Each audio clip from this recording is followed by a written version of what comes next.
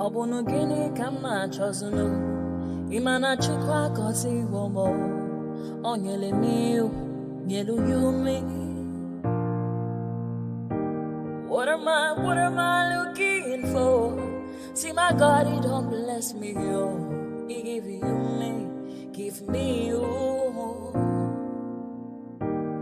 Obunu kife la chasha so Obunu kife me chasha me my baby, you know, say you go love for me. Hey, yeah. I do go. I could go. When I call your name, Shakara for me. Oh, Roma. I will be your Romeo. You go be my Julie. Roma, I will be your Romeo. You will be my Julia. Oh, give me your love and I'll go run away. Show me your love and I'll go use you play. Carry me, go me, I go follow you away. Follow you, they go. Maka munagi, me and you. Okwa munagi, my baby and me and you. Me and you, Aqua Monagi, my baby. Obuzi kife la chasha so, Obuni kife la chasha me. My baby, you know, say you go love me. I do go. I could go. When I call your name, Shakara for me. Oh, Roma, I will be your Romeo. You go be my Julie. Yeah, Roma, I will be your Romeo. You will be my Julia. Oh, Roma, I will be your Romeo. You will be my Juliet.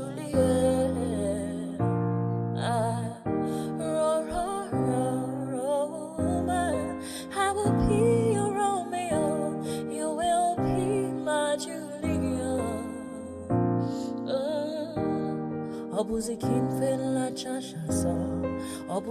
I wish I go back to the old days when I used to be the kid in the 3rd grade, playing in the street with my homies all day. Cause we live so fast, now we can't relate. We come a long way, money can't wait. And no worry about a thing, happy all days. This is how we live, we cannot complain. And nobody leave, keep the old plans. Hey, when I'm better, Mingari Zude Kari Party. Kodo min money, do min darty. Yo go to phone it, bunny bucket as a party. And when I'm better, Mingari Zude Kari Party. Kodo min money, do min darty. Yo go to phone it, bunny bucket as a party. Hey, Chua gamne welly focus souvenir the film. Hanky wana hande, hanky jamon bale sim. Min nyala fije nange jamon lengin bada tin. On saha kurang ala wura men ko jaro find. Sifty namo ala chifty ala ind. Idi.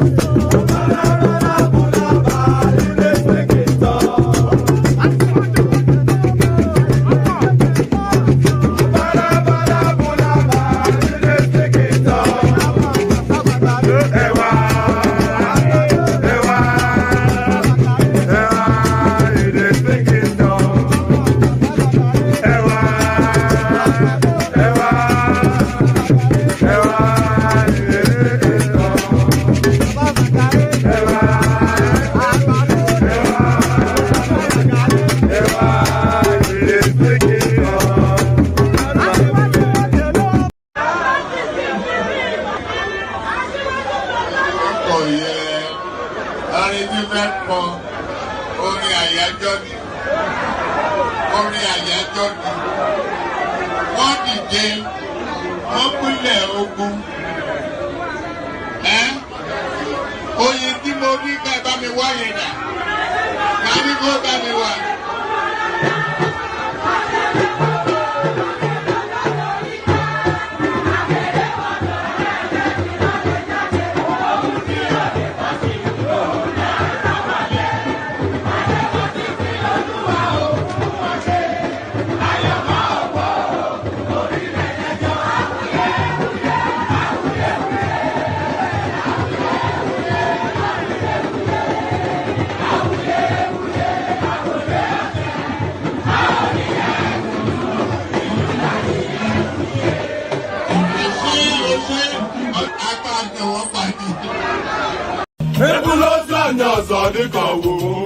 Okay now. To pèsè bífí máa ń pẹ́. Àti padà wá tà ló wẹ́lí bọ̀gẹ̀ mẹ́wọ́n. Okay. Ọkọ yẹn ló fi fíìmù. Ìdílé yáyá. Màmá mú sí na nwa m etogo kwa. Maka na nwa m jẹ ló ń bà, òwe bute ike. Ọganihu na-ebute ilo nwanne m. Ọta mẹ́wàá nke ya dịka akpa ya chọkwa.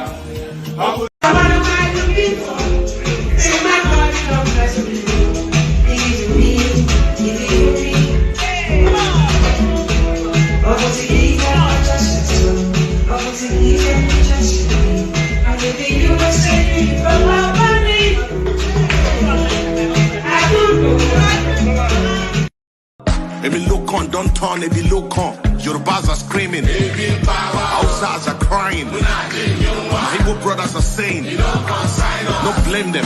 Igbos are being discriminated. Even food don't turn to gold in Nigeria. Kidnapping, lucrative business in Nigeria. Imagine saying your grandchildren where they kidnap. By now, your soldiers for don't scatter Nigeria. How come a man won't get money for ransom when they kidnap him, his wife and his children? After everything, now kill, they go kill them. See, as Naira, they fall against dollar. Emilokon, don't turn to Ebilokon. And you say make we sacrifice for Nigeria. 7 billion to renovate your residence. 15 billion for your traveling allowance. That's not for you and your only vice president. 40 billion for Asurok maintenance. 5 billion for food and refreshment. 100 of millions for dogs and animals. Meanwhile, hunger they kill Nigerians. What did Nigerians do to warrant this treatment? Even Gary, they no fit afford for the family.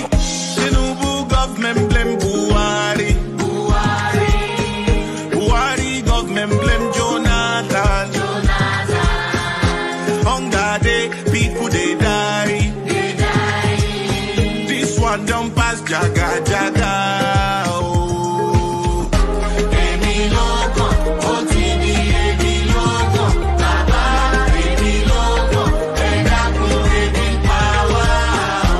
Emiloko, OTD, Emiloko, Baba, Emiloko, Edaku, Ojetiwo.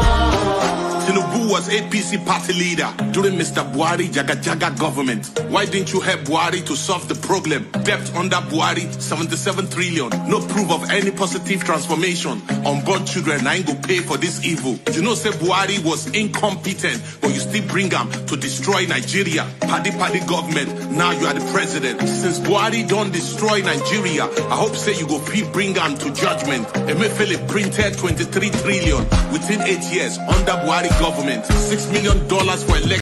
Ẹ̀jẹ̀ mi ni ẹ kí n gbọ́, àkọ́bí ewé ayò, ewé tún èyẹ, ìtún ló ní ọ̀tún ẹ̀ ṣe, ìfà ló ní kan fà ẹ̀ mọ́ra, àìbínú gbogbo àtàrẹ, gbogbo méjì ọkà bàbà, gbogbo mẹ́ta ọkà wáṣẹ́, orí ló túmọ̀ ẹ̀dùn. Gbogbo ọ̀nà ní túmọ̀ ẹsẹ̀. Akọni ìmọ̀ tú ìmọ̀ ọjọ́. Ìmọ̀ èmi ni wọn kì í dálẹ̀. Bọ́bá lọ mẹ́lẹ́mọ́. Wá fi jó ẹlẹ́mọ́. Akọni wọ́n bá lọ bèbèrè. Wá fi jó ẹlòkò. Bọ́wọ́ wọn bá tẹ̀ mí. Wá fi jó aláre. Àwọn mẹ́tẹ̀ẹ̀ta parapọ̀. Wọ́n wá jọ ń pẹ́ mọ́, ẹ mọ́ olóko jẹ. wọ́n pa Akíntọ́lá Akíntọ́lá ọmọ Ògún wọ́n pa Ìyọ̀dà ọmọ Àtàràbọ̀bà Àkànbí wọ́n pa Jíṣà Tádádé ọmọ ọba Ìjẹ̀bú Mèrè Aṣíwájú Odògbólùkẹrẹ Ajagun lólòdì ọ̀run tó bá ṣe pé tìyẹ tó bá ṣe pé tìyẹ lọ́ bá ń darí jọ wí àpérò ní kún gbọ́wọ́ ọ̀gọ́ ti ṣìgìdì máa gbé àgétì ló máa ń gbé àyàn tí ìlàyàn ewúrẹ́ Ọlọ́run dákun má padà lẹ́yìn ẹ kó má gbàgbé ọ̀rọ̀ tẹ́ Aṣíwájú Ọlọ́run dákun má padà lẹ́yìn ẹ kó má gbàgbé ọ̀rọ̀ tẹ́ Àkànbí Ọlọ́run dákun má padà lẹ́yìn ẹ kó má gbàgbé ọ̀rọ̀ tẹ́ ọkọ̀ onírẹ̀lẹ̀ Ọlọ́run dákun má padà lẹ́yìn ẹ.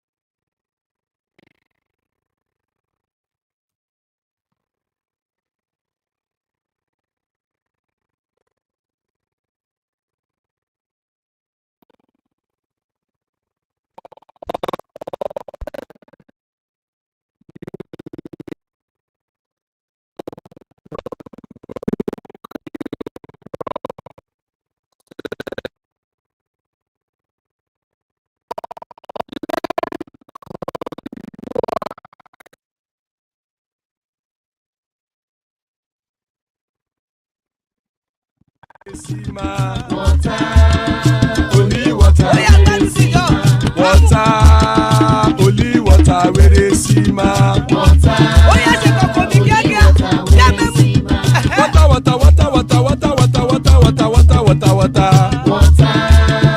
only water, where they see ma. Hapa o naido, hapa o naido, hapa you don't come o.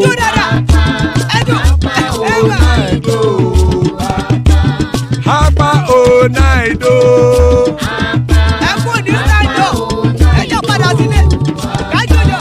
Oro kẹ̀kẹ́ ẹlẹ́mù yé o. Ilé sọ́dí kẹ̀kẹ́ ẹlẹ́mù ré o. Bobby master kẹ̀kẹ́ ẹlẹ́mù ré o. Chifu wáìlà tí kẹ̀kẹ́ ẹlẹ́mù ré o. Eruku lẹ̀lẹ̀ ẹlẹ́mù dé.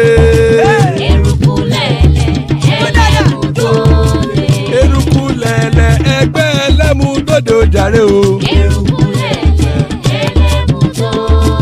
Eruku lẹ̀lẹ̀ Ghana ti dé ẹgbẹ́ bọ́dì o. Ọmọ ẹlẹ́yẹ ẹyẹ o ó dilé o. Odúyẹ̀lá ẹyẹ o ó dilé o. Petrosonama ẹyẹ o ó dilé o. Petrosodúnkẹ́ ẹyẹ rẹ̀ ó dilé o. Ẹlẹ́kọ̀ ọ̀run mú ìní o.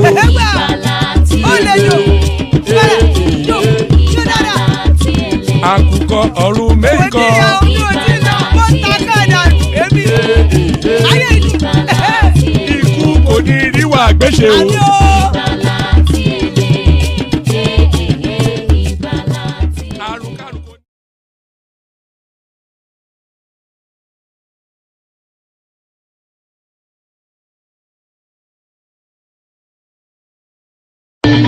Ẹni bàbá ilé bọ́lábọ́lá ọmọ Tinubu ìgbàlódé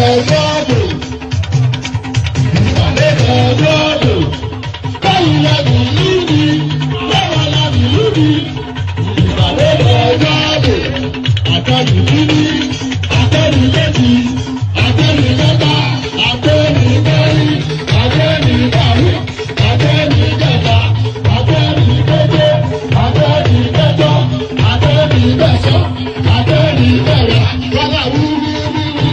Ẹlẹ́yìn òkà, àbẹ̀rẹ̀gbọ̀gbọ̀ ẹlẹ́yìn òkà, àjẹ́rì sílẹ̀ ọkùnrin ní àjẹ́rì aláàpàá dábíyàrú, èyí bẹ́ẹ̀ ṣe yóò fún ìlera, ìwà ẹ̀rù ló ń ta nílẹ̀ yìí, àrùnìsì wí àrùnìsì sọ.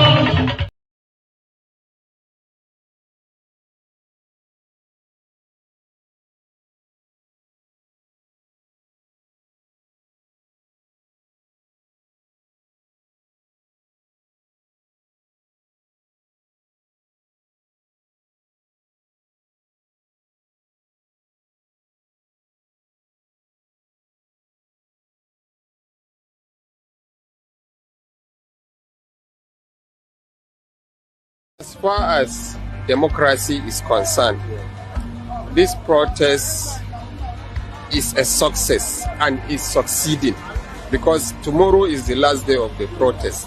Today we are still in the protest.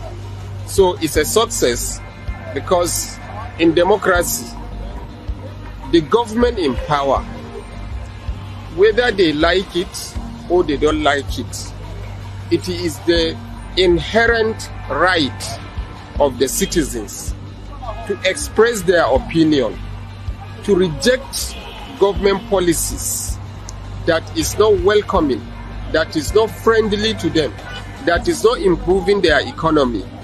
And most of the policies that President Bola Ahmed Tinubu has brought so far for almost 1.5 years are not friendly to the citizens and their well-being. And the citizens came out and said, we want to express our opinion. The FCT minister, Barrister Yisom Wike, said FCT is not available. He is not the owner of FCT. He is not the owner of the people in the FCT. He doesn't have any constitutional right to tell the citizens that they cannot come out and carry out a peaceful demonstration. That protest that was done, that is still going on, is a peaceful demonstration. So it is in our right as citizens of Nigeria to come out and voice it out. Protest is a constitutional right of every citizen under a democratic setting. And in terms of either success or not success, it depends on how you are looking at it from. But from a journalistic point of view, Nigerians have come out to hear their view, to speak against the state of the government, which is affecting every living and non-living thing. It's been affected based on the policy decision of the current government. So from my own point of view, the protest was a huge success because Nigerians came out in their masses, in their number, the old, the young, the rich, and the poor. They voiced it in one way or the other. So I give kudos to the organizers and to governments. They tried their possible best to see how to frustrate it. But unfortunately, you cannot subvert the will of the people because the voice of people always be the voice of God. There is freedom of protest as enshrined in the 1999 Constitution as amended. I cannot say that the protest is a failure. The protest is somehow successful. You understand? Because the president has indicated that he has heard our cry and he has heard us loud. That means the protest is successful. I scored 75%. Yeah. The simple reason is that for they to have the courage to even come out is a very good pointer to the government. And that is why, having given that notice for a long time, the government was destabilized. And the only thing they could do is to go and dispatch the people using the security forces. All they would have done is to protect them, just like it was done 2012. Now, why is it successful? For them to even keep the government on alert alone is enough. What is uniting the people? Hunger. What is uniting the people? High cost of food. What is uniting the people? Unemployment. What is uniting the people? Fuel. Guys, look at it. Look at queue. What is uniting the people? People are hungry. People are sick. Nothing. What is uniting the youth, especially? Lack of jobs. And that is a dangerous pointer. The president failed to address all of this in his Sunday's speech, which again is provoking the people. Yeah, he has succeeded in driving them, not all. Since the day they started till today, has there been work? No. Only God knows how much Nigeria has been losing in terms of revenue. This is to tell the people in power that their power is limited. The ruling party, the ruling class, the elite, that their power is limited. In as much as whether we are in democracy, whether we are in military, Nigerians or citizens of any country have right to come out and protest. And as they don't like it, but we like it, and we came out and we have done it, that is a success. There are a lot of hitches along the way, most especially some people that are not aware, that they don't know the meaning of protests. Some people that decided to use protests to steal or to loot people's properties or to loot government properties. That is absolutely wrong. Many of the frontliners of the protests on social media told many people that don't come out and loot anybody's property. So anybody that came out and has looted or is going to loot anybody's property, he is not a good protester. Problem we have that if this project is fuel, removal of fuel subsidy, and the president said that he's not going to remove it. He said that it will be like that to make things to correct some anomalies. Do you understand? So if at the end of the day, like Dangote now, they've agreed to sell fuel at the Naira rate, at 450,000 Naira per barrel. Then, if he can begin operation now, in the next 1 year or two, the price of fuel will come down.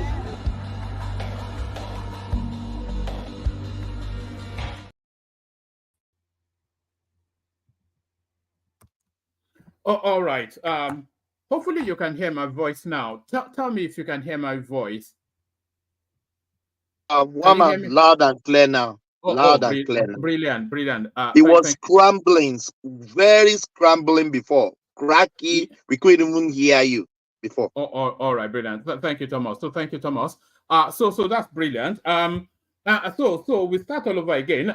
So good day to you. Good to be your company. And how are you? So these things happen.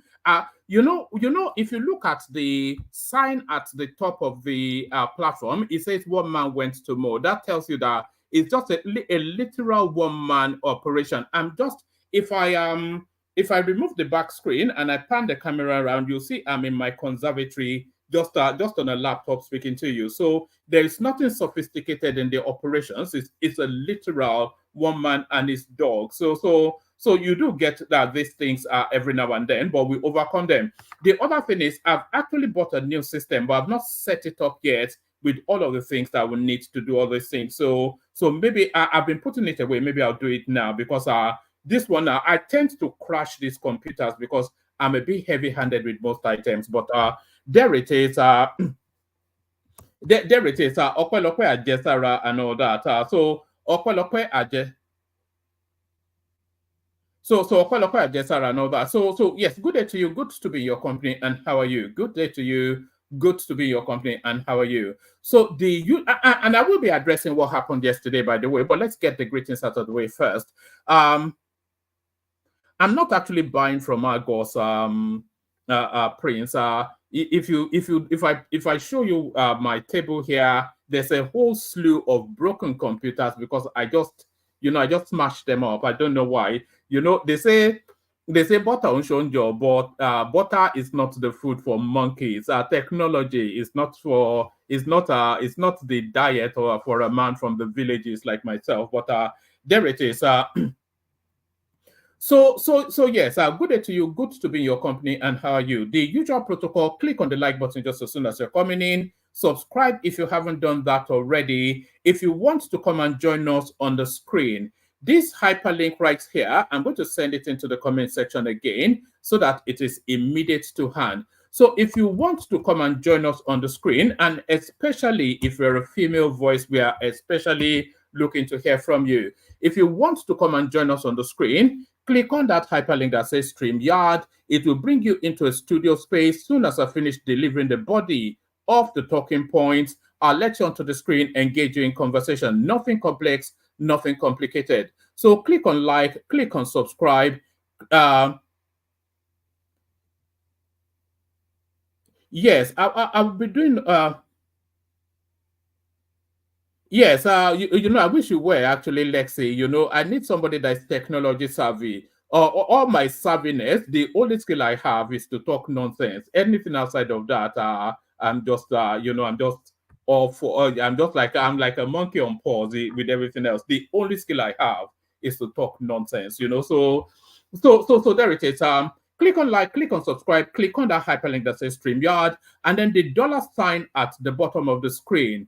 Click on it, super chat, super sticker towards the stream. Click on like, click on subscribe, click on the hyperlink that says StreamYard to come and be an active combatant on the screen, and the $ at the bottom of the screen. Use that to super chat. We have the anticipation of 5 minimum super chats in the course of every session. We've been hitting that since we set that low bar, and in anticipation, we should hit that again. So set us off today by being the first to super chat. But don't super chat something derisory like a silly $2. Keep that one in your wallet.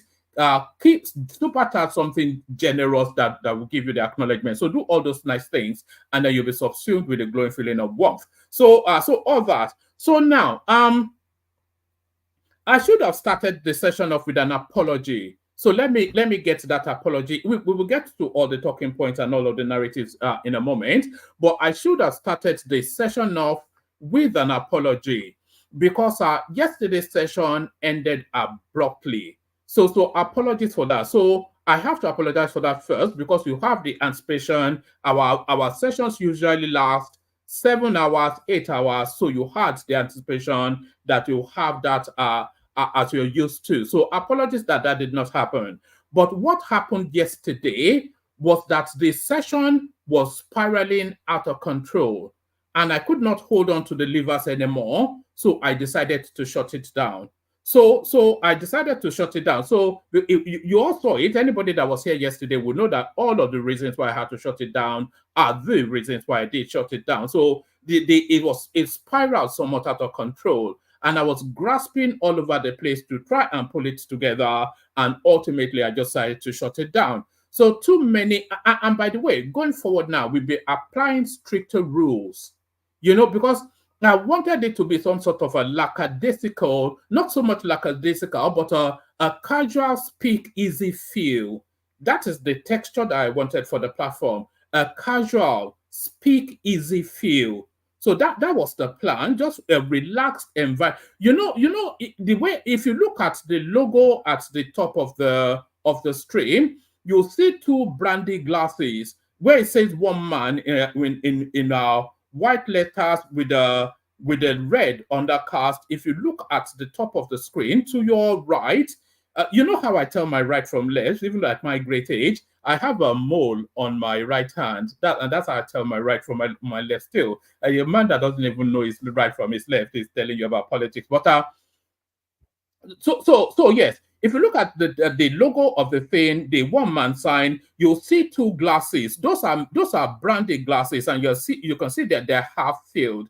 So that is the texture that I was looking to put across. So the texture, essentially, of the platform is like a speak-easy gentleman's club with oak panels, buttoned leather seats, two old boys, who have been through the cycle of success, clicking glasses and talking about life, how they've lived it, and how it should be lived. So that's the texture.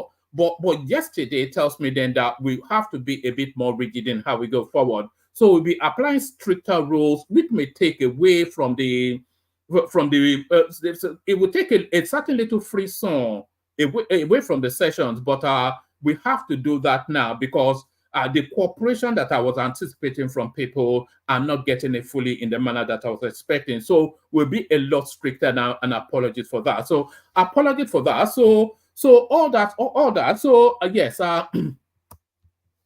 So all that. Let me pull myself together, and then we'll launch into it. So we're back to where are we back to? Yeah, we're back to political discourse. So let's launch it off with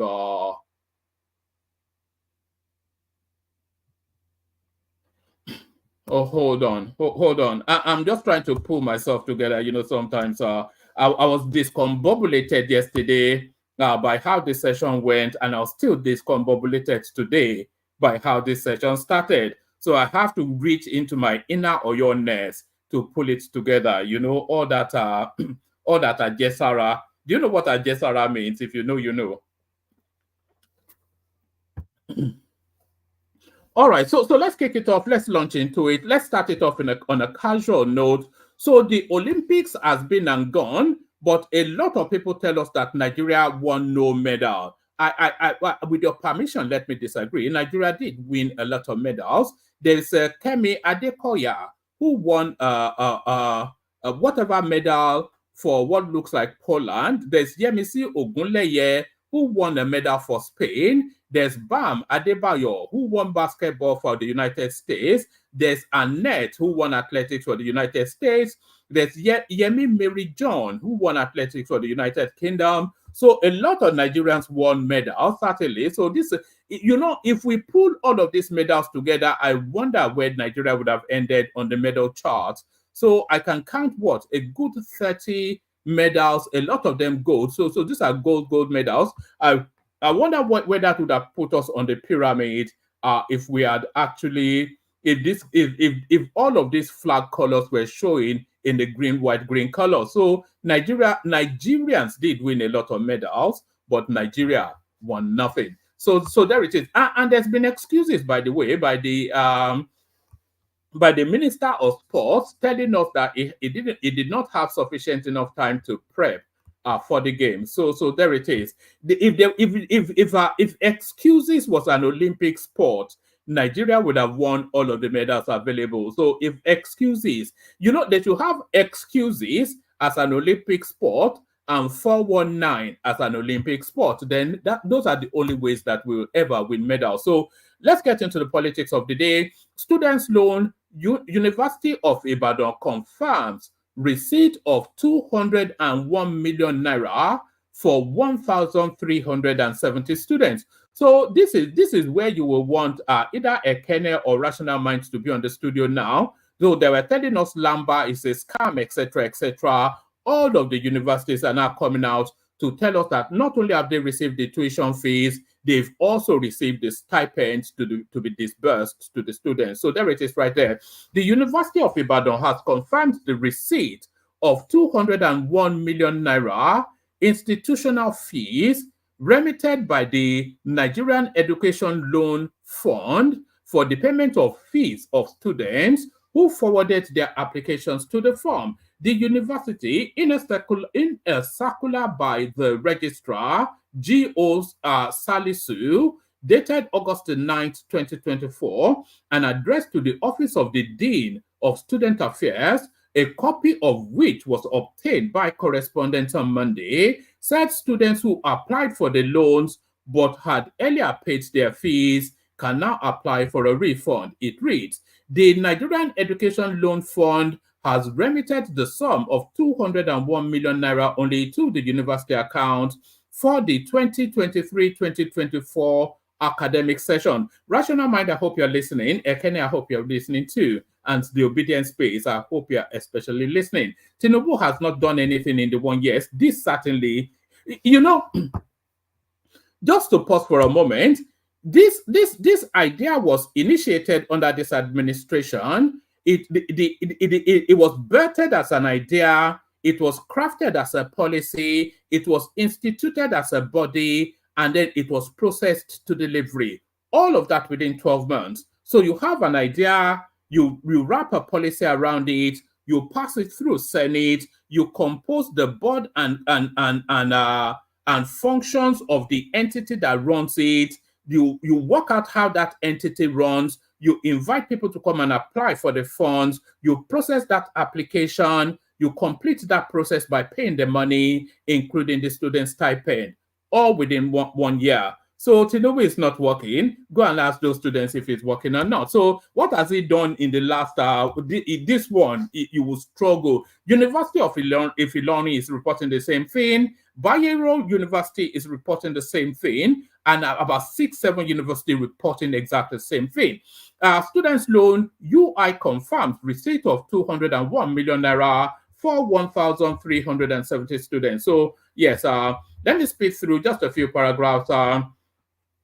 The University of Ibadan has confirmed the receipt of 201 million institutional fees remitted by the Nigerian Education Loan Fund for the payment of fees of students who forwarded their applications to the fund. The university, in a circular by the registrar, G.O. Salisu, dated August 9, 2024, and addressed to the Office of the Dean of Student Affairs, a copy of which was obtained by correspondence on Monday, said students who applied for the loan but had earlier paid their fees can now apply for a refund. It reads, the Nigerian Educational Loan Fund has remitted the sum of 201 million naira only to the university account for the 2023-2024 academic session. This amount is to cover the fees of 1,370 students of our university who applied for the NELFUND loan.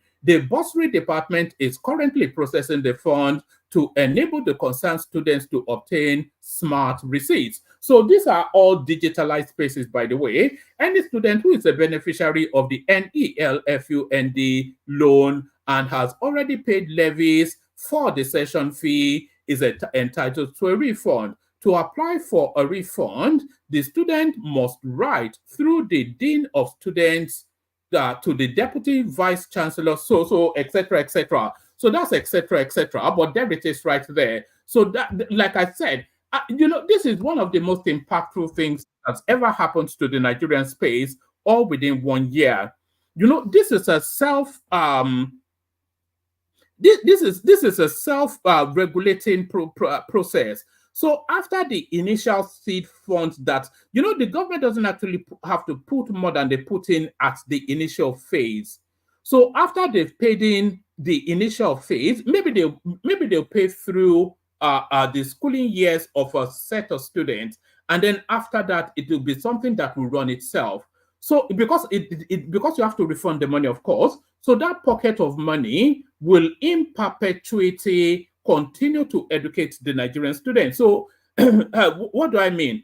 For the purposes of example, let's see how it works. Let's say it's 100,000 naira that the government is dedicating to this, and then they fund, let's say, 100 students for 100,000 naira through the academic process. When those students finish their studies and they get jobs, they begin to pay back plus interest. So that 100,000 naira comes back plus interest. Then a new set of students apply for this same 100,000 plus interest, and then they cycle it again. So it is something that will run in perpetuity. So it's quite a big thing. So whether you like it or not, it is quite a big thing. It's quite a big thing, but is this big also? This one just the headline, Kenya to revise some tax measures from abolished finance bills. So there it is. That's what they call a full cycle right there. So back to where you were, back to where you were. So all of these things that sprung all this protesting and rioting all over Africa, back to where you were. Was it India Irie that sang that song, Back to the Middle? Come back to the middle. So that is it right there. What battered the Kenyan protest was this tax levy that the government was looking to impose on the populace. They went out rioting, the government withdrew and cancelled it, they protested and burnt down Kenya, the protest came and went, and what happens next? Kenya to revive some tax measures from abolished finance bill. So there it is right there, back to the middle. Back to the middle. So from back to the middle to forward to the future. Nothing to show Tinubu is prepared to solve Nigeria's problems. This is a tiki-taka with Atiku. Former Vice President Atiku Abubakar has said if by now the President Bola Tinubu-led All Progressive Congress APC administration has not realized the enormity of the sufferings of Nigerians, it means it wasn't ready to govern from the start. Atiku, who spoke through his media aide, Paul Ibe, explained that it was disappointing that the administration had to wait for Nigerians to take to the streets to draw its attention to what has become the desperate times we have been forced to live in. He said, there were certainly challenges before now. That is why you were given the mandate. We know so many things were done wrong under Buhari. The economy went into recession twice under the last APC administration because it knows nothing about economics, nepotism, corruption were at a high. Whatever Buhari did wrong, we are seeing a higher dimension under Tinubu. So I'm not sure that we're seeing a higher dimension under Tinubu because what we are seeing is the country being recalibrated in a structured, formalized way. The country, all within 1 year, by the way, being recalibrated in a structured, formalized way, in a way that runs in like an automaton to automate the country to run itself. So that's what we're saying. So a complete departure from how Buhari ran the country. Not better or worse, because we're not yet at the point to make that determination, but certainly a complete departure from how Buhari ran the country. Let's take it from the top again. Former Vice President Atiku Abubakar had said by now, the President Bola Tinubu-led All Progressive Congress APC administration has not realized the enormity of the suffering of Nigerians. Let's do that one more time. Former Vice President Atiku Abubakar said, if by now the President Bola Tinubu-led All Progressive Congress APC administration has not realized the enormity of the suffering of Nigerians, it means it wasn't ready to govern from the start. Atiku, who spoke through his media aide Paul Ibe, explained it was disappointing that the administration had to wait for Nigerians to take to the streets to draw its attention to what has become the desperate times we are forced to live in now. He said, there were certainly challenges before now. That is why you were given the mandate. So he also concedes that Tinubu was given the mandate. I think Peter Obi did that a week or so ago. We know so many things were done wrong under Buhari. The economy went into recession twice under the last APC administration because it knows nothing about economics. Nepotism, corruption were high. Whatever Buhari did wrong, we are seeing a higher dimension under Tinubu. What we are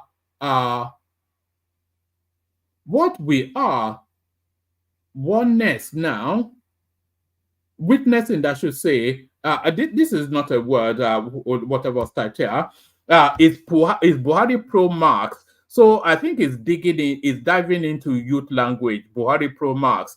Divisions under Buhari have become craters under this government. How can the cost of basic food items come down when farmers can still no longer go back to their farms due to insecurity. Look at all the drama over the Dangote Refinery. This is one refinery that the last administration, in spite of its failings, invested 20 billion of taxpayer money in. So this is a controversial statement he's making right here. Because what Atiku is alleging with this paragraph right here is that refinery was built with Nigerian money and nothing to do with Dangote. So, and this is in quotation marks, by the way. It says, look at all the drama over the Dangote Refinery. This is one refinery that the last administration, in spite of its failings, invested $20 billion taxpayers' money in. So the total value, the universally understood value of Dangote Refinery's worth is $20 billion. So if he's saying it's taxpayers' money, then he has to come out and explain that. We had thought by now our domestic needs will be met and exports will generate the much needed foreign exchange for our development. But here we are asking questions. What is going on? Did this administration enter into any partnership with foreign interest to ruin this investment? Sadly, there is nothing in the horizon to show that this government is ready to solve our nation's problems. So that's article right there. Just that's politics, though, because it is the job of the opposition to undermine the government institution. So, but maybe not with lies, though. But there's nothing actually out of normal with what Atiku is doing. Onto this, Dangote Group purchases $105 million from latest CBN retail Dutch auction. So that's why the price of Naira will never go down anytime soon, because of course big money just hoovers it up as soon as CBN releases it. Pardon me. Remove MELE KYARI. His tenure is marked by fuel subsidy scam, importation of substandard products, youth forum to Tinubu. Right, the Christian Youth Forum, so it's not even coming from a strong place, but they will only ignore this anyway, but let's have it anyway. Let's see what their argument is. The Christian Youth Forum of Nigeria has accused the group managing director of the Nigerian National Petroleum Company, MELE KYARI, of enriching himself and his cronies at the expense of the suffering masses. The forum also called on President Bola Tinubu to remove KYARI for showing no empathy, compassion, or willingness to solve the problem. In a statement, and by the way, there is no reason why MELE KYARI should continue to be there. There is nothing under his tenure that has served or eased the burden on the Nigerian space. It's a fuel scarcity, adulterated fuel, the fighting with Dangote, and missing oil. So that's the backdrop of MELE KYARI. There is nothing under the MELE KYARI tenure as the czar of our NNPC that served or eased burden on the Nigerian person.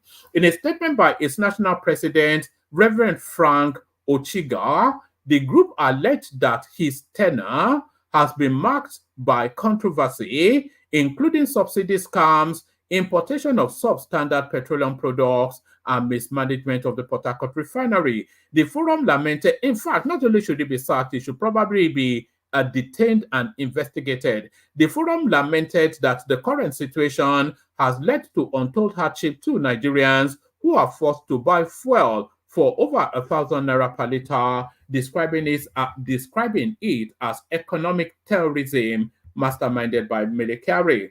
The Christian Youth Forum warned that Nigeria would witness the worst protest in the days ahead if KYARI did not resign or is not sacked by the authorities concerned, demanding that President Bola Tinubu sacks KYARI with immediate effect to restore the petroleum sector. The group called on all Nigerians to join hands in demanding KYARI's resignation or sacking. The statement reads in part, the current situation has led to untold hardship on Nigerians who are forced to buy fuel for over 1,000 naira per liter. This is nothing short of economic terrorism, and KYARI is the mastermind behind this evil plot. He has shown no empathy, no compassion, and no willingness to solve the problem. Instead, he has continued to enrich himself and his cronies at the expense of the suffering masses. The forum vowed to hold KYARI accountable for his failures and ensure that he does not escape the consequences of his actions. Pardon me.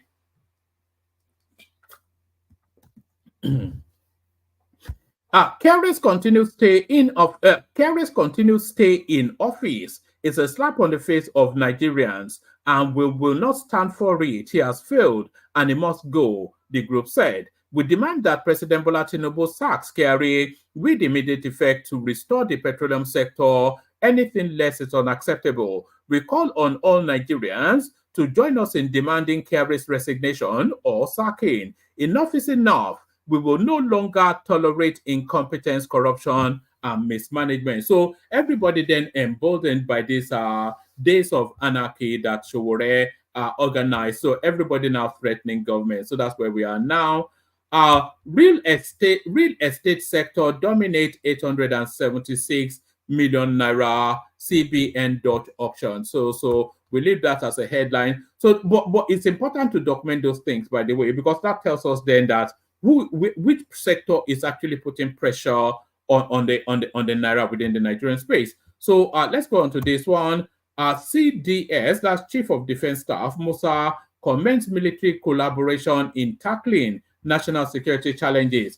And a lot of insecurity has actually dissipated within the Nigerian space. It's not dissipated, but it's petered down a lot. If you look at insecurity under Buhari and what we're experiencing now, is almost like being in a different country. It's almost as though Buhari has pulled back the Fulanis he sent to the south to go and keep us busy by killing us whilst they loot the treasury unfettered. Immigration Commons woman who tore Nigerian passport at Muritala Mohammed International Airport. So a lot of cries for that woman to be arrested. A lot of people actually suggesting that it may well be a skit. If it was a skit, if it was a comedy, then it's a comedy that will land you in prison. The Nigeria Immigration Service, NIS, on Monday said it has launched a formal investigation following the circulation of a video on social media showing a female traveler destroying a Nigerian standard passport at the Muritala Mohammed International Airport in Lagos. Service Public Relations Officer, DCI Kenneth Udo, disclosed this in a statement issued in Abuja. He said the individual has been identified and invited for further investigation. If the allegations are substantiated, her actions will have constituted a breach of Section 10B of the Immigrations Act 2017, with corresponding penalties outlined under etc., etc. The Nigeria Immigration Service remains steadfast in its commitment to upholding the provisions of the Immigration Act in the interest of national security and to preserve the dignity and integrity of the nation's legal instruments. So hopefully she doesn't do jail time, but certainly she should at least. But there's never options of a fine in Nigerian judicial system. That's the thing. Maybe they should hit her with a heavy fine, but we don't want. She looks like a mother of three, so nobody wants a mother of three in prison for an act of passion, not even a crime of passion, an act of passion. Act fast on not readiness for peaceful separation of Nigeria. Obidigbo to Tinubu. So whoever Obidigbo is. Elder statesman Chike Obidigbo has described as very remarkable the story that the North is ready for Nigeria's division into its constituent parts. Recall that let's do that again. Elder statesman Chike Obidigbo has described as very remarkable the story that the North is ready for Nigeria's division into its constituent parts. recalled that a highly respected and distinguished Northern leader, Professor Ango Abdullahi, has recently said that Nigeria's amalgamation instrument has expired and that the country should consider going their separate ways. Obidigbo said this statement showed that history beckons for a separate homeland for Igbos in. So this is not reading well. Let me attempt it one more time, and then yes, let me attempt it one more time. It's sounding somewhat tilted in the way it's been delivered. You know, it's sort of like a German person reading English. That's what it sounds like.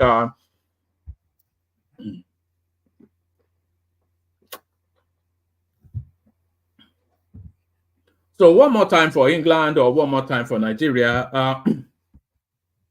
Elder statesman Chike Obidigbo has described as very remarkable the story that the North is now ready for Nigeria's division into its constituent parts.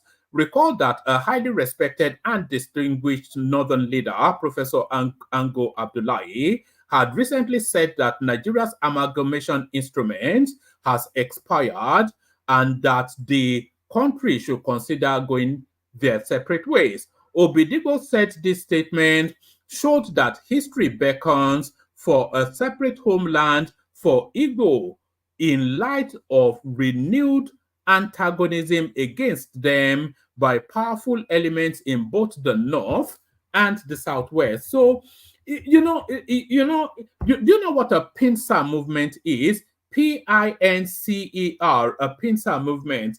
You know, if the Southwest turns against the Southeast, they'll be hemmed into a pincer movement, because I don't think the North has ever had any time for them. So if the Southwest turns against them, they'll be locked in some sort of a pincer movement. But Obidigbo said this statement showed that history beckons for a separate homeland for Igbo in light of renewed antagonism against them by powerful elements in both the North and the Southwest. Thank you, Peter B. He further pointed out that the recent nationwide protest organized by youth of this country brought back the same old worries that have always bedeviled Nigeria, thereby exposing the nation's pretentious patriotism. According to him, those in authorities can only be pretending that what he described as Nigeria's first union is not a time bomb that threatens to blow up at the slightest provocation if we fail to act in a civilized manner to settle this undying rift amicably. So I was tickled few days ago by opinions shared by the acknowledged and vocal Northern elder and former Vice Chancellor of Ahmadu Bello University, Professor Ango Abdullahi. He said in that statement he personally signed and made available to the media on Monday.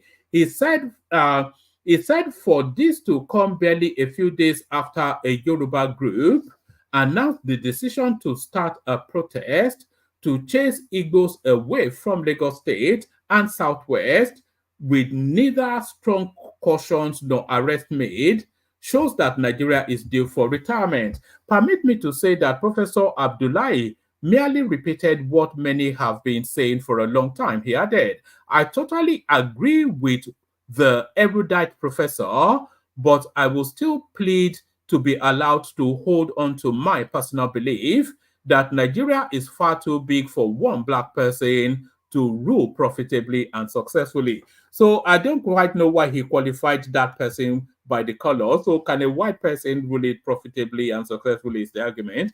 My argument has been that we black Africans lack the detailed exposure, mental capacity, integrity, and objective mind to preside over the affairs of such huge geographical contraption made up of people with diverse socio-political and cultural backgrounds. The hardship protest has therefore exposed the fault lines such that even the two nations in one delineation could no longer survive.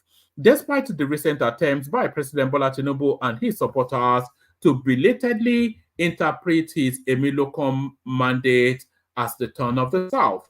As the hardship protest showed, that the marriage between Tinubu Southwest foot soldiers and the North has broken down, efforts to unite the South began as a safeguard to the Northern political insurrection. But sadly, the support of the Southeast, which was denied consideration in 2023 after the North and Southwest repeatedly access to the presidency, is now being courted or vilified for not taking active part. So I'm not quite sure. It goes on and on, but I tire of reading it. So I think you get the gist of where he's going. You get the gist of where it's going. I'll only give you the rest as headlines. Dangote Refinery says Nigeria must enforce crude supply for local refiners. So there is that one right there. So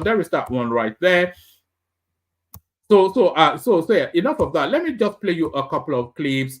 Kick off the session. We see where it lands. So let me play you a couple of clips. Kick off the session. We see where it lands. Yes, thank you, gas them up. I love you too. Yes, let me play you a couple of clips and then we kick it off. I think Thomas has already played you one just then. So let me play you this one. Which ethnic group go for Nigeria? They really cause problem for this country. Is it the Igbo man who is calling for the disintegration of the country? The Igbo man who wants Biafra? Or Yoruba man who during the protest is calling for the sack of Igbos from Lagos? The Igbo must go hashtag. A call which can disintegrate Nigeria as a country. A call that will lead to a very serious problem in Nigeria.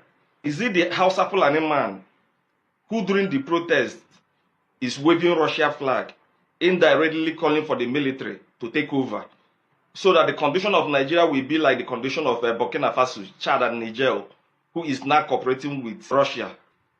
If you know, just pause this video for a while, go to the comment section, type the tribe and why, then you come back to the video, because I have something to say. Now, see, no matter how we want to look at it, no matter how much we want to blame each other, the problem of Nigerians are caused by Nigerians, both the leaders of Nigeria and the followers, especially the followers. Now, let me tell you, average Nigerian does not want to take responsibility for his failures. Average Nigerian does not want to take responsibility for his actions and inactions. Average Nigerian does not want to be blamed for what he did wrong. He wants somebody else to take the blame. When he fails the exam, he will say, my lecturer failed me. When he is caught stealing, he will say it is the devil. We don't want to accept blame. And this goes across every tribe in Nigeria. It is not just the Igbo, Hausa, and the Yoruba. It is across all the 350 ethnic groups we have in Nigeria. Nobody wants to take blame for anything. It is very palatable to blame the government for the things you failed to do or the things you did wrong. Nobody wants to farm. We all need quick cash. We want to go into businesses that will fetch us quick cash. When you tell Nigerian that you look like a farmer, then it's an insult. But when he goes back home, he will be crying that a basket of tomatoes is 12,000 naira.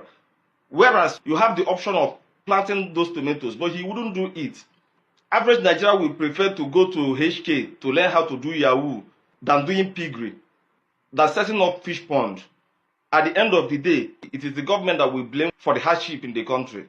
Average Nigerian will prefer to carry arms and start kidnapping his brothers. And those people who are committing all those criminalities are from among us. They are part of our society. We know them, but we cannot name them. Rather, they will face the government.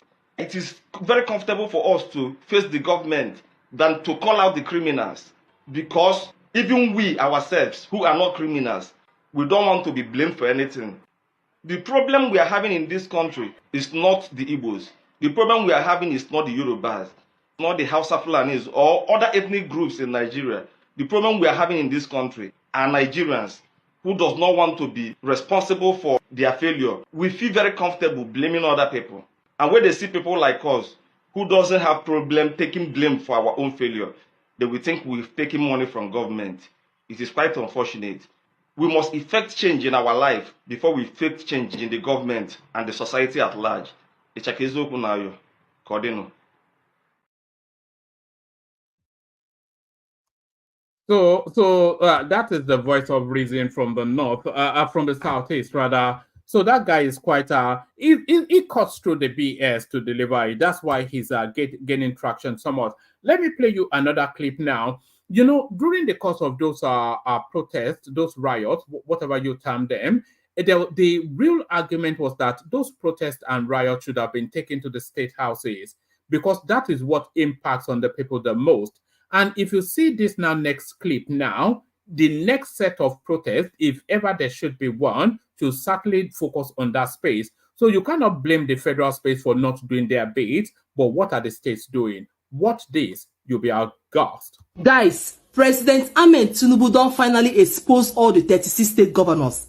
How much they receive for the allocation that was shared among states in the first half of 2024.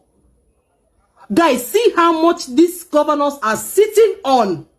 My God. Number one, Delta State, 260.75 billion. River State, 197.23 billion. Akwa Ibom State, 179.10 billion. Lagos, 161.07 billion. Bayelsa State, 157.73 billion. Kano State, 84.76 billion. Oyo State, 66.75 billion. Edo State, 65.88 billion. Anambra State, 65.45 billion. Ondo State, 65.43 billion. Borno, 63.35 billion. Katsina, 60.58 billion. Hey, God. Benue, 59.10 billion. Imo State, 58.06 billion. Abia, 54.23 billion. Niger State, 53.59 billion. KB, 53.36 billion. Enugu State, 52.58 billion. Sokoto, 52.03 billion. Adamawa, 50.58 billion. Taraba State, 49.89 billion. Zamfara, 48.08 billion. Bauchi, 47.79 billion. Yobe, 47.67 billion. Nasarawa, 47.02 billion. Kaduna, 45.77 billion. Plateau, 45.40 billion. Kogi State, 45.36 billion. Ebonyi State, 44.65 billion. Osun, 44.39 billion. Kwara, 44.29 billion. Gombe, 42.85 billion. Ekiti, 42.33 billion. Cross River, 40.08 billion. Ogun State, 40 billion naira. Each state, this one will be million, in billions. Each state. I told you guys that Tinubu is not our problem. What this protest will expose is still coming. Can you imagine? Each state, you can imagine the amount of money these people are sitting on. Tinubu won't touch his head though. Shall this protest that Tinubu. The man say no be me again, no. Make I show now how we they run things. He won't show us how things are being run. I don't see him. Each state, how much each state? Oh my God. We are our own problem. I'll keep on saying it. In this country, now we be our own problem. So there it is right there. If there's any real protest against bad governance, a protest against hardship in the country, a protest against food insecurity, all of those protests should go to the state governors, nowhere else. You saw the list, and there's been subsequent monies coming in on top of that. They will say, oh, these are COVID XYZ funds, another 500 billion disbursed amongst them. In the course of this year, and we're virtually halfway through the year, well in excess of ₦1 trillion has passed through the hands of the state governors. So what has been the impact, even 2 trillion naira, what has been the impact of 2 trillion naira on each of the composing states that are getting all this windfall of largesse? What has been the impact? So, all this Tinubu something is all based around ethnic bitterness, not more than anything else. It's just ethnic bitterness. That's just, and I think we all know that anyway. So I'm not telling you anything you don't know. All these are all of these things is just based on ethnic bitterness. That's just the totality of it. Let me play you one more clip. This clip now is that now famous or infamous woman that tore up the passport. Here is our right to reply. She's gone on Instagram to say Bula Balu and Bulaba. Hi everyone. So surprising, so shocking. I am coming across a lot of comments, people insulting me, even my fellow gender who don't understand are also insulting me. I'm not supposed to do what I did. Yeah, I know. I know that is where so many people got me. Why will I tear his passport? It's against Nigerian law. It's against Nigerian rules. I know that. I know. What do I say? To Nigerian immigration, I'm very sorry. But to be sincere, I did it for my husband not to go back. Because I have seen so many things. I've gone through pains. Pains that cause me heart pain today. Pains that gives me headache at the middle of my head. You don't know what I'm passing through. All my genders talking. I pray you will not experience what I've just passed through.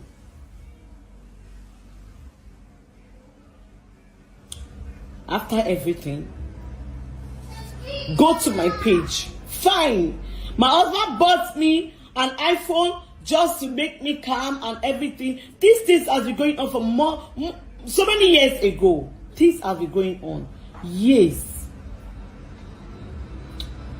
He knew that I've not forgotten it. But I was just dancing to him, his tune to make him happy, pretending to him. Out of anger, I told him, I said, I don't think this Nigeria, we are going to, you come back. That's what I told him. But he looked at it. That was why he got me a phone as a gift, thinking everything is gone. But I couldn't condole it because it was too much on me. I have pains. I now have ass pain because of this. And I have headache, constant headache because of this. And you all are there insulting me. You are insulting me because you don't know what I am passing through. All right. She goes on and on. You know, that's usually not to be sexist or in any way. That's usually a traditional go-to. When certain genders are caught, they turn on the waterworks, you know, and that usually elicits sympathy. So that's the woman just talking errant nonsense. But you know, you cannot. And she said she knew it was wrong to do it, so she cannot even plead ignorance. But there it is.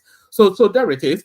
I was going to play you one more clip, but maybe I'll save it till later for whoever takes over the after hours. Let me play you the KYARI music, then we bring on the panelists. But before I bring on the panelists, I want to speak to certain new rules that we're going to be introducing off the back of what we experienced yesterday. So hopefully the panelists are hearing me. So there's going to be stricter rules being applied on the session going forward.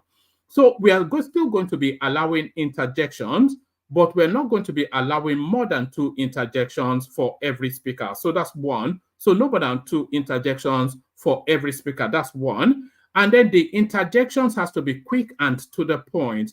It's not a long and winding essay that is longer than the speech that the speaker has even given. So that's 2. And then yes. So that we go with that first, and then we're also going to be somewhat rigid with the timing. So no long and winding essays. And the other thing is we want to try and stay as consistent with the topic as possible. So don't interject to then take us on a divergence into something that doesn't cohere with what the audience are listening to. So we're going to be quite rigid with it. And the interjections, it only takes place if A, the person that has the floor allows it, and B, the host accedes to it. So the host or the speaker can accept the interjection, but like I said, not some winding essay that takes us through some history that doesn't cohere with what's being spoken about. So we don't want a repetition of what happened yesterday, which was a new low for the platform. But so hopefully you know the reasons why that's been installed, and don't just jump into the middle of somebody's speech and start to try to overrun it. So all of those, we have to weed it out. It has to be a smooth flowing, pleasant to listen to experience for the audience, because that's the whole purpose. The conversation is never between just the 5, 10, however many of us on the screen. It's not. It's a conversation with a wider of. We are conversing with people in Japan. We're conversing with people in the UAE, Nigeria, Europe, America, everywhere in the course of whichever conversation we're having. So you have to, the panel has to always be cognizant of the listening experience of the audience, because they're the most important bits of it. Our conversations, yes, it's good to have them, but the conversation really is with the audience. So let's shape it up. But all that wilding up that we had yesterday, never again. It's not going to repeat. The Kegite. Water, only water, where they see ma. Water, only water, where they see ma.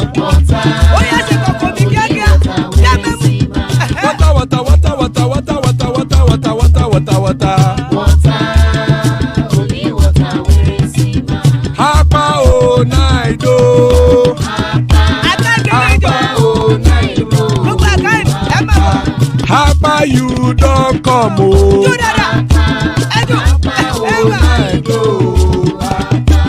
Hapa o naido.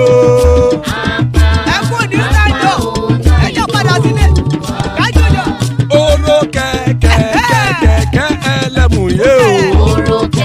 Ibe sodi akẹ̀kẹ́ ẹlẹ́mù rẹ o. Bobby master kẹ̀kẹ́ ẹlẹ́mù rẹ o. Chief Wáìlà tí kẹ̀kẹ́ ẹlẹ́mù rẹ o. Eruku lẹ̀lẹ̀ ẹlẹ́mù dé. Eruku lẹ̀lẹ̀ ẹgbẹ́ ẹlẹ́mù dòde ojàre o. Eruku lẹ̀lẹ̀ Ghana ti dé ẹgbẹ́ bọ́dì o. Ọmọ ẹlẹ́yẹ ẹyẹ o ó dilé o. Odúyẹ̀lá ẹyẹ o ó dilé o.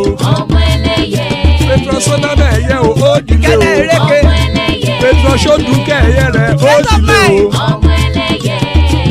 Ẹlẹ́kọ̀ ọ̀run mú ìní o.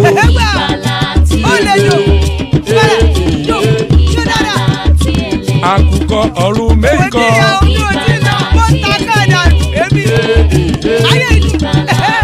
Ikú kò ní ríwà gbéṣe o.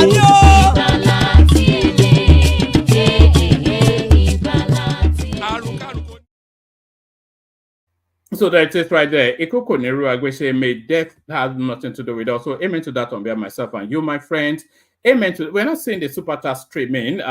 We have the anticipation of 5, so 4 more to go. Joining us, Larry. So good to have you, Larry. Thomas in the house. Hopefully he's here for the duration. Good to have you, Thomas. Ajanle Koko, the mighty man himself. So there's Ajanle Koko right there. There's Pansat. Good. Yes, we will see how that goes. That's Prince Daddy, of course. We don't see Prince as often as we used to. So good to see Prince. That's Isaac Black in the house right there. Dorothy joins us, and that's Gas them up. So gas them up. So let's kick it off. We kick it off with Larry, and then we flow through the through the panel. So good to see you, Larry. Kick it off for us. Yeah, good evening, one man. Good evening to the fellow panelists. Good evening to the audience. How are you, sir? I'm good. It ended abruptly yesterday, but hopefully we're back to normal today. So back to normal today, but Nigeria never anything but normal. But normalcy seems to be the currency of this students' loan system. The process has completed with monies being disbursed, students now are preparing to take to their studies. What are you then making of this, a success story? Yeah, I think it's actually something that is very great, and it's good that a lot of students are taking advantage of this. And it's also good that, a lot of new schools are beginning to look for ways to also benefit from this. Because I think the first batch that we have now, I think like 6 or 7 universities, and I think some other investors too are now trying to key in into it. This is really good. At least it's going to give a lot of people advantage, and to have access to education, and probably they would then focus more on their studies, because I know, there are a couple of students that really want to, they have the opportunity, they get the admission, or probably one way or the other, they don't have, finances to really finance the education. And this is really good. And I think it's actually things that I think the Tinubu administration, they need to do more, at least let more people have access to it. 1,370 in a single investor is good. If other investors can also key into it, and hopefully, it will definitely help a lot, particularly the parents. It will help the parents a lot. So I think it's actually a good thing. Hopefully, they do more of it, and they manage it very well. That's what I just said.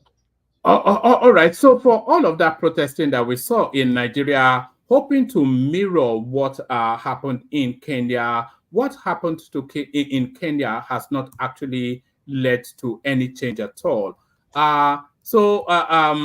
Kenya to revive some tax measures from abolished finance bill. So it was that finance bill, of course, that kicked off the whole process that landed us where we are. So that finance bill comes back, the minister sacked comes back, everything reverts to how it was pre-protest. So what are you then making of this headline coming out of Kenya? No, it's just the reality, right? It's just the reality. Because, there are instances that government takes some decisions, though some of those decisions might not really go well with the people, but some of those decisions are necessary decisions. So, like what is happening in Kenya, right? I know at that point when the whole thing was really, it was a lot of tension. He decided to just do those things, at least to get those guys off the streets. But still, he will still do what he wants to do. And this is actually, so I wouldn't even say, oh, probably he deceived them, right? Because there are instances where there are security concerns. So probably you just sit down with your security team, and they felt that the only thing you can do, at least, you know, reverse the policy, let them do their work, let them clear the streets, and ensure that things are really going on well, right? So which is another thing, right, for leaders, because sometimes they do some things, right? They take some, they have one or two strategies that they use. Or people think, oh, probably they are weak, or probably if another leader is not really taking that route, they think, oh, probably, they are stubborn. And it's not like that. You see, governance is a whole lot of things, right? There are some decisions that are very necessary. Even though some of those decisions, when you take some of those decisions, a lot of people will be against you. But my own is just that when you take some of those decisions, communicate as much as possible. Let people know why you are taking those decisions. Even if you are not really going to reverse some of those decisions, let them know why you are not going to reverse it, and the impact of even reversing it. Probably let them know the worst case scenarios. So with that, people will definitely know, because I don't really believe in leaders that come out, that are not really being truthful to people, that are not really able to really tell the people the truth, right? You can have some policies that are very necessary. So Yeah, but do the people have the capacity to digest the truth? Is really what, because that tax bill in Kenya, it was explained ad infinitum to the populace that, look, these are the reasons why this XYZ. They explained it countlessly, endlessly, but the people only saw how it impacted on their purchasing capacity, and they took to the streets. So they went to the streets, went through all of those process, burnt down quite as many things as they could, only now for us to go back to exactly where they were before. Yeah, you see, And also, by the way, the Nigerian protest also is yielded nothing apart from bond building. So, yeah, that was why I said, it depends. Every leader have their own strategy, right? There are instances that we have policies, and there are instances that you still also need to think about policy management. So you can have policies that are good. Managing that policy is another thing. Because when you're talking about policy management, you're talking about the impact of that policy. You are talking about aftermath of, you reeling out those policies. So it's a whole lot of things. So that's why, for Nigeria, take for instance, people are like, oh, Tinubu should just come out and say, oh, for no more subsidies back, fuel price is this and that. And, I've always said it in this place, it can't do that, because doing that would definitely lead things that would definitely, push Nigeria to collapse economically, because we've gone above, we've gone over that, we've gone beyond that. So for me, right, I think which is actually what it's doing now, right? Look at what you need to do, look at the aftermath, and ensure that you kind of like, put a lot of effort in implementing some of those things. Like in Kenya, there is nothing, there's nothing the guy can actually do than to let the government to continue. Because if he doesn't really do that, those guys are ready to bring down the government. And I think he's done the right thing. At least the first thing, get them off the streets, look for what it will take to get them off the streets, and he has done that. So now, he's been able to curtail things, and is actually now in charge. He's learned his lessons from that protest. Is the security have also learned their lessons from that protest. So if you see anybody coming out now for any protest, they will be able to curtail it. So it's just for them, to be able to curtail the protest, understand the scenario, and know how to really do that. So things will keep going. There are a lot of things that are still going to go back. Like in Nigeria, the protests in Nigeria, the security, there are a lot of lessons learned, right? In terms of management of that, how to really manage us, how to really not make it get out of hand. So I doubt if any of those kind of would you say that the protest in Nigeria was managed as best as it could? Because that probably, in fact, almost certainly the biggest protest that we've ever had in that country, where 20-something states came out in unison on the same time space to try and overwhelm the security infrastructure to see if they can hemorrhage and break through. But the security infrastructure caged and managed it excellently well. You have to say that. They managed it beautifully, I would say. I'm not sure if you agree with that, the Nigerian space. Yeah, it was well managed in some places, like Lagos. It was well managed in Lagos, and it was just basically because of lessons learned from the NSAS. So, like in the north, this is kind of like the first time North is really, having this kind of thing, right? Where they're having this kind of protest that they can't even point to one single leader, right? So, I'm telling you, even on the North, this has actually taught them a lot of lessons, right? And I doubt if they could actually allow such a protest on the north again, right? So that's why I said everything that happens, right? You need to learn from it and know how to really, work with the security agencies, ensure that you're able to curtail it next time. So it's a whole lot of things, right? Look at Lagos, for instance. Look at what happened during NSAS. Lagos cannot afford to have the same type of thing again, because there were a lot of lessons learned. It's not just the government, it's even the people, right? Even the people are kind of like, if they see anything in terms of destruction, people will be the ones to defend the state. So it's just that, right? So for me, we saw a little bit of that in Lagos, isn't it? Where we saw indigenous people going to push back somewhat against the protesters. It did not spiral out of control, but we saw pockets of counter protesters sort of trying to contain it and try to push them out of the streets. Yeah. So it's that's why I said it's more of lessons learned, right? There are lessons that they learn. Look at this particular protest in Lagos. Unlike protesting Lagos, right? You see the normal NURTW guys, they'll start grumbling and everything. But look at it all, everything that happened this time around. You never even heard anything from them. I've seen people on internet asking, where is MC Oluomo? Where is this? Where is that?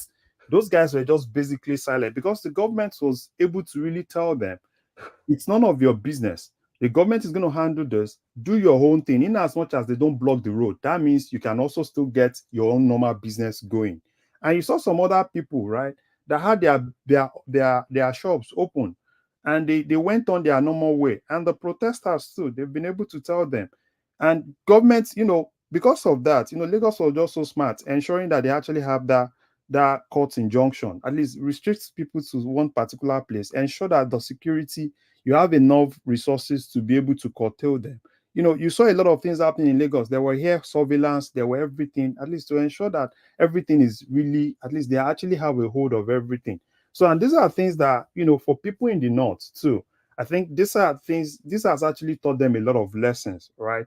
Because take, for instance, Kano, what Kano lost, right? It's a whole lot. They lost a whole lot of things, things that have been there for centuries, and they just lost it. It's easy to lose things. It's easy for things to be destroyed, but building takes a lot of time. So for me, I think it's more of lessons learned for everybody, for not just for the government, but for every other person, right? So it's more of lessons learned. So for Kenya, he was still going to bring a lot of some of those things back, but I think In fact, I feel they bring either by stealth or just openly, because he's seen of the protest now. So, and I don't think they have the appetite to go again. So he'll just they'll probably try and get him at the next election, and he'll rig himself back in. Yeah, exactly. So that's what I see for that. All right, let me take you to this next headline. Remove MELE KYARI, his tenure is marked by fuel subsidy scam, importation of substandard products, youth forum to Tinubu. So I think you might well be, are you in accordance with that, with the sentiments being expressed? No, I don't want them to remove MELE KYARI now. You don't? No, what purpose has it served in the 5 years that it's been there? MELE should deliver Port Harcourt Refinery. It needs to deliver Port Harcourt Refinery. Removing MELE KYARI now is going to cause a lot of destruction, right? And I don't even want that disruption. MELE KYARI has promised, right? He has promised that Port Harcourt Refinery will be available in August, or maximum, let's say September, right? Let him deliver Port Harcourt Refinery, right? And at least let's have that. So then, if the president feels that yes, he wants to remove him, then probably he has another alternative, right? Because this NNPC of a thing is not a MELE KYARI thing, right? It's a whole lot of people. If you want to sanitize, you can remove the head, but the people are still there. If you want to sanitize NNPC, sanitize the whole of NNPC, right? It's not just a MELE KYARI. You can remove MELE KYARI, they'll still keep doing the same thing. MELE KYARI is just a person, right? There are several other people in NNPC. So for me, I think what the president just needs to do is to talk to MELE KYARI, deliver those refineries. Once he if he can deliver those refineries, then he can think of, if he wants to remove him, then it's left for the president. But he shouldn't just say, oh, go and remove somebody. If you remove him now, at the end of the day, you now need to kind of like look for a way to start afresh. Don't start afresh. Just make sure he delivers that refinery, right? I don't have anything MELE KYARI or anything. All of them it's a group. It's not just one person. MELE KYARI is just an individual, right? There are a whole lot of them. Even politicians, a whole lot of marketers. It's a big clique. So if they want to do sanitization, they should sanitize everything. So for me, I don't want, you should just stay there till just deliver that Port Harcourt. At least deliver Port Harcourt. If you are not delivering Kaduna or Warri, I don't think he has the room to kick the can down the road anymore, especially on that Port Harcourt.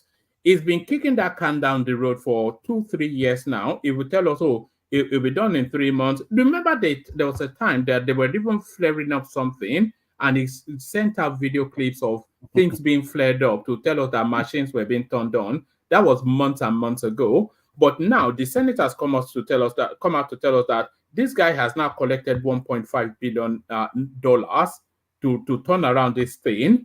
So and the pressure is now on. He saw the demonstration. So the pressure is now on for him to deliver it. There's no wiggle room anymore. There is nobody wants to hear any stories from him.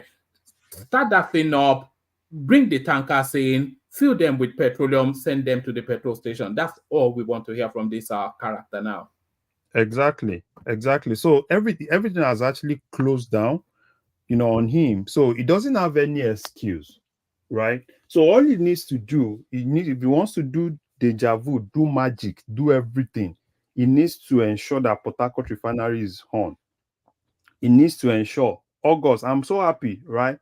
August, Dangote. I was expecting Dangote yesterday, but unfortunately they postponed it again. But as far as it's kicked the can down the road as well, Dangote. Yeah. So I was expecting him yesterday, right? He postponed it again, so I don't have a problem.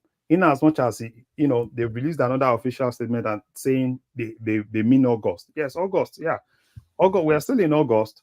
They should do whatsoever they want to do, right? And ensure that Dangote Refinery is functional, and Dangote too. In as much as we are trying as much as possible to let's protect Dangote and everything, Dangote also needs to be clean.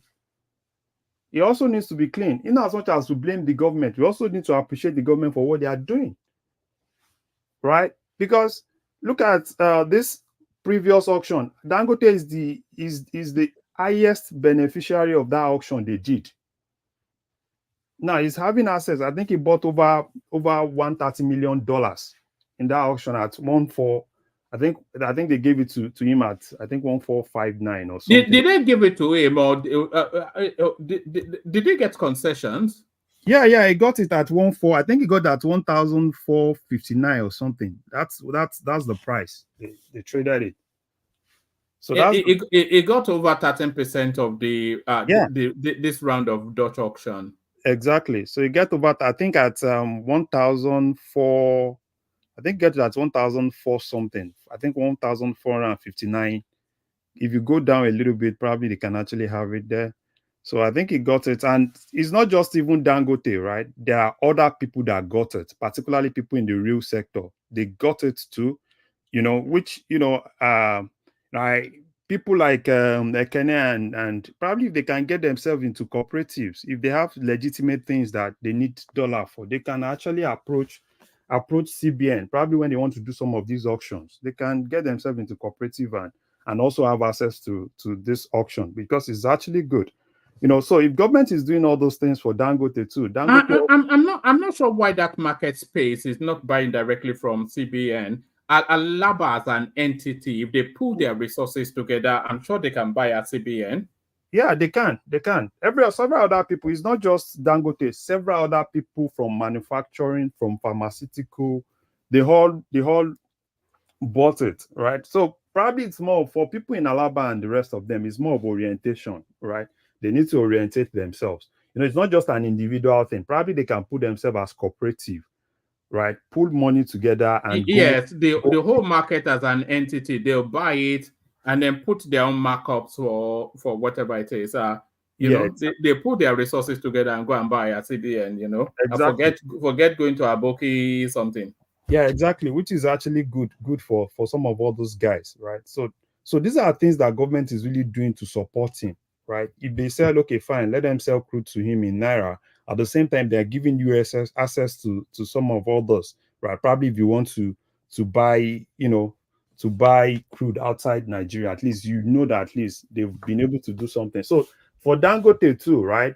He can actually complain, they've not given him everything, but they've given him some. So he needs to look for ways to start production, right? We need to look for ways to start production. We can't keep kind of like, it's government. We can't keep blaming government and blaming them.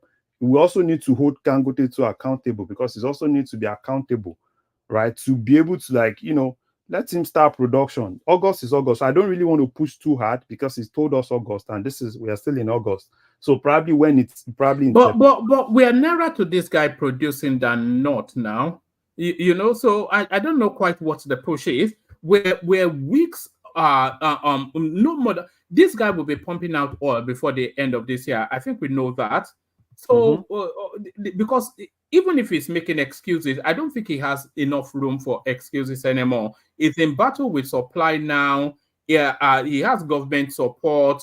He's told us stories about, he's already pumping out other products. So we are as close as we've ever been to energy sufficiency independence. Yeah, I agree. And even him too, he has some liquidity issue.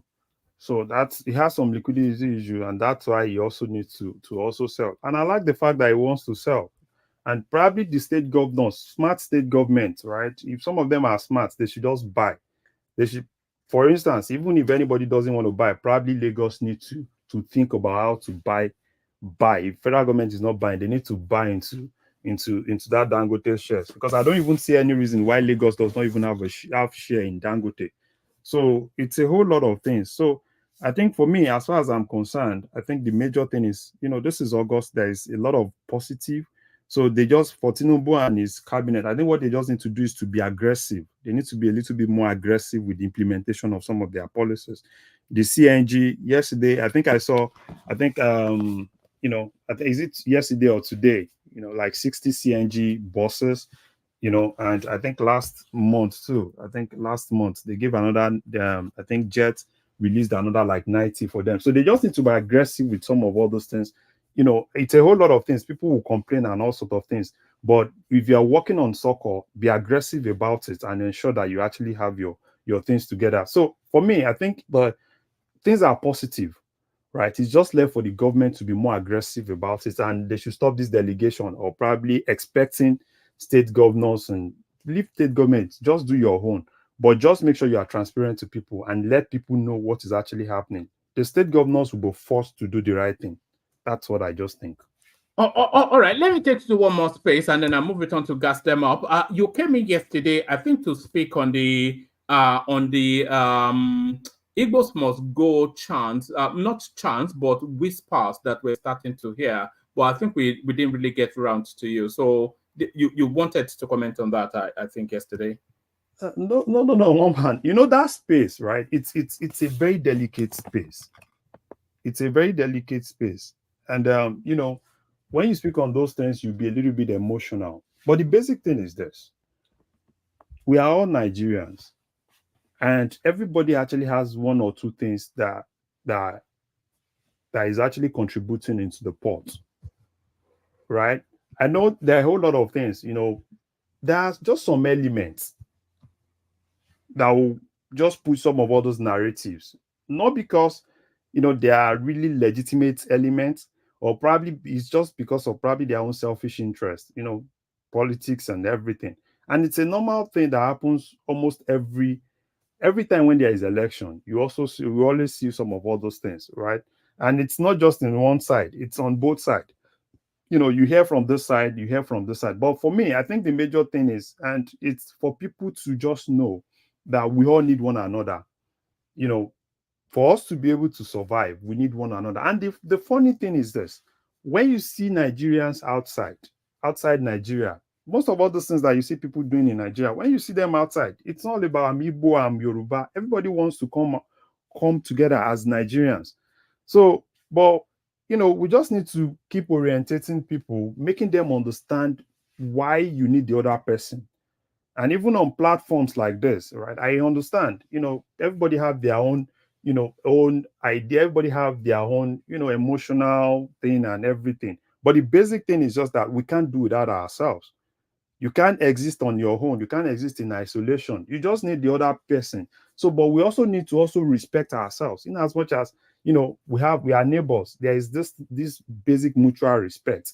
Mutual respect, it's what makes you to also give me the regard, right? Why I also give you the regard. So I think that's basically what is really missing everywhere you go to, particularly, in Nigeria. That issue of mutual respect is not really there, even on platforms, right? That's when you see, people let their emotion to take over and they speak more than they actually, more than they are supposed to really say.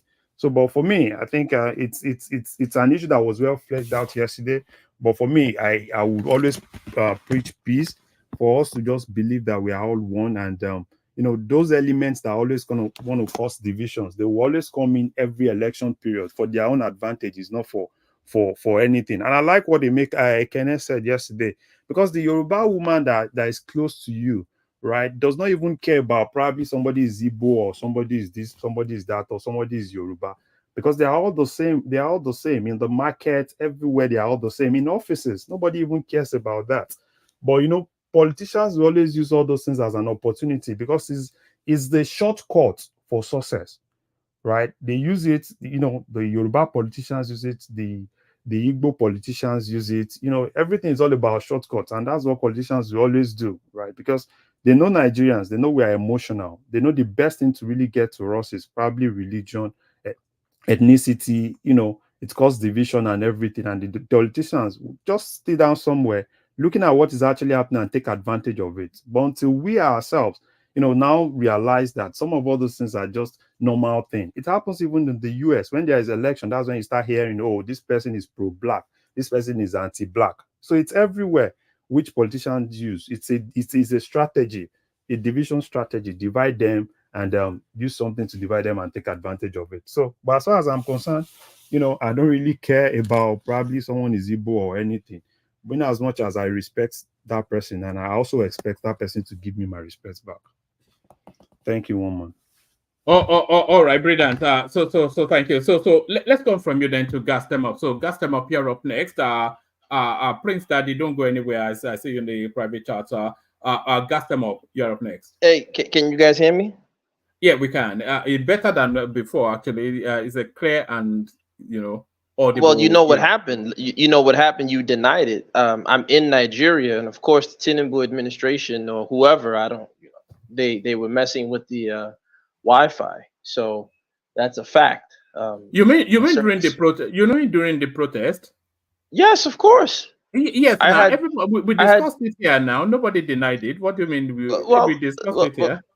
Well, I couldn't discuss it. I was locked out from communication with the outside world because the administration is fearful. So listen, it is what it is. But it's crisis management, isn't it? Would you have expected anything else? Listen, look, man. At this stage, I laugh at Nigerians. Like I tell you guys all the time. I thought they were alayes and big men and agbalagba, tough guys. What are you scared of a bunch of protesters for? But whatever, I wanted to call you out. I sent you an article where I said a few weeks back or a while back, I can't remember exactly when, I was on your platform, and I said that Nigeria's oil is still being used to pay off loans from 3-4 administrations ago, and I was shouted down and harassed. As a matter of fact, on your very platform, when I said that beans, the price of beans had gone up to the point that it was more than the price of rice, another gentleman, the Igbo guy, I forgot his name, he also attacked me and said I was crazy and this. And that turned out to be correct, right? Pint of beans in Nigeria, like I said, man, I'm on the ground. I get on the buses, man. A lot of these guys, they come on your platform, they don't walk the streets like Gas walks the streets. I walk the streets. I get in the cars. I'm in my own car. I hop on the buses. I live the real Lagos experience, and so I'm seeing on the ground firsthand what's happening. But I was just saying that I would hope that you could acknowledge publicly that the people on your platform were wrong after they accused me of lying. But I sent you the article. Nigeria is still paying debt from 3 to 4 administrations ago. Did you see that email? No, not only did I didn't see the email, but I saw the headlines was all over social media. So I think they are paying as far back as 3 administrations still, about $10 billion still being. I just wanted to. Listen. When Gas Them Up said it, the people on the panel and people in the comments, yo, this New York guy does the speak Americana, grammar. They were attacking me. I hope you guys can apologize and own up that, I don't just pull things out of thin air. But yeah, I want to get the rundown. Not thin air from your behind is what people were saying. You were pulling it. Yeah, what is this fixation with people's behinds? And hey, listen, I'm not against anyone's choice, but no Diddy. That's all I will say. It's a metaphor, but carry on. Yeah, no. So let's run down. World Bank says Nigeria. You posted. That's your headline, but we don't necessarily have to be restricted to the headlines that I bring. You can speak to them or speak to whatever you want to. No, I just want to go on the headlines, because like I said, I try to. Yeah. Yes, the students' loan system has run the cycle to complete at the disbursement of both fees to institutions and stipends to students. So, anybody asking what the administration has done, I think that's an example right there. No, listen, look, no, you know, my grandfather used to say nothing is 100% bad and nothing is 100% good. Tinubu is obviously not gonna. Everything he does is not gonna be terrible. Um, I think, like most African elites, he still reads out of the white boy's playbook. You know, he doesn't have uh, a creative bone in his body to think of things outside of the Western system. So he's, you know, but that's just indicative of African elites. You know, they go to Oxford, Yale, Harvard, and brainwash. They don't think outside of whatever the white man tells them to think. So, but yeah, he's going to come up with some good ideas. You know, I think this is a great idea if managed properly. But the real thing is now, in addition to providing them no interest student loans, because at first when I heard about it, I said, you know, I know in Nigeria, you know, it'll turn it into a payday loan scheme real quick. But I think they put the right tools in place to ensure that they're interest-free loans, and particularly he's a Muslim, and in Islam it's forbidden to charge interest. So I hope that they can stick to those principles and not, you know, charge interest, and they can put policies in place so that you know, Nigeria can have high paying salaries and jobs so that these children aren't just saddled with debt in the long term. So yeah, it says the next one, Kenya to revive some tax measures from Abala's finance bill. Look, listen, it just shows you who these African governments really work for. No, no, Because everything. before you go to them pandering to the West, which seems to be the theme that you want to run with today, I mean, that's always my thing. It shows the failure of that protest, as the protest in Nigeria has also equally failed. So everything that they protested against has not really changed in Kenya. And that's the point. No, I don't. You see, I don't know if it's a failure. I can't say that it's a failure. What I will say is that it just shows you that once again, power doesn't reside in the hands of African people. Ever since we've encountered the European, particularly from our interactions with the Portuguese, our even from trade, if you look at the history of particularly West Africa, West African trade used to be centered and centric to the Saharan roots. But once we encountered the Portuguese, we created this insatiable demand for their manufactured goods, and the trade now left the intra-African trade to international trade, and these trade in commodities. And the first commodities were human commodities. And so it just shows that we still haven't weaned ourselves off of this. What was the commodity through the Sahara Belt? Say that again, sir? What was the commodity through the Sahara Belt? Oh, it was widespread. I mean, there was there. It was human. Well, one man. I mean, we can actually. I did a show with this on Kaizo's show to actually dispute most of the numbers from the quote unquote Arab slave trade, because there's no such thing as a concentric unified force known as Arab, right? But I don't want to, you know, take away from my time. So all I will say is that the narrative of a quote unquote extensive, far-reaching Arab slave trade, when you start to do a deep dive into the evidence outside of so-called historical markers, which often come from British writers, but if you start asking yourself, where are the mass graves? Where's the cultural remnants? So you see some Afro-Palestinians, you see some African Nubians in like Egypt and things of that nature, but you don't see en masse, like I said, grave sites. You don't see the genetic mitochondrial remnants of mass importation of African people into that region called the Arabian Peninsula. And the other proof is that you have to have a system to absorb this millions of people, because they tell us it was hundreds of millions of Africans brought over to the Arabian Peninsula. You have to have a system to absorb them. Unlike in the West, they built the plantations first. It was called the economienda system. So they built the plantations first, and then after the Native Americans were decimated, then they say, well, the next best thing to replace them is African cheap labor. And African chiefs, kings, Oyo Empire, Arochukus, they were so eager. Wait, don't cut me off. Don't do this. Let me land. No. Can I land, please? I'm Just on a hold roll. on. I'm on a roll. Yeah, you're on a roll, but let's make it conversational. You know, they have an Enoch system in that Sahara slave Yes, belt. you're gonna say that they were chopping off the testicles. You're gonna say that, right? Yeah, that's widely documented. Okay, no, actually, because if you read the Quran, first two things. One, it's haram to mutilate a man's testicles. Not to say that there aren't documentation of them doing this. I'm not saying that the Arab was above depravity. No, I'm not going to say that. But that is haram. Two, typically you saw instances where they gave you the opportunity to become a Muslim, and that's largely, other than interactions of that nature, but through trade as well. But largely, that's how a lot of West Africans. Do you know that? Wait, one man, before you get there, but you gotta let me land though. Oh, all right, go on and land. But don't yeah, I'm gonna just land tonight because but I'm just saying the depravity that because you said the eunuch system, and that's why I say once again, I specifically said mitochondrial DNA evidence. Because yes, if you're bringing in men and then you're saying, well, they castrated majority of the men. Well, the women they brought in would have left mitochondrial DNA evidence.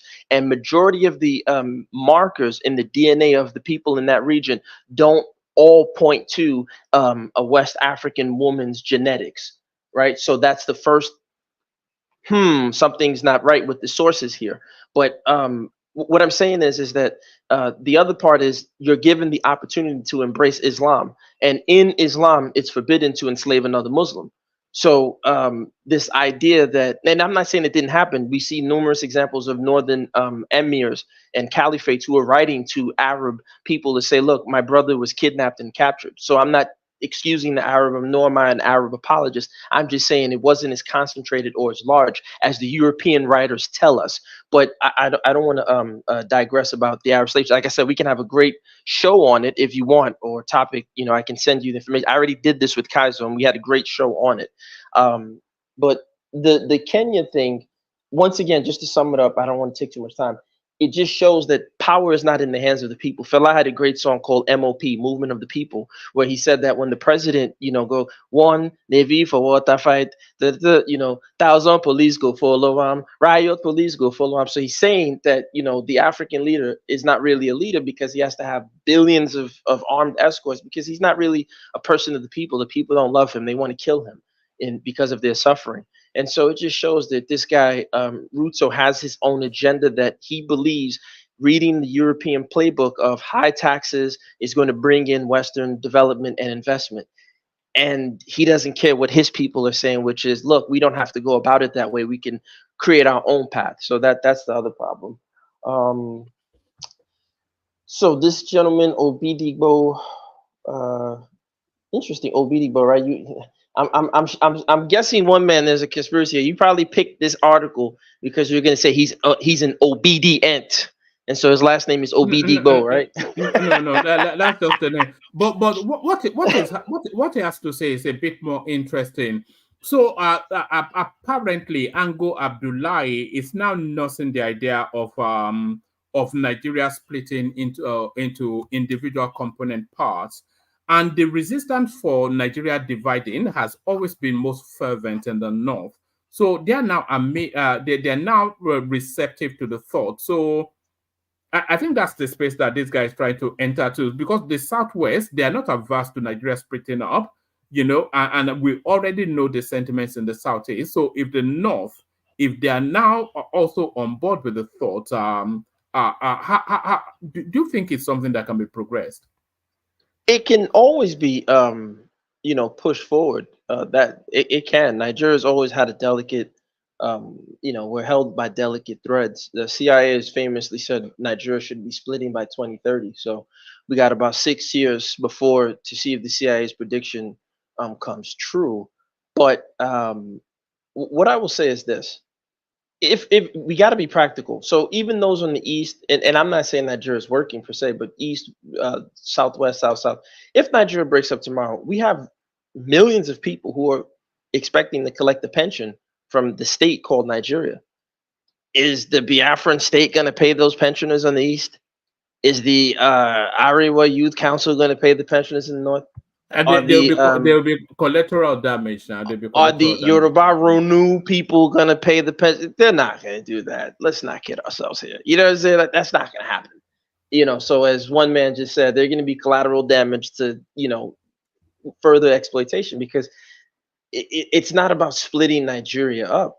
If you can split Nigeria up, Biafra's still going to be a shithole. The Yoruba side is still going to be a shithole. Excuse my language. Where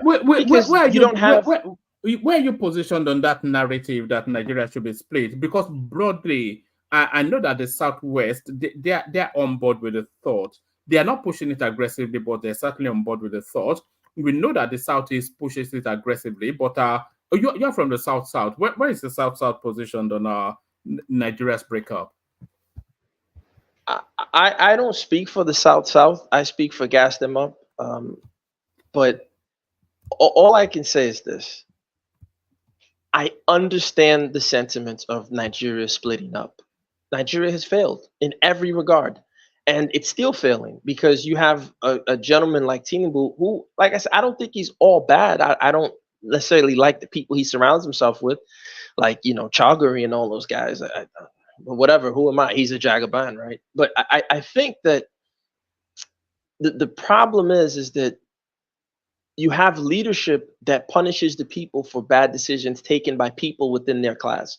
So it's easier to remove, for example, it's easier to remove a subsidy, right, than to imprison the people in Aso Rock and the Senate who have been stealing the money for the last 3 administrations and didn't show anything with all the loans that they borrowed. So it's easier to say, you know what, we remove the subsidy, we'll start fresh, we'll do this.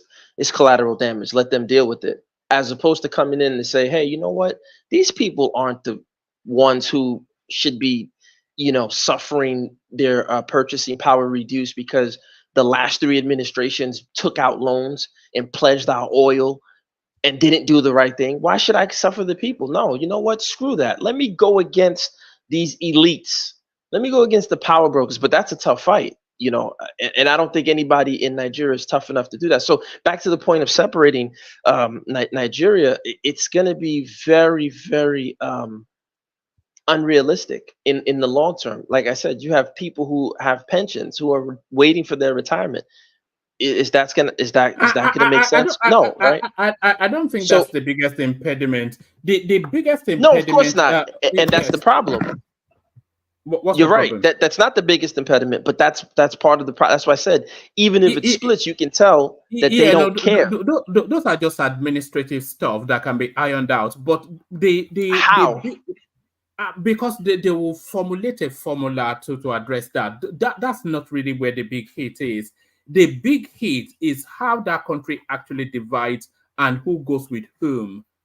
That's where the biggest problem is. I think Nigerians, listen, I think as opposed to having Nigeria split, if Nigerian leadership was serious, the first thing any administration would do is you would create a referendum and redesign your constitution locally without any foreign input. And Abacha, as much as we criticize him, actually had an agreed upon constitution that if it had been implemented, we probably, I mean, there'll still be corruption. We're running the Abacha constitution now. No, not at all, actually. Not at all. We're not. No, one man, I guarantee you, if you look at the specifics, the exact specifics of the Abacha constitution, it is not being run. Now, they've taken some points and some elements from it, but they're not running the exact agreed upon constitution as at that time. And that was closer to a much stronger national referendum. Ironically, it was done under Abacha's time. Now, had that constitution been implemented, I think we see less clamoring for a separation of Nigeria. But to the gentleman's point, yeah, if the North is ready to go, I think it can spell the end of Nigeria. Like I said, the CIA is famously predicted by 2030 Nigeria is splitting. So I don't see how that's going to help in the long run, because what's going to happen is you're just going to have a bunch of local warlords, and the same way that the Arrows and the Oyos and all these people were selling themselves, their own people, into slavery, and people that look like them into slavery, we're going to have the same thing happen. Nothing's going to change in that regard. So we're going to have the same terrible leadership. Can I interject you? Okay, sure. As long as one man allows me to wrap up my time. But go ahead, sir.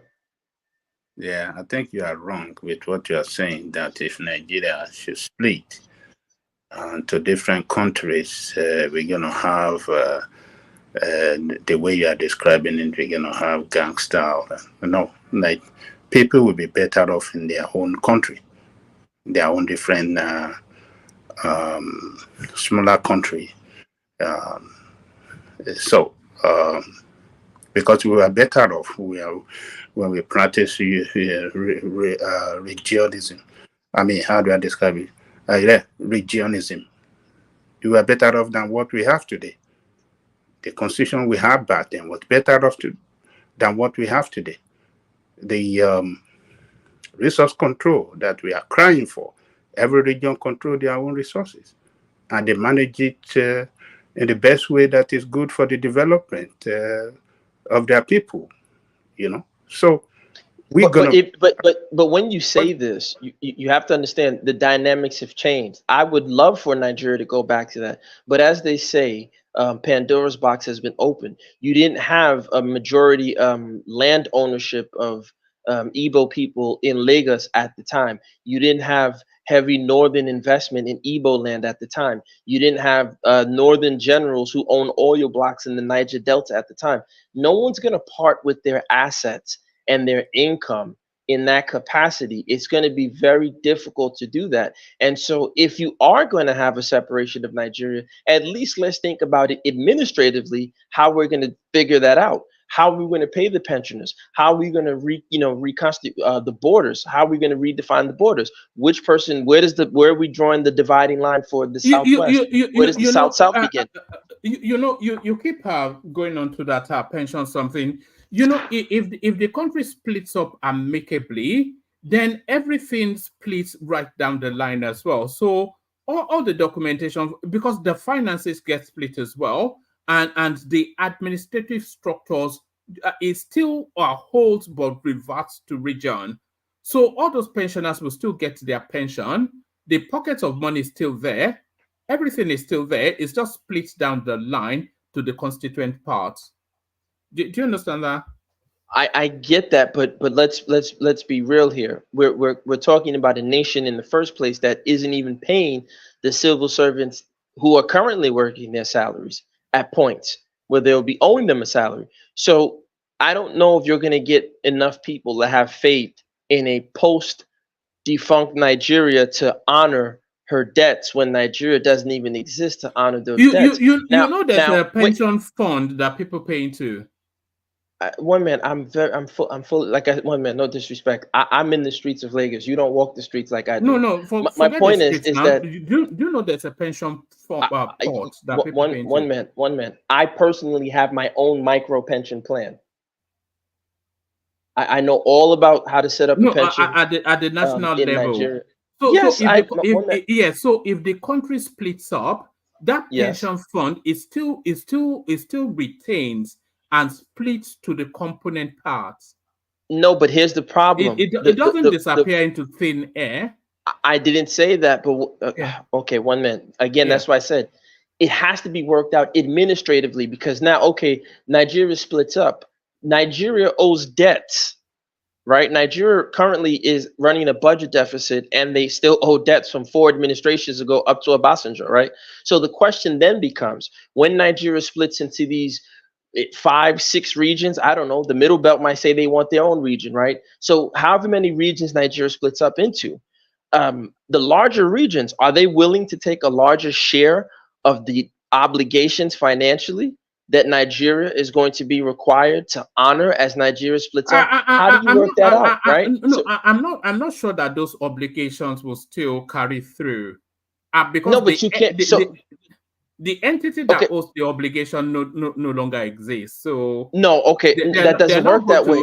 They're not going to come to Yoruba land to come and ask them for what Nigeria owes. So one man, that's not how it works. So there was a billionaire who did this to Argentina. He literally seized their assets, right? So if you're the World Bank in Nigeria, actually that would be a great 419. That would be the greatest 419 scam that Nigeria could pull off, right? Okay, hold on, just hold on. If Nigeria splits to the component parts, whose assets are the creditors going to seize? That's what I'm trying to let me answer you, sir. I gave the example of the billionaire who did this to Argentina. But if the World Bank, for example, and the Paris Club, if Nigeria splits up, I guarantee you they're going to start to do what they call forensic auditing, and they're going to say, well, the region or the entity known as Nigeria doesn't exist, but the regional players and the regional blocks still do. So guess what? They're going to put certain restrictions on trade with all these new regions, and they'll tell you if you don't find a way to at least make concessions, because what will happen then is that the Yoruba region, if they want to trade on the global stage, the World Bank is just going to say, and these other institutions are going to say, well, the former country known as Nigeria owed us some money. Okay, maybe I'm wrong. If the entity that owes if the entity that owes the money no longer exists, then the debt no longer exists. So it's just as simple as that. Hold on. Once again, that's why I referred you to the Argentina example. Argentina did not split up. Argentina is an ongoing entity. Okay. So I'm going to do a research into it. That I could be wrong. Because I want to just finish up the last few points. I suspect you may be, but I think Prince Daddy wants to come into that bit. Let him come in, and then Oh, okay. Yeah, thanks, Mama. I was going to chime in real quick. I go to your position, one man. It's like Nigeria filing bankruptcy. That entity, Nigeria, will be gone. So any debt creditor, they'll be out of their money. It's all gone. But to gas them up, you sound like an Arab apologist, which mitochondrial detection for black people during the slave trade. I don't get that. But I was going to mention also, I know you heard about Arab apologist. Is that what you said? Yeah, you sound like an Arab apologist. So wait, hold on. So as opposed to us going back and forth, how about we do this? I'm very accessible, right?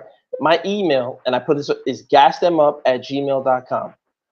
Email me, and I can have a great conversation with you behind the scenes, and I can send you all the information you need to know about what really transpired based on the anthropological and archaeological evidence on the so-called Arab slave trade. We can do that. Okay. Anybody wants to email me, gasthemup@gmail.com. You're always asking for people to email you. Yeah. If you're looking for friends, don't worry, I'll be your friend. You can email him and he will bombard you with XYZ, but it's all curated logic, isn't it? People do this a lot. Not accusing you especially of doing it, but I've seen it done so severally. People already have a destination, and then they put together potpourris of anecdotes and factual things from everywhere to pull together a narrative that they want to tell. So I'm not sure. But one man, I find that interesting. You use that example. You say not I that I've done it, but I've never done that to you. So I'm finding curious why you would bring up that example when I've never done that. I did exclude you before. I said not you especially, but it's something. So then why wouldn't you want him to email me so I can educate him on the Arab slave trade? Of course, he can email you. You can my last. I don't want to take more time. My last quick point. Did you know, Gassamop, that in Argentina there were black people there during the slave trade in Southern America? because of course we have blacks in Colombia, Nicaragua, Ecuador, Yeah, but I'm not but in talking about Argentina, America. I'm not they were talking about able Argentina. to delete all the trace of black people or Africanists in Argentina, and that's a known fact. Or what about that? Are you able to Yeah, I'm trace the not talking about mitochondria that. also? Yeah, I know, sir. I know all about Latin America's issue with blackness. I know all about Argentina trying to whitewash their history and flooding themselves in with German immigrants from after World War II. I know all about Trujillo in the Dominican Republic and him massively killing black Haitians, even though his matrilineal line was traced back to Haiti. I don't need the lecture on that. No disrespect to you, brother. You called me an Arab apologist. I'm just saying to you, good sir, send me an email, gasthemup@gmail.com, and we can have a conversation like brothers, and you can enlighten me and I can enlighten you, and we can go away, enlightened, or we can agree to disagree. But one man, I'm reading it right now. I think you guys are wrong. If a country dissolves, the debt doesn't disappear. I'm looking at it right here, actually. So they are going to attach. So hold on. If Nigeria dissolves, the Hausa Fulanis walk away to go and form their Arewa nation. The Yorubas walk away to go and form Oduduwa nation. The Southeast walk away to go and form Biafra nation. And then Nigeria's debt is then attached to the South oil. Is that Sorry, okay? if I can pitch in for a few seconds, I just came here actually for this. We have three countries with different reasons for splitting up. We have Yugoslavia, we have Soviet Union, we have which other one? Czechoslovakia that broke up. They decide, they sit on the table, they decide how they share their assets and their liabilities. It could be based on population or GDP distribution or whatever the case is, both landed assets, military, debt, the federal, I mean, their reserves and all whatnot. They sit down. They it's been done before, so it's not Yeah, but that's not impossible. what but no one said it's impossible, so I don't need you to inject that discourse. What I was trying to enlighten one man about is that when we call for cries of separating Nigeria, we're being emotional as opposed to being administrative. Nigeria, as you said, we have debts, we have assets, right? We actually owe a lot more debt right now. Not only that, we have pension people who are going to have pensions, salary earners who are working for the federal government who have to be made whole. And one man said their collateral damage. I don't think anybody who's currently working in any field in the federal government of Nigeria right now would hear that sentiment and would support the separation of Nigeria, knowing that people like one man will agree to just let them be collateral damage. So I didn't say Nigeria can't split up. Then one man said that if Nigeria no longer exists, the debt doesn't exist. And I said that would be the greatest 419 trick ever pulled. And I would applaud Nigerians if they could pull that off. But as I'm reading right now, nope. What happens to a country's debt if the country ends? One man, I'm sorry to burst your bubble. That's not how international creditors work. What they will do is they will block you from, for example, you will not be able to access the SWIFT network, the Paris Club, and the lenders there. Who would they block? Again, the people who are formerly in the region known as Nigeria will have to answer for it. And what will then happen is your leaders, let me tell you what will happen. The minute you guys try to do the 419 fast money, hush puppy thing that you're describing, the IMF, the Paris Club, and all the other people that, whoever that is, please mute your mic. Can you give an example? Wait, hold on. Somebody's really loud. One man, somebody's mic is making background. Yeah, thank you, whoever that was. What I'm saying is that what they will do to these new so-called nations, the Yoruba nation, Igbo nation, whatever, they will tell them, well, since Nigeria, the formerly country known as Nigeria, owed us this money, you have to take a percentage of whatever debt that you're going to take on. And if you don't take on that debt, you're not going to have access to the global system. And I guarantee you, if you have leadership like one man, they will sell the new people down the river and call them collateral damage. So if you don't think about this stuff administratively, and if you don't think about this stuff long term and weigh your pros and your cons, and you do the feasibility studies that come with this, or the SWOT analysis, whatever you call that stuff, right? if you don't do this, you're gonna just run sentimentally. Oh, Nigeria must divide. I don't like Nigeria. And then you're just gonna run into a bigger mess. So I think the solution. I'm not sure that I want to say the where you're getting that from. I'm not sure that that aligns with logic, but It does align with logic. It's interesting how you always try to be the harbinger of logic, right? Like you say sometimes the most illogical things, but then you always try to. It's very British of you. I like you. You British people are like the illest people in the world. You guys do the craziest things, right? Sure. I'm saying that I'm not sure. No, I know, but it's just so funny. And then you guys say it with such confidence. In my opinion, it doesn't align with. I respect that, but I'm just highlighting an observation I've noticed about the Brits that I deal with. It's like you guys do the crazy. You stab each other with knives. I'll wet you. I'll shiv you. You do all this crazy stuff. But then I think it's the accent, you know, and then you guys just with the keep a stiff upper lip or whatever you guys say in England and just get on with it. It's funny, isn't it? The way you, it's funny. Can I get my last two talking points? If I may ask, can I get the last two talking points so I can close out? Quick one, if I may ask. Let's exhaust that space first. Yeah. Because this is the reason I joined. So if I may ask, do you think that if Nigeria wants to break up, we will not have to sit down on the table and kind of like split up the countries, the assets and liabilities? We have to do that. I mean, one man was just trying to get a rise from you. If we're going to break up, if it ever happens, we have to sit down on the table and discuss. That'll be the hardest part of it. What if we break up violently? We still have to discuss whether it's violent or not. I mean, it wasn't Yugoslavia violent. At the end of the day, you still have, there's no war that happens that you still don't have to go to the negotiation table. War doesn't just end with I just want you guys to know right now, go and Google what happened to the debts of Yugoslavia as they transitioned to the Czech Republic and I forgot the other country. Go and find out what Yugoslavia happened to the debts. Serbia and what it was. Montenegro. Yes, Serbia, go and find out. You guys, because I just checked it right now. Go and those debts did not disappear, especially foreign debt. But one man was the one saying it. You don't come at me. You're a guy who hosts this platform. He was the one saying that. No, Gus, slow down. It's a conversation. I don't think we're doing gotcha. We're trying to unravel what actually happens. Yeah. Yeah, so whether you fight a war or whatever, I mean, war ends on the negotiating table. That's what everybody needs to know. So regardless of however we break up, we still have to split it because of real issues like you owe creditors. They're going to come after their money. How are you going to trade after the fact? So I think one man was just trying to get a rise from you. I mean, it's always feasible for us to break up regardless of the path we take to break up. I wish we don't break up, but if we break up, we'll talk it through like big boys. Sorry, Kulata, isn't breaking up like bankruptcy? I mean, it's not always the case that the creditors can recover their assets or their funds. It's not like bankruptcy. I don't think it's always the case they can recover. It's not set in stone. No, there's a lot to be incurred here. If you incorporate a new country, or more, you still owe what you owe, whether you were Mr.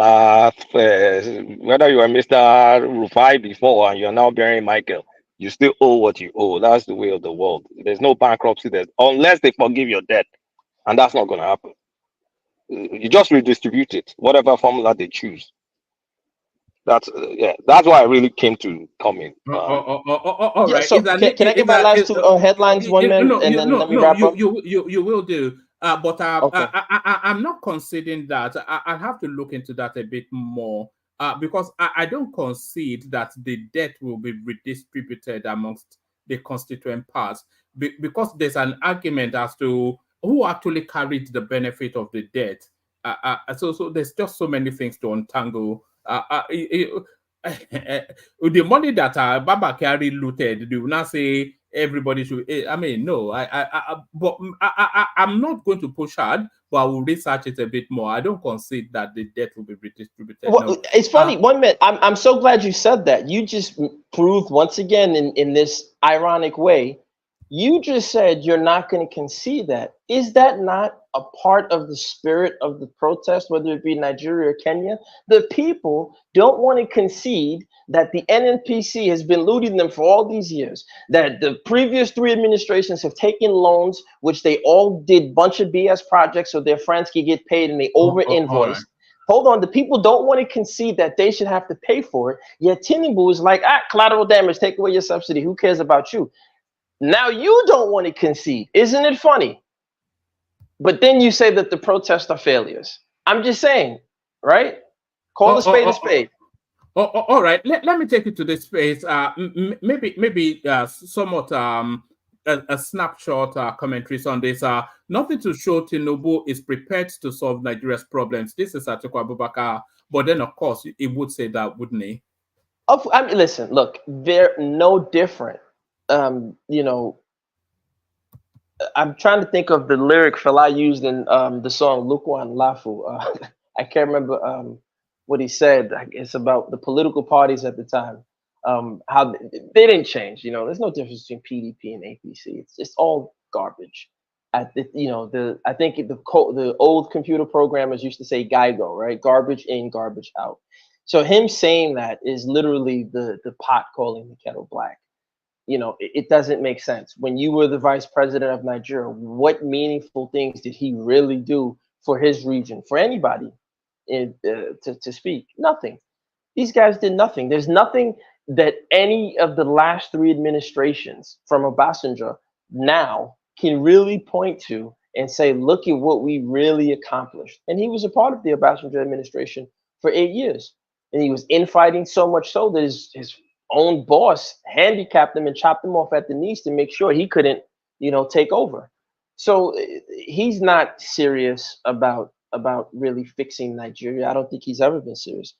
I think a lot of them are just crying sour grapes. So I don't want to, you know, jump on the bandwagon that Tinubu is not doing a good job because Atiku said so. I'm saying that because, you know, a pint of freaking beans right now is an arm and a leg. A bag of rice is an arm and a leg. You know, basket of tomatoes is an arm and a leg. This is crazy. You know, that's my critique of Tinubu's administration. I don't need Atiku to tell me anything. But I think the last one I wanted to touch on was the MELE KYARI part, if you don't mind. Yes, but you have to be really brief on that one. I thought. Yes, I will. I will. But remember, you allowed them to interject. I wanted to wrap up about 7 minutes ago. But yeah, go ahead. So he's saying remove MELE KYARI. Look, I do question, man, how, you know, what type of mafia? MELE KYARI's been around since how long now? He's been in this position, right? 2010, I remember the guy literally shut down 4 of the refineries at a time. So this guy's been in this position. We're in what, 2024? So when did he first get put in that position? I can't remember. I think it's been there for about 5 years. I'm not. Don't quote me on that though. 5 years? I don't know. I don't know. I saw something that said he was in there 2010 was a trend. I could be wrong, maybe. I don't know. But my point is that is a great question to ask. You know, like who is he connected to? What mafia, or as we say in Nigeria, what cabal is he connected to that he can't get removed from office? Right? Similar to Trump when he said fire Fauci. You would think the president of the United States, but he couldn't get rid of Fauci, right? You know, so it just shows you that there is a deep state. But my point is that the NNPC is notoriously just a failed administration, a failed entity. As I said before, a few shows back, it cost $35 million just to get, you know, oil extraction inland in Nigeria. That's ridiculous. Right. Whereas if you compare that to the United States or Canada, it's $1.8 to $2 million to build an oil rig. And the time of construction is, I think Nigeria's, I forgot how long, but I know it's more than 3 months. So you just see just pure incompetence. And for me, the question then I have to ask myself is, who do they really work for? Right? Because if they're consistently over invoicing, importing dirty fuel, asking for 1.5 billion, knowing damn well it was only 300,000. Then they project this and they tell you, they blow some smoke up your, you know, as they in America, they say the Indians don't blow smoke up my ass, right? They'll blow smoke up our butts in Nigeria and tell us nonsense. Yeah, it's gonna work in 3 days. I got you. And then it doesn't all right, work. bring it on, gas, so we can. Okay, so let me bring it up. So my point is that he's raising a great question. I don't think his cabal is gonna let him be pushed out. He obviously is tied into some powerful people, and I think if we really want to tackle issues, if Tinubu, in my opinion, really wanted to set stuff straight, he would have removed the subsidies that are going in and out of that NNPC building, and he would have found enough money to feed Nigerians in that building. But I think that cabal is much more powerful than him and his cabal. So I'll end with that. Oh, all right, brilliant. That's the excellent gas time up. So that's the excellent gas time up. I've gone from gas to Ajanle Koko. On my way to Ajanle Koko, let me acknowledge the super chats that has been coming in. Isaac kicked it off with a super sticker. So well done, Isaac. So that's Isaac right there. Kulata came in with a super chat. It says, NNPC refineries will never be profitable. The cost to operate it will be astronomical. They need to be sold. So a lot of people, I think they have to get them operational somewhat to get them to be sold. Isaac chimes in to agree that NNPC should be sold. Navisad comes in with a super chart. It says, are we Nigerians ready to take risks, bear down, and take advantage of the opportunities in Nigeria? Develop student housing portfolio rentals instead of government. Old cocoa plantations are underdeveloped in the Southwest. Much complaining, rancor, and navel gazing. So there he is right there. And a lot of those things, actually. I know people that actually buy land next to all these institutions and then build hostels there. So I think that space may already be active, that rental space. But that cocoa plantation, I think a lot of it somewhat has been abandoned. Yeah. So there it is right there. Citizens take responsibility. That's what. But I think we're still. Is that 3 super chats in then Kulata, Navisad, and Isaac. So we're anticipating 2 more. Ajanle Koko, you're up next. All right. Let's go to. You are there. Yeah, thank you, woman. Greetings to our listeners around the world. Click on the like button, share and subscribe if you haven't done so. So, where should I kick it off? Yes. Yeah, go on. Did you? Let me cover the student loan. All right. So you said that universities are confirming the disbursement of funds from the from that board, student loan board, to them, right? Yes. Yeah, that's a good news. It's a good news. It shows that the administration is implementing what they promise effectively. The next thing we want to see the student themselves as a beneficiary coming up and telling us that, yes, I am one of them. I'm one of those beneficiaries, so that that can go. That can market that policy, make it go very far in the social media, because I can tell you a lot of Nigerians doesn't even know that this kind of program is out there. Baba, I think they'll be advertising it in the institutions. I suspect. Well, Baba told us last week that one of his friends in Nigeria, whose daughter is, graduated secondary school to go to college, was not aware of it. And I think they need to do more. They need to do more campaign. They need to do more publicity on this student loan. But my reservation on this is that it's not a far-reaching program. It's not far-reaching because the party itself, Tinubu party itself,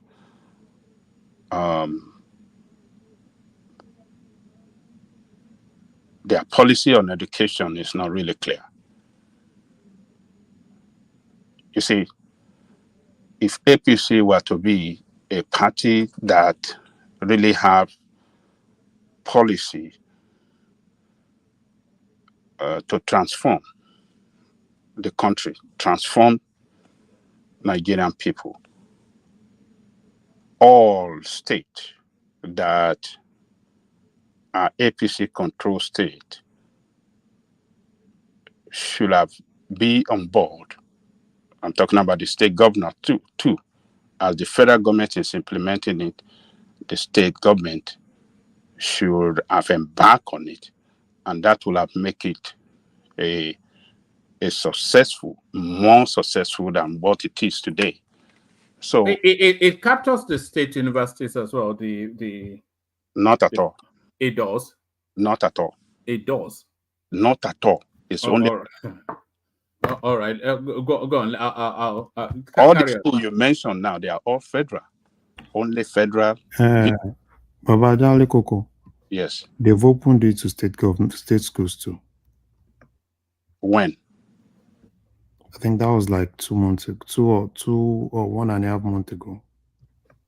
That's not true. That was last month. Yes, we covered it here even, so I'm not sure if you don't recall. To school, to state. When not only to state, they also offered it to, I think, even polytechnics, vocational studies. State schools are polytechnics. Yes. How did they open it to state when the law itself does not state that state school will benefit from this program? Only federal school that is mentioned in the law. No, that's not true. We have covered it here. That's not true. We argued it here and we brought it off. It's only federal school that is mentioned in the program. I think it was sent back, and when it was sent back, all of these things were inserted in there. No. After it's been signed into law. Woman. Yes. I dropped the link in the chat. Oh, all right. Okay, let's look at it. So it's not a far-reaching, as far as I'm concerned, it's not a far-reaching program. All the states, if APC is a...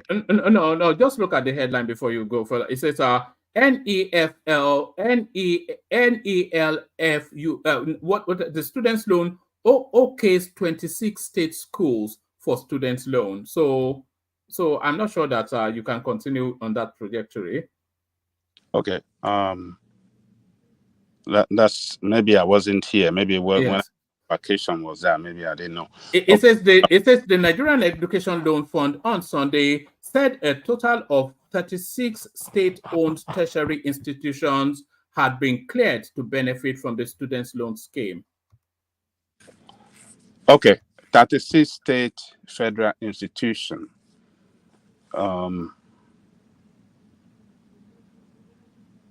Okay, you can give them credit. There's no, it's not, it doesn't take away from you. If they don't well, you can give them credit. You know. that is good. That is good. But if you are telling me 36 states, that's just 36 state institution. No, not 36. It says the paragraph. It says the Nigerian Education Loan Fund on Sunday said a total of 36 state-owned tertiary institutions had been cleared to benefit from the students' loan scheme. So I think pretty much, and it says, I think pretty much, I'm not sure how many states have institutions, but certainly 36 state-owned. State-owned tertiary institutions. So like like Osu, like Lasu, and all of these SUs. Okay. Yes. Oh, that is good. But those that are left behind, what happened to them? Those institutions that are behind. Which institutions are left behind? A lot of polytechnics are added as well. Well, when you are talking of 36 states, do you know that every state have their own university? They have their own polytechnic. They have their own college of education and stuff like that. So when you are taking, say, 36 states. Baba. Yeah. So it's not just, there are requirements that each of the universities have to meet for them to be eligible. So until you meet those requirements, that's when you are eligible. So that's probably what happened is some of the states, right, will still try to meet those requirements for them to be eligible. So you can actually have like more than this. It's more of eligibility than just giving it open to everybody to just come in. Okay. Oh, yeah. If they're saying eligibility, they are putting some restriction, which to me, I think. Look, Ajale Koko, it sounds as though you are scrambling for reasons to criticize Ajale, it's safeguard. Can you guys let me talk? Yeah, I don't know. But you're looking for windows to criticize now. You said it's not state. They established the state. Fine. You are saying it's not all states. They are saying that you cannot say it's some factors, isn't it? There has to be, you have to meet certain benchmarks for you to be eligible. I think that's a universal norm. Now, it sounds as though you're just scrambling for reasons to knock it back. And in addition, Ajale Koko, the way the law works is if you go and apply for a student loan, they won't give you the money yourself. They will give your school. So for governments to be able to give schools, they need to meet certain requirements. So each school needs to work to the point where they've met those requirements, and then those schools are now eligible. So you just don't open it up just like that. Otherwise, you'll get fraud. Well, what I'm saying, I'm not saying that it's not a good program. What I'm saying that it should be far-reaching. It should be far-reaching in the sense that it should be open to all institutions across the federation, state, federal, all. That is, what can make it more successful. Because now we have some schools that are left behind, meaning a lot of students are left behind. That's not far-reaching to me, as far as I'm concerned. What is worth doing at all is worth doing well. And I believe they can do better. So what is the restriction placed on this? What is the eligibility for school? What are the school got to meet to qualify for loan? We are talking of educating our students. Babajale Koko, the requirement is, as a university, for you to be eligible, you need to submit your student data. There's a verification portal. Woman, probably if you go down a little bit, you can read it. Well, are you going to tell me that every school doesn't have data? Yeah, look at it now. Go up a little bit. I think it's somewhere. I saw it somewhere. Yeah, this is it. The management.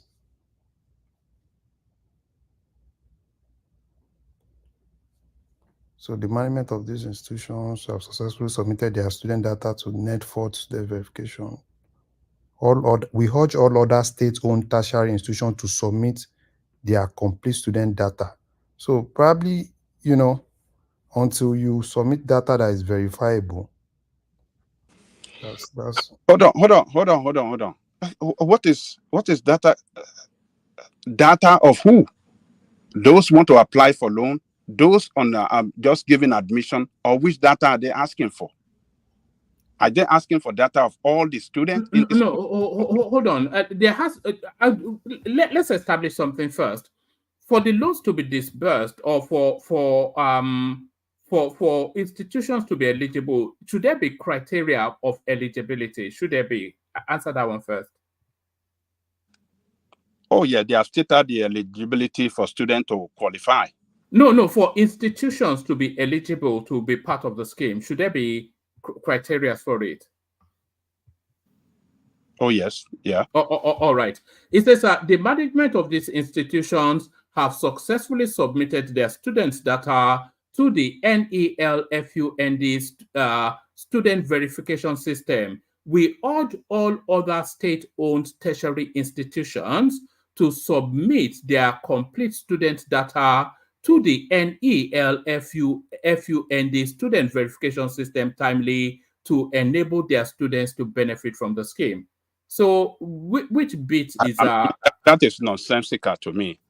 Complete student data. What do you want complete student data for? For loan? Okay, so if hold I apply for a school, you want to make sure that I am a student of that school. Yeah, hold on.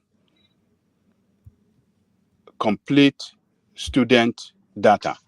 I don't think there is no school that cannot submit the data of all their students. Yeah, so they should submit it then. So if they yes.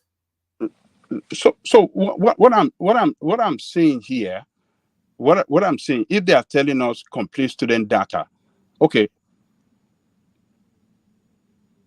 do they want to pay for all the students? No, it's for verification. For verification. No, what verification? Verification how to give loan to students is students that are eligible for loan. I don't know. Am I missing something? What's going on? Hold on. Let us clear this thing where if you want to give free education for all the students, all right, that is when you want to know, you want to get all the student data. But not if you want to get loan, it is not all the students that want to apply for loan. Yeah, but you need to be able to. But we need to be able to verify a student is a student. Hold on. It is not all the students that want to apply for loan. It doesn't matter, Janli Koko. Okay. I don't even understand. It's like you saying it's only people that need social security benefits, you have social security number. That's kind of the argument you're making. That is not my argument.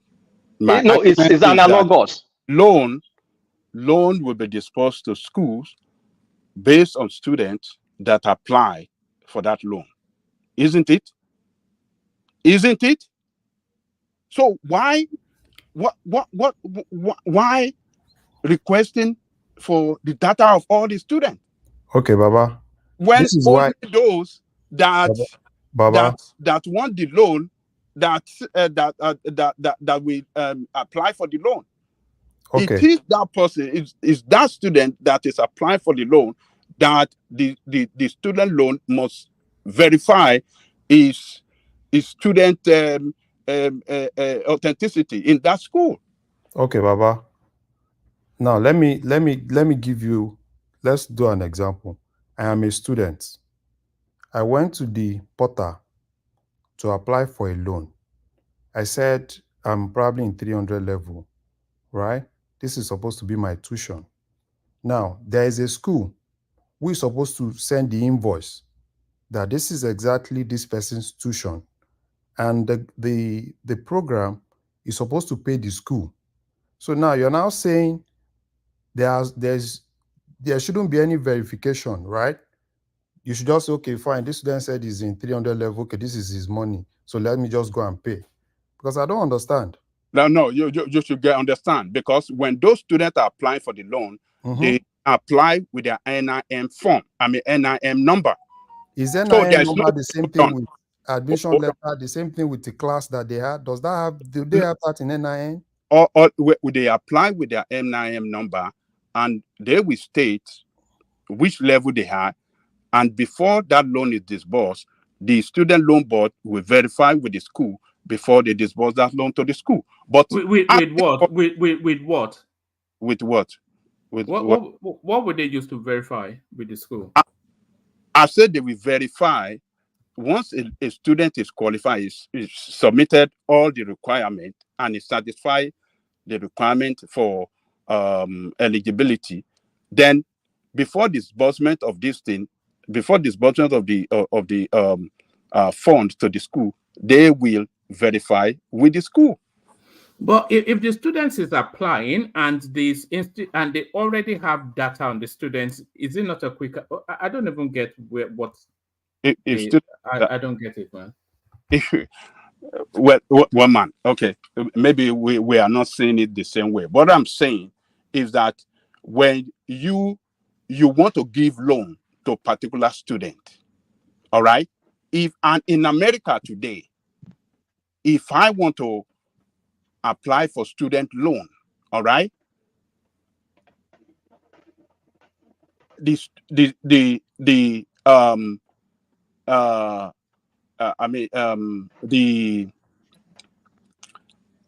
bank or whichever institution that want to, give me that loan as a student will verify with my school. They're not going to ask for all the data of the student in that school. It's my own data that matter to them. And if they verify my that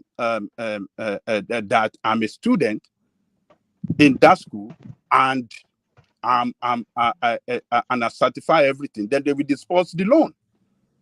Can I just interject for 20 seconds? That sounds like some convoluted. Let me just interject for 20 seconds. I can think about like 3 quick ways where this is good. First of all, you can remove duplicates. Easy. Second of all, this is not like US where there's a lot of proper record keeping that we know all that the federal government knows enough, all the number of students. So for planning purposes, in sort of like managing the liquidity or whatever, they can know that, okay, X amount of students are here. Let's just assume 15 or 20% of them from this area will apply for a loan. That means our pot of money needs to be this amount. So we need to be able to manage whether it's going, whether we're running low or what we need to plan for the future. Third part, to also prevent fraud. There could be multiple collision, there will be multiple application, and there could be collusion. So unless you tell me that requesting the number of students kind of like stifles the student being able to get their loan, you really don't have any point.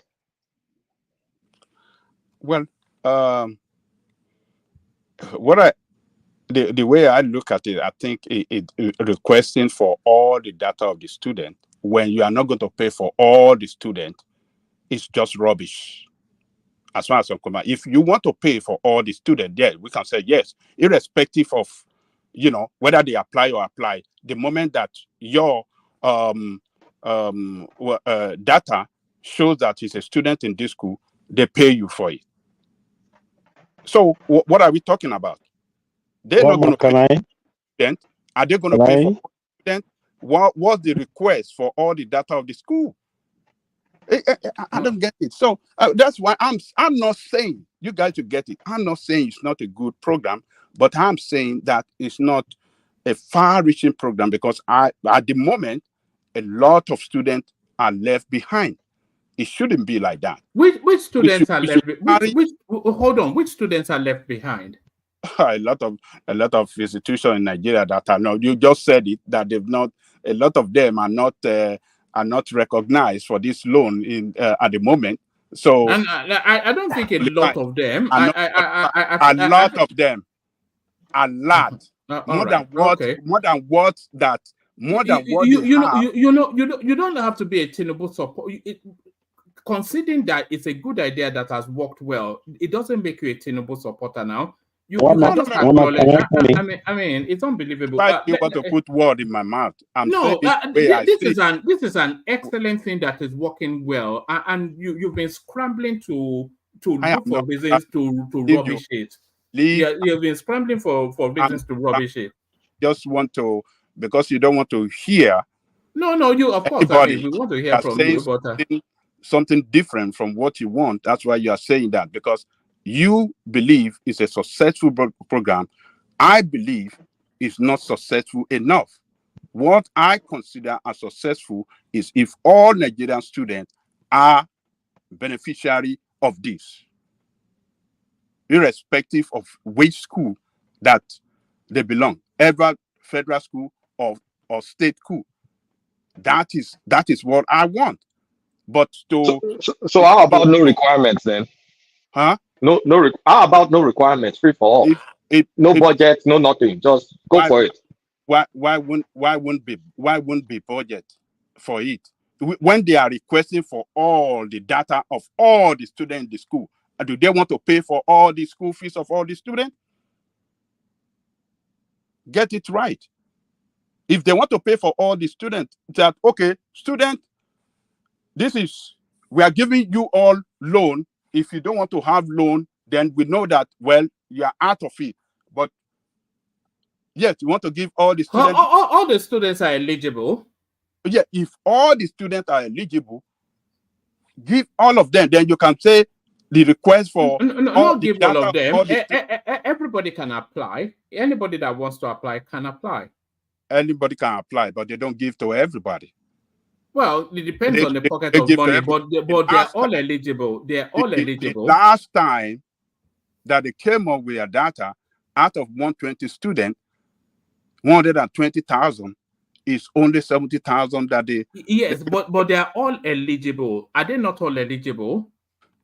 What do you mean? Are they all eligible? They are not all eligible. Oh, okay. Who is not eligible? Who is not eligible? Those on what?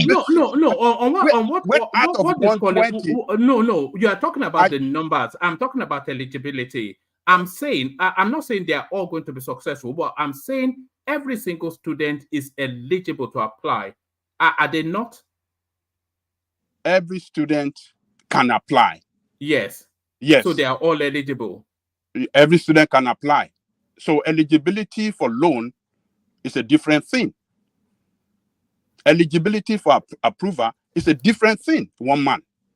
But all students can apply. So, but the way you want to coin it, that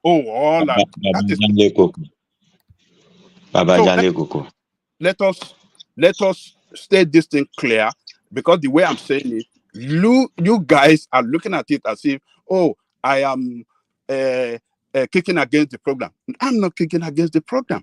I am saying that I want this program to reach far enough so that it can be successful, so that you can see our youth jumping up and making I'm thanking God that yes. You're contradicting yourself. If you want it to be successful, do you agree that it requires proper planning and proper data? So if the only thing the government is saying is institutions send a list of your schools. Why crucify? Institutions send a list of your students, not schools. So why crucify a government requiring for all schools that want to participate, that are government schools, whether state or federal, to just give us a list of your students? Why is that such a big deal to you? You want me to state it again? I've said it. No, it's mind-boggling, because all they're asking for, send your students list. Is this such a big deal? Colata, can I say something, please? Okay, go ahead. Yeah, woman, I don't know if you played what I sent to you yesterday. This program has not even started yet. We are already having Nigerian students trying to circumvent the system, trying to commit fraud. I sent you a video yesterday. Yeah. You see, Baba Janlegoko, data is important in everything. That's number one. Number two, it's just the pilot scheme of this program is going to extend and cover everybody in the long run. So if they are going to start, let them start on a solid base and on a solid ground, so that then they can extend to even private schools. You understand? But for me, it's an open portal. They are not saying you should not apply. If you apply and if you are qualified, based on you being on the list of students in that school, meaning that nobody can just circumvent the system. Do you understand? And to the issue of 70,000 applying out of 100-something thousand, even when they did the analysis, it was even the northerners that applied the most. We southerners, we are so, I don't know, this kind of mentality. We don't make ourselves available for opportunities, and we come back and start being the one making noise. They are even begging people to apply more. They are begging. take good use of this opportunity. So for me, I think there's no point arguing why they collected the data of all the students. It's just to make sure that nobody is trying to circumvent the system. Like the video I sent to Woman yesterday, you know, the lady applied, was expecting that the money will be paid into her account. Actually, Now, hold on. Let me play the video. I actually had it, but we had to abruptly end yesterday's session. Now, about this student loan scheme introduced by the President Tinubu's administration, a student who goes by the name Usawa Rushani, I think her name is Chantel, you know, of the University of Benin, went under a post on NELE Fund X handle and lay a complaint. Now, she said, let me read her post, her comment. I am a student of Uniben that you said you have disbursed. I have been approved weeks ago and got nothing, and I haven't heard of anyone who got theirs. She went ahead to post the tracking to see if that shows that, yes, no money like that has been paid into her account.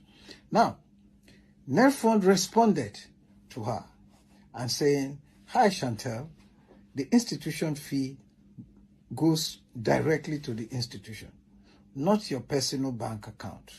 There is no way institution fee will be paid to the student. However, if you also applied for upkeep, you will receive it in your personal account. So some of the guys, some people that were responding to her, and somebody responded and told her, hey, that money doesn't come to your account. You are supposed, that money is paid to your account directly. The student loan doesn't come to your account. It's the upkeep, the 20,000 naira for upkeep that comes to your account. So she now responded, yeah, that I have paid for tuition fee on my end already.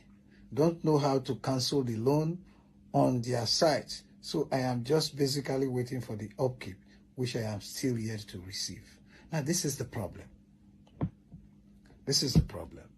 See why I tell you, I talk about this generation of Nigerian youths. They will sell Nigeria.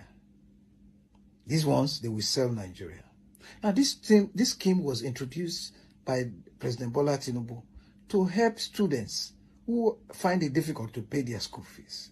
Now, if your parents can afford school fees, why go and apply for the same school fees again? She was hoping the money would be paid to her account so she can spend it. But sorry, NELE Fund don't pay. The tuition fee goes directly to the... So check these people, check them. What do you expect from such a person? What do you think she will do tomorrow? What do you think? And she's not the only one that is in that. There will be many of them that have done that. Little thing like this, you see, we all do everything we want to circumvent the system, yet we want the best from that same system. Students that cannot afford it. I imagine, you know, the audacity right there to be writing that, yes, you have paid school fees already. You can imagine her audacity. And you people think that Nigeria will go somewhere with this kind of people? Except all right. I'm not quite sure that guy is entirely right in his analysis, because in the University of Ibadan, they are actually saying they have set in motion the process to reimburse people who have already paid. So, well, so let me round up on this so I can go to another topic. So my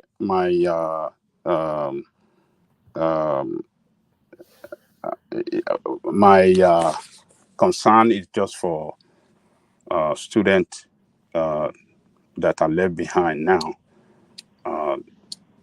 and I hope the government can improve on the on the program and allow more schools. According to they said they want data from all schools. I don't know the reason for that data for all the students, but they can allow more schools to come in so that more students can enjoy. That's just my that's just what I want to see. I want to see more of Nigerian students, irrespective of school where they are, whether federal or state or local government school. I want them, all Nigerian students, to enjoy the same government program.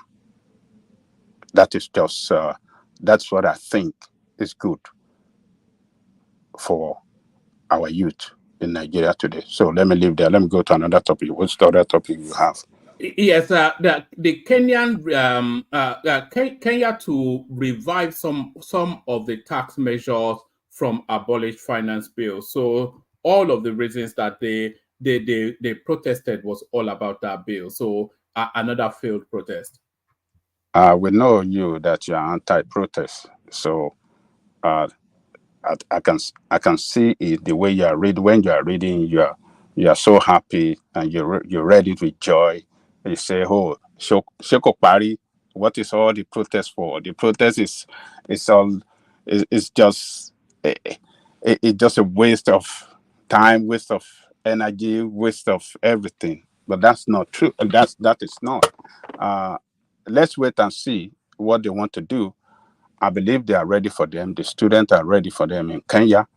If they reintroduce it, which part do they want to introduce? Do they want to introduce the totality of what they did that they came out to kick against? Let's wait and see. That is when we will know whether the government is a reasonable government or it just want to be just unreasonable as the government we have in Nigeria that is not working for Nigerian people. So let's wait until then. So which other topic we have?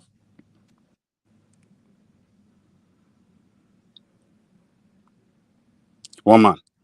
But Babajale Koko. Yeah. Let me Sorry, sorry, woman. Just to push him along. Okay, go on and say that, and then we move him along. Yeah, I just want to put a position to you, Babajale Koko. Are you not guilty of the same thing you are attacking a woman for? You've just stylishly, giving Nigerian government another jab again. You understand why we were discussing Kenya, and that's the same thing you are accusing woman of doing. It's not the same thing. One man is anti-protest. So one man, when he was reading that article, you can see that joy on his face that the labor for laws, the government is going to introduce it. So that's why I'm trying to tell one man that we know you are you're anti-protest, and but those students over there, they know what they want. They're fighting their government to do the right thing for the people of the country, and let us wait until when they introduce it. Then we will see what the response that we get from the student. So let's wait until then. So that is just I'm saying that Tinubu is not, Tinubu administration is not reasonable. It's not. Some of you that believe in Tinubu will not agree with me. That one is normal. But we know the policy that he has rolled out, how much pain he has put on Nigerian people, and hardship and hopelessness that he has brought on the people of the country. So that's the way I see it. You guys that believe in him will not see it that way. So we are not going to see it the same way. So woman, let me go to another topic. Okay, let's go to MELE KYARI. Remove MELE KYARI. His tenure is marked with fuel subsidy scams, importation of substandard products. So that's the number one question. That's probably the biggest mystery yet of the Tinubu administration. Why he's still holding that guy in situation? Not one single success story has come out of his tenure as NNPCL. You see, some few days ago, I think maybe on Saturday, I said it when I was talking on the subsidy on what Tinubu.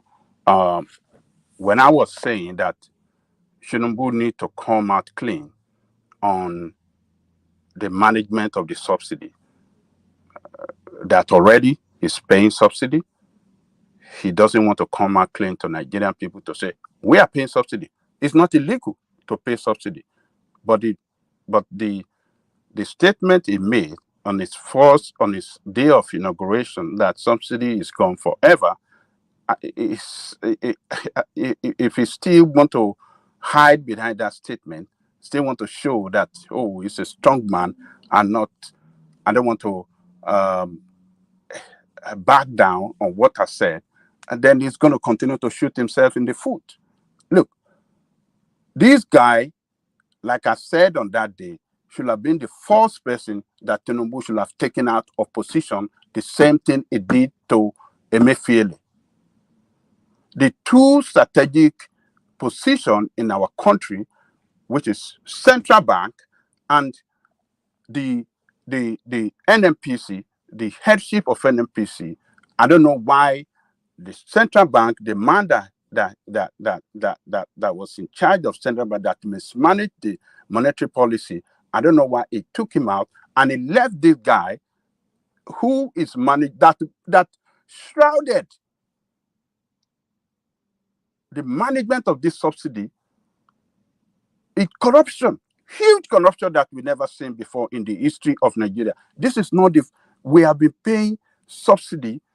We have paid subsidy for years in that country. But during the Buhari administration, it was the corruption that they injected into was the worst that we ever seen in the history of Nigeria. And yet, Tinubu still keep that guy.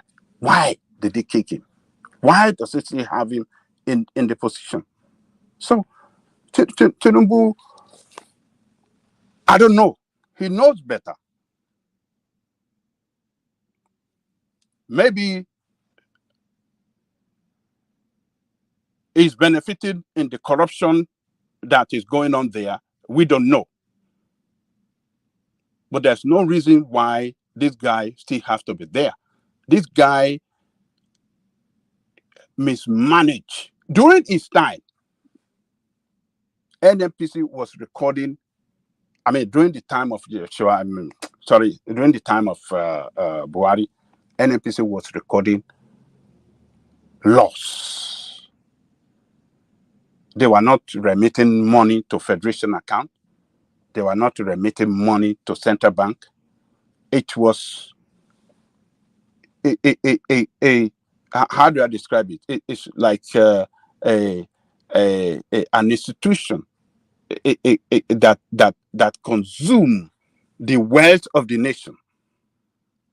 It consumes everything and don't give out anything. So I don't know why it kept him. It should have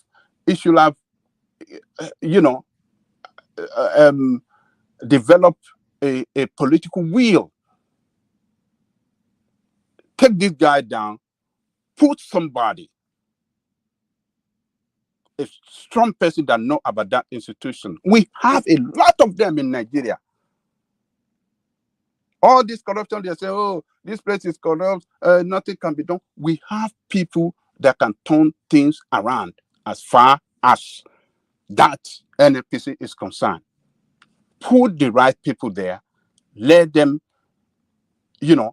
do some reorganization of that place, split what they have to split, and get things, in the right, get this done, put things in the right perspective. Is this guy not doing it in central bank? Is Cardoso not doing it? Did he not fire some people? Ajalikoko, one man. The statement Ajaliko just made now, I sent you a link. I don't know how we missed that news. Maybe you should look at the headline or read it tomorrow. But Ajalikoko. Yeah, I saw it in this. Yeah. Let me actually bring it forward. Maybe that comes into this conversation. How Tinubu hurriedly terminated CBN special investigation. I was actually reading it as Ajanle Koko was speaking, and I couldn't get the sense that it was hurriedly shut down. Why are you laughing? You say he terminated. No, I'm laughing because you say he terminated the investigation of Central Bank. No. Do you remember this special financial investigator that he appointed, Jim Obazie? So what this article is suggesting is that it's been horribly terminated. But I was skimming through it as you were speaking, and rather than it being horribly terminated, I think it may have reached its natural conclusion. What's your sense of it, Kulata? Kulata and Bolowa. But yes, but carry on. We'll probably break into that. Why I was laughing when the hell said horribly terminated, I was saying, today. No, sensationalism, now sensationalism. Okay. So Tinubu should have fired this guy. This guy, I don't know. Even the investment that he claimed he did with Dangote Refinery. Now we're getting to know that it's not as much as they claim. You remember they said the investment is 20%. Dangote said it's about 7 point something. How much? It is 7 point something. I can't remember the amount, but it's less than what they claim that they invested there. So everything that this guy, everything has been doing there is just shrouded in corruption, in corruption. I mean, corruption that we've never seen in the history of the country. So when he imported this diluted, fit for no purpose, what do you call it? The petrol. What happened after that? Nothing. So everything just went away and nothing happened. So Tinubu, if you didn't take this guy out, look at the trouble that they took Dangote Group through. It's unbelievable. The country's wealth, a strategic agency that manages the number one wealth of the nation, should not be run in this way that they are running it. So I don't know why Tinubu kept him. He knows better. We don't know, but I think it should have been taken out. Look at what Obasanjo was saying about the NNPC. And actually, Obasanjo saw it that this thing cannot work, and he sold it to Dangote only for this guy that came after him, Yaradua, to revoke those licenses, and took it back for the state. And since then, they have been paying turnaround maintenance for all this refinery that never worked. From 2012 to, what do you call it, to 2023. I think they have paid about 17 trillion for maintenance, for turnaround maintenance. How much did Dangote spend to build this refinery that is one of the biggest in the world? Only 12 trillion. It's just unbelievable. So I hope Tinubu can do something quick and get him out. I don't know who is holding. I don't know the forces that are preventing him sacking this guy? I think the reasons why he may not be able to sack him may be the reasons why they've truncated the Obazie investigation. Because the remit for Jim Obazie was to start at the CBN and investigate the rot in that space, and then go through all the key parastatals to investigate the rot there as well. NNPC needs to be audited, to be investigated by teams of forensic investigators, like has been composed by Jim Obaze, but they've shut that down. You know, there are powers more powerful than even the president in Nigeria. That is.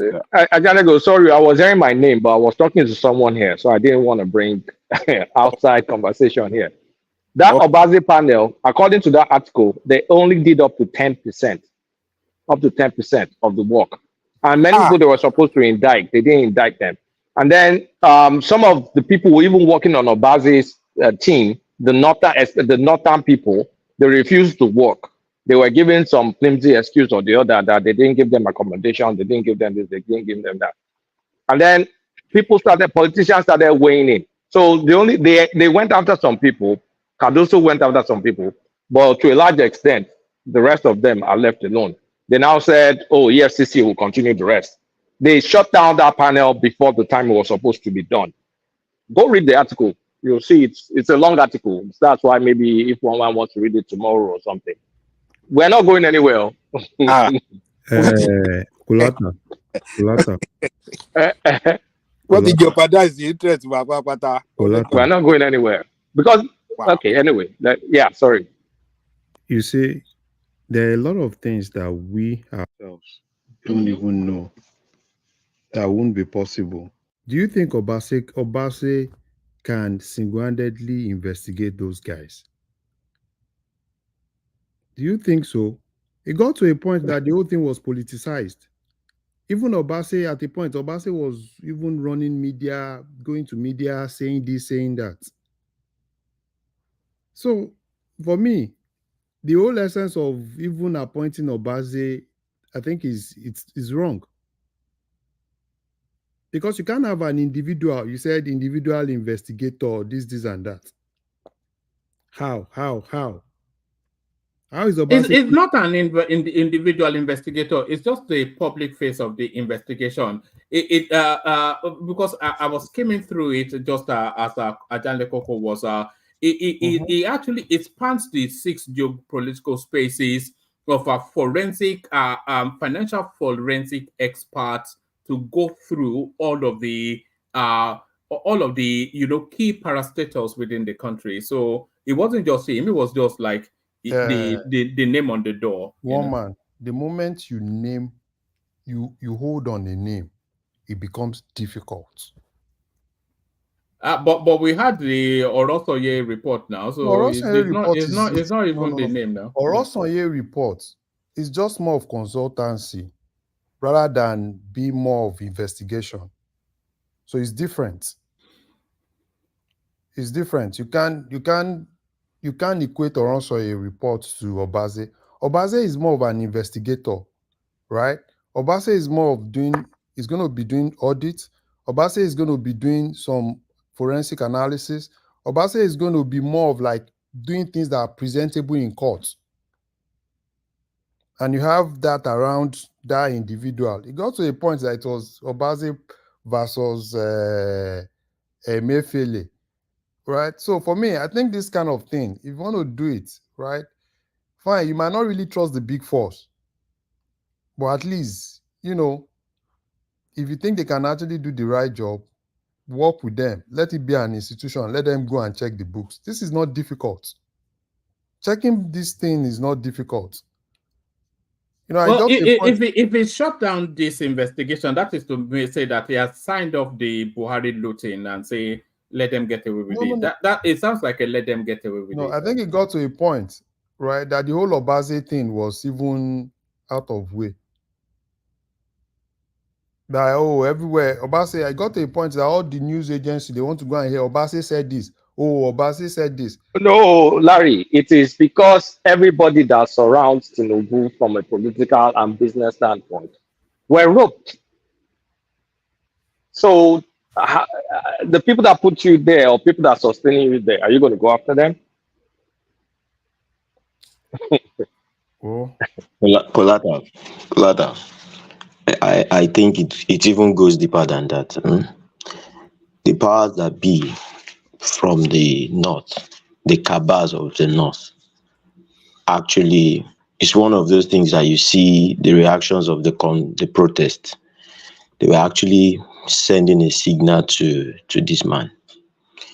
You understand?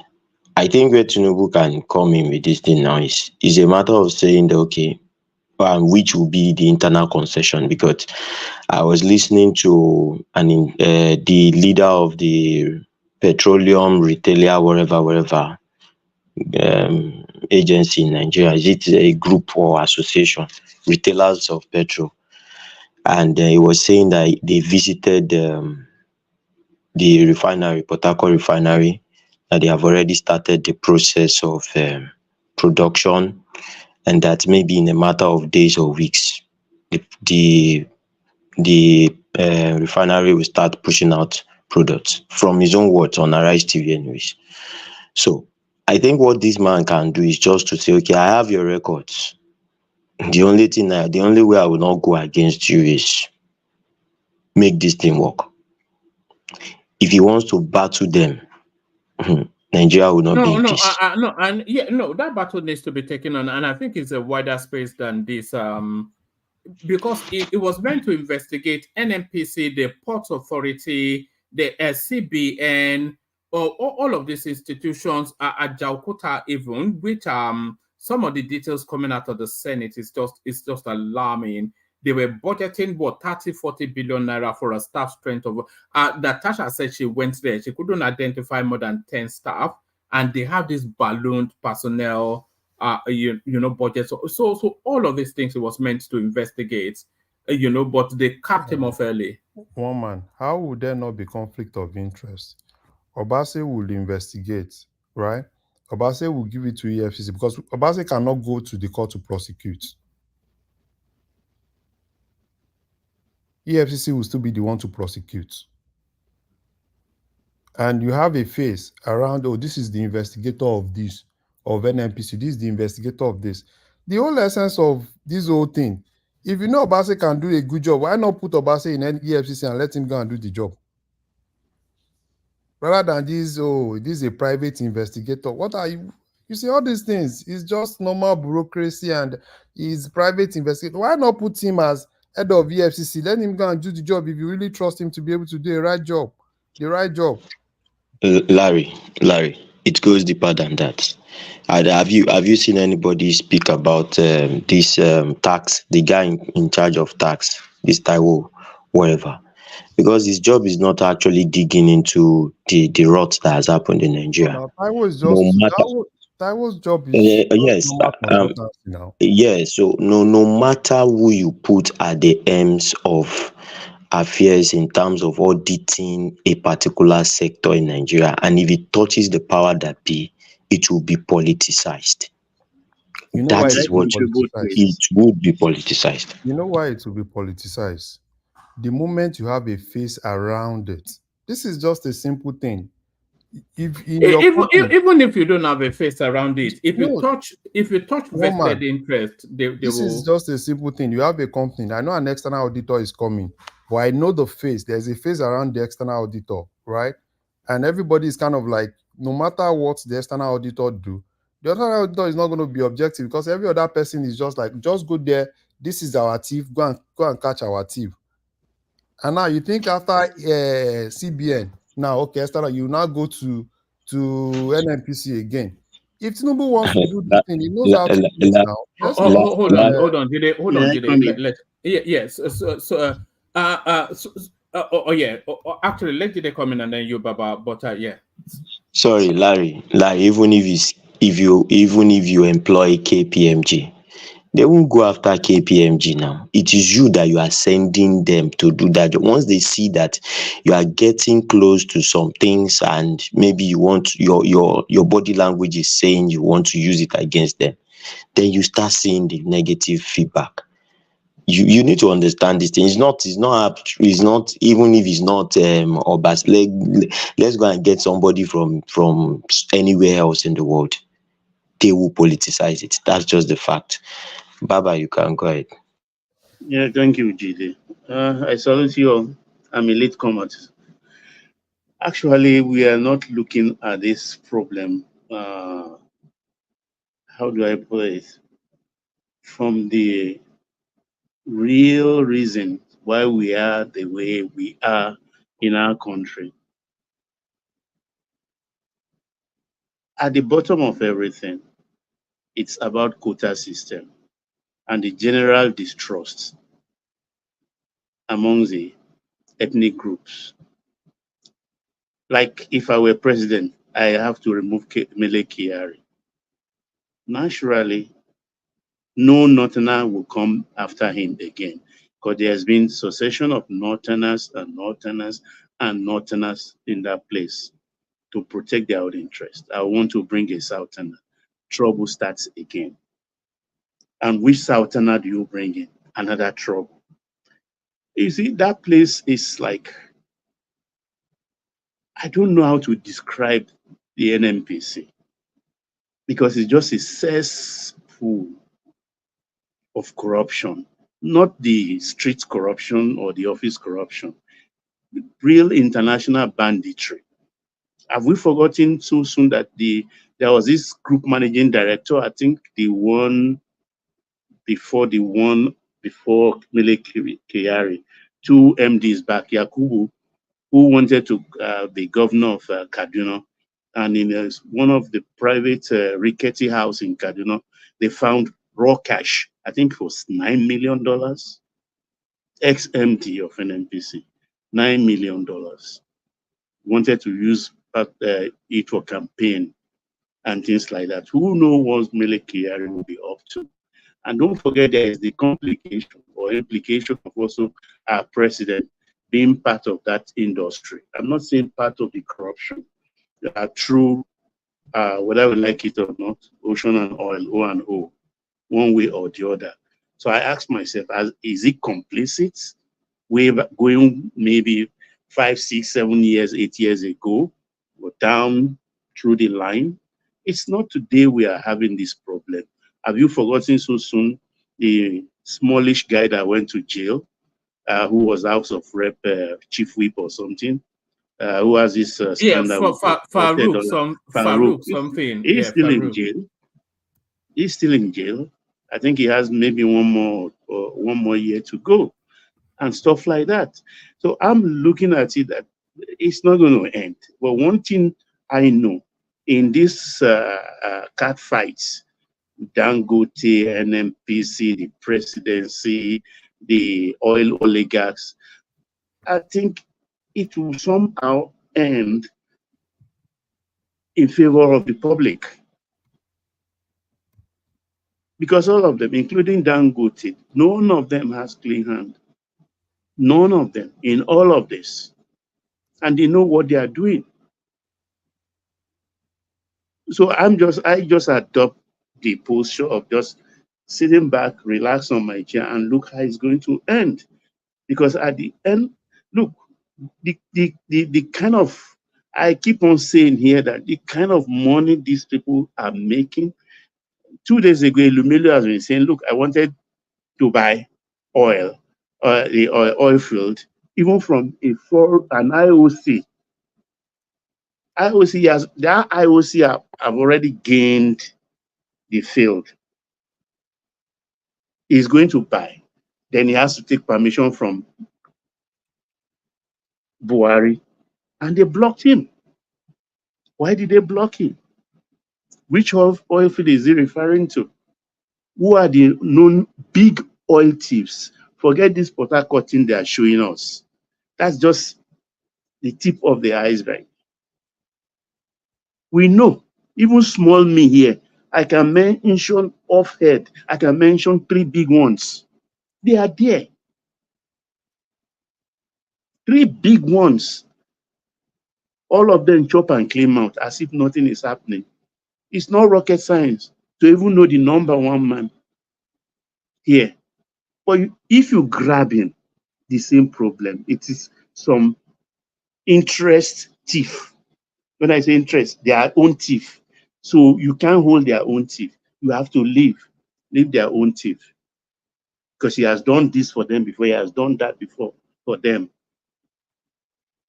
Like when I complain and say in some circles, they say it's because you don't have opportunity. If you are there, even 1 inch they give you, you will do past that. I don't know. I'm not an angel, but let them fight. This fight, let them fight. It's been long in coming. So I like what I'm seeing, and I know something that will benefit the citizenry will come out of it. That's my contribution. Yeah, Baba, can I say something? If you ask Yeah, me, go ahead. if you ask me, Tinubu knows what he's doing. Because last year, you changed the whole board. You brought in your guys. The only person from the board that was not changed is the CEO, which is KYARI. So what happened to the Akinlure and the rest? Did he not bring his former boss from Mobile? Yes, now that's the chairman now. Lure, chairman of the NNPC board. So what happened to all those ones? Now we are saying, oh, KYARI. What about the board? Is the board doing what they are supposed to do? If the board is functional, at least from last year, I think they brought them in last year, November, till this period. At least we should have seen something. So all of them know what they are The doing board is within that just sector. an advisory capacity. They do not make decisions. No, they part of what the board does, right? There are levels of investment that has to go through the board, that the board had to approve. It's not like advisory. Even if you probably go through all this public service, so even in the university too, right? The VC does not have the power to just say, oh, this is what I'm going to do. We are still going to get in touch with, is it the governing council or what's that for the university? That's how it is in this NNPC too. It's not like KYARI can just wake up and say, oh, I'm just unilaterally making some of this decision, this investment and everything. It still needs to go to the board. And from the board, probably the president too needs to have one or two say. Larry, when did this started? Was it when it becomes a public limited company or way before then? No, I know I think the new board came in November 2023. Mm-hmm. So you're saying that this new procedure, when the board has to ratify the decision making before the CEO or the chairman or the chairman of the company now carried out, is that what you're saying, that it just started or it's been in existence since the NSPC days? No. You know, they've just been PLC now. It's just a Yeah. normal corporate governance thing now. Well, for all I know, the governing board or the doesn't really make decisions. They advise. That's why the NNPC and the Minister of State or Substantial Minister of Petroleum actually take the order from the presidency. So this It's issue a of rubber stamp board. It's a rubber stamp board. Forget it. when Yeah, did because they are not doing what they are supposed to do now. Because if you go and look at, probably just try and look at the responsibility of the NNPC board, what they are supposed to do. They are not there to just to go and advise KYARI now. There are some things that has to go through that board, and the board has to sit. But the only thing is just that the CEO is also part of the board, right? The board has its own chairman. The board has the CEO, part of the board, and there are non-executive directors too that are part of the board. So it's not like KYARI can just wake up and say, oh, this is a 20 billion investment that I'm actually doing. So it still needs to go through that board. The only thing you can tell me is probably all of them are working together.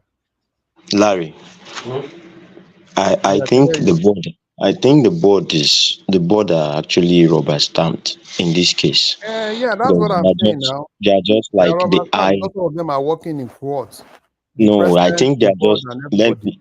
let me explain. I think they are just an eye for the presidency to see what is going on there. You understand? Meanwhile, let's not forget some things. You see, So sorry, sometimes Jide, before you move on, it's not an eye for the presidency. Each board member represents an interest, a voting interest. But continue. yes, now yes, I understand. I So understand so what you're so they are saying. not rubber stamp. They are not Is that rubber what? Wh- stamp if they do what they are supposed to do now.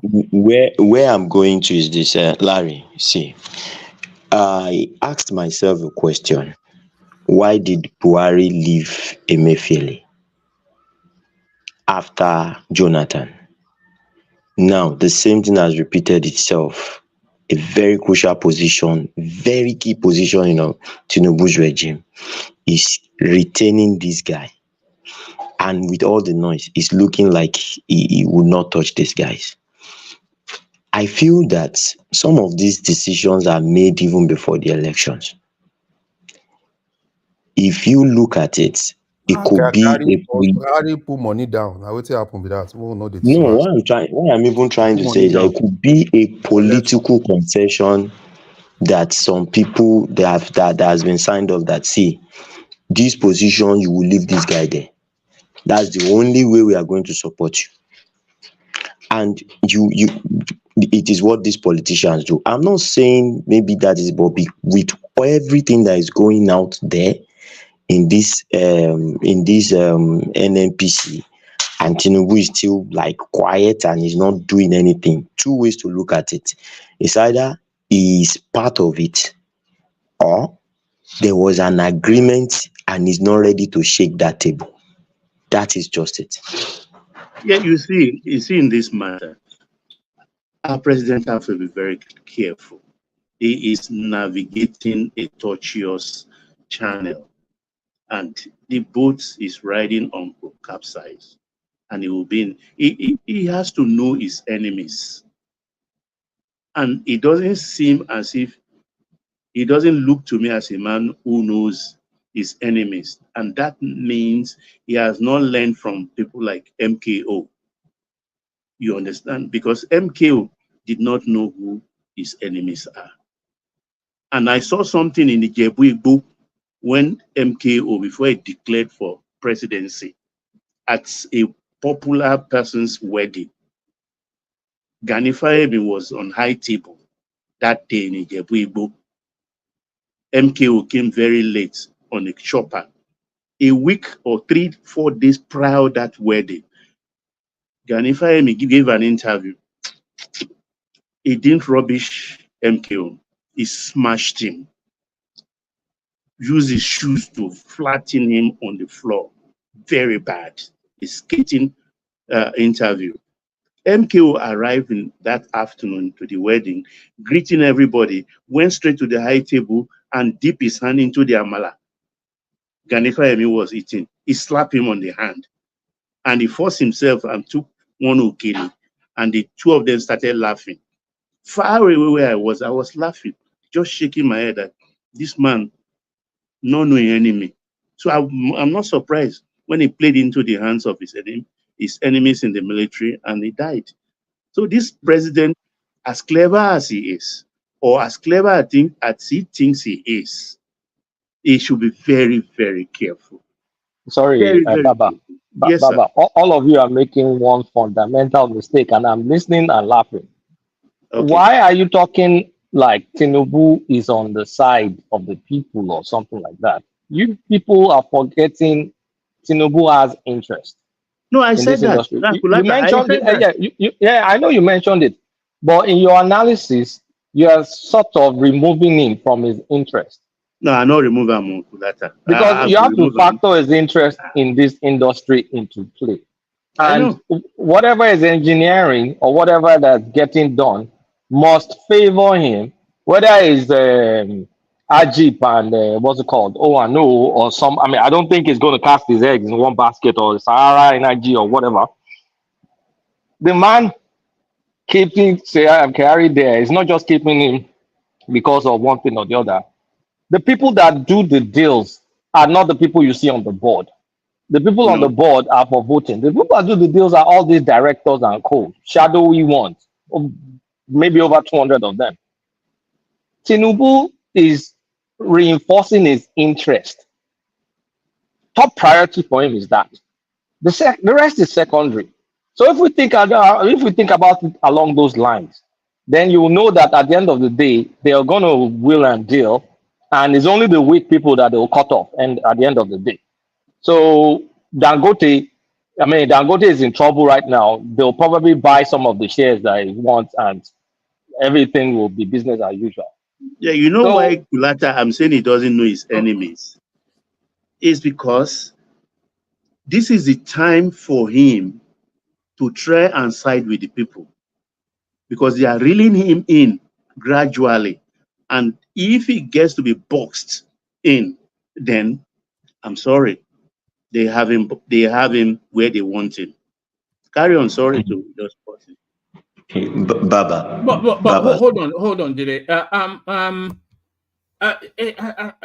Are you suggesting that Tinubu is batting more for self-interest than for because all this Oando oil and etc. they've been ongoing entities long before Tinubu became president. So whether him being president leverages advantages for them or not, we can't. I'm not sure that I buy what Kulata just said. let me put it this way, Moment. There's upstream and there's downstream. From the upstream side, OPL 245. Which side did it go to? Oh, I know, right? Ajib, Yeah, they settled he it. swallowed it himself. Yeah, the government swallowed it himself. Now, the downstream is the fight right now. This is the whole Dangote thing is the downstream. Do you think it will not engineer his way to have a good chunk of the downstream? Given what you saw he did clearly in the upstream for the most controversial oil field we have in that country and the most profitable oil field. He did that, and then you expect he's just going to let downstream slide? I don't think so. Based on what I've seen, I don't think so. I have no basis, but I'm just looking for his immediate action. The way he moved so fast with that OPL 245. Remember, I was sending you some articles in very mid last year. That look at what's going on. The government is trying to settle this matter, and they settled it. Now that's taken care of. That will take some time to mature because Abacha kids are still fomenting trouble. They may still take them to litigation. I don't know. The downstream is going to be immediate money, and Dangote has already baked the cake. It's now how do they get part of the spoils, and they put the man in the man has some vulnerabilities. At the same time, Dangote too is also trying to get greedy. Dangote is in serious trouble. Serious trouble. I saw a Reuters article saying he's having liquidity problems. No, that's obvious. I said it here the first day. You guys say I should say hold on for Larry. Yeah. That's obvious. He's in serious trouble. I think the only thing he needs to do, probably if he can actually, sell shares. They said he's going to sell 12 points, I think 12 point something. But for me, if you ask me, he's still even going to sell more than that because he's in serious liquidity. Is he in danger of losing that refinery? No. It's not all about losing, but he needs to open up. Because I see a scenario where he could end up being a minority shareholder in that system. No, not to that extent. You will have to kill him first. Not to that extent, but I think it will open up more.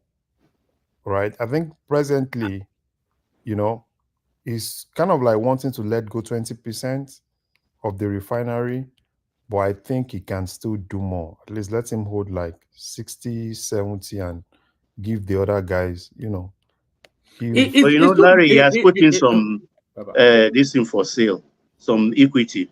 You know that? Yeah, last week.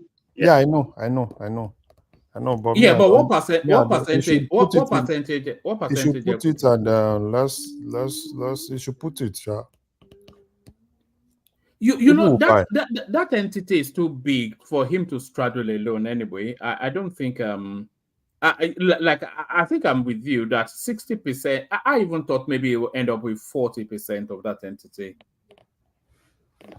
Yeah, it needs to. And for it to work, it needs probably even to do that. You know, for it to work. No, one man is going to float it in Europe and in Nigeria. It's going to be double floated in on the buses. It's going to float it within the next 18 months. It will be in the buses in Europe. It won't take the risk alone. It will make some 10 billion from there and go back to Kano to sit and relax.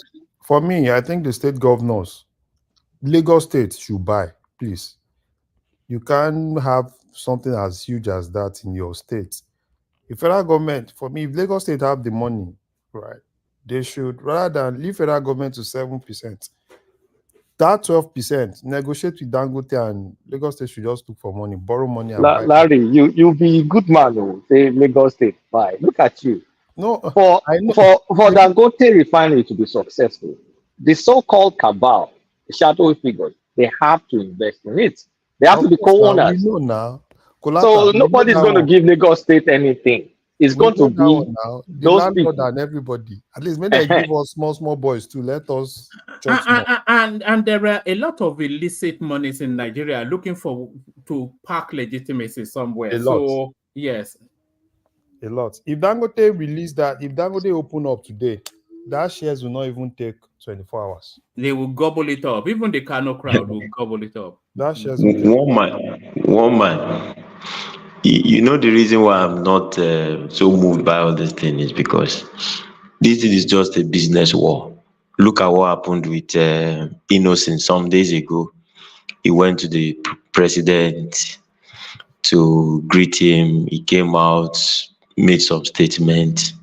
Today now, they have brought out buses in Abuja. All innocent buses, CNG buses today, and they have commissioned it to start working. All this thing, it is just all of them trying to fight for the piece of the cake. That one has been in the pipeline for almost 1 year now.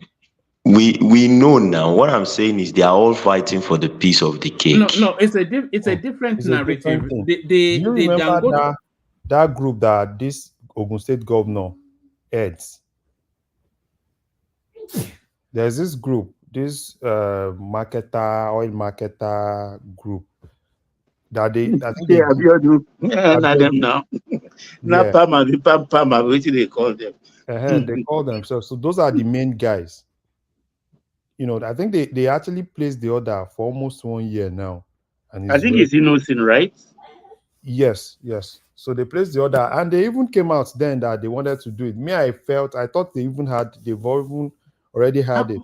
But if we can go back to this Dangote, because I think the Dangote, I don't even think this Innocent thing is anything to do with that Dangote space.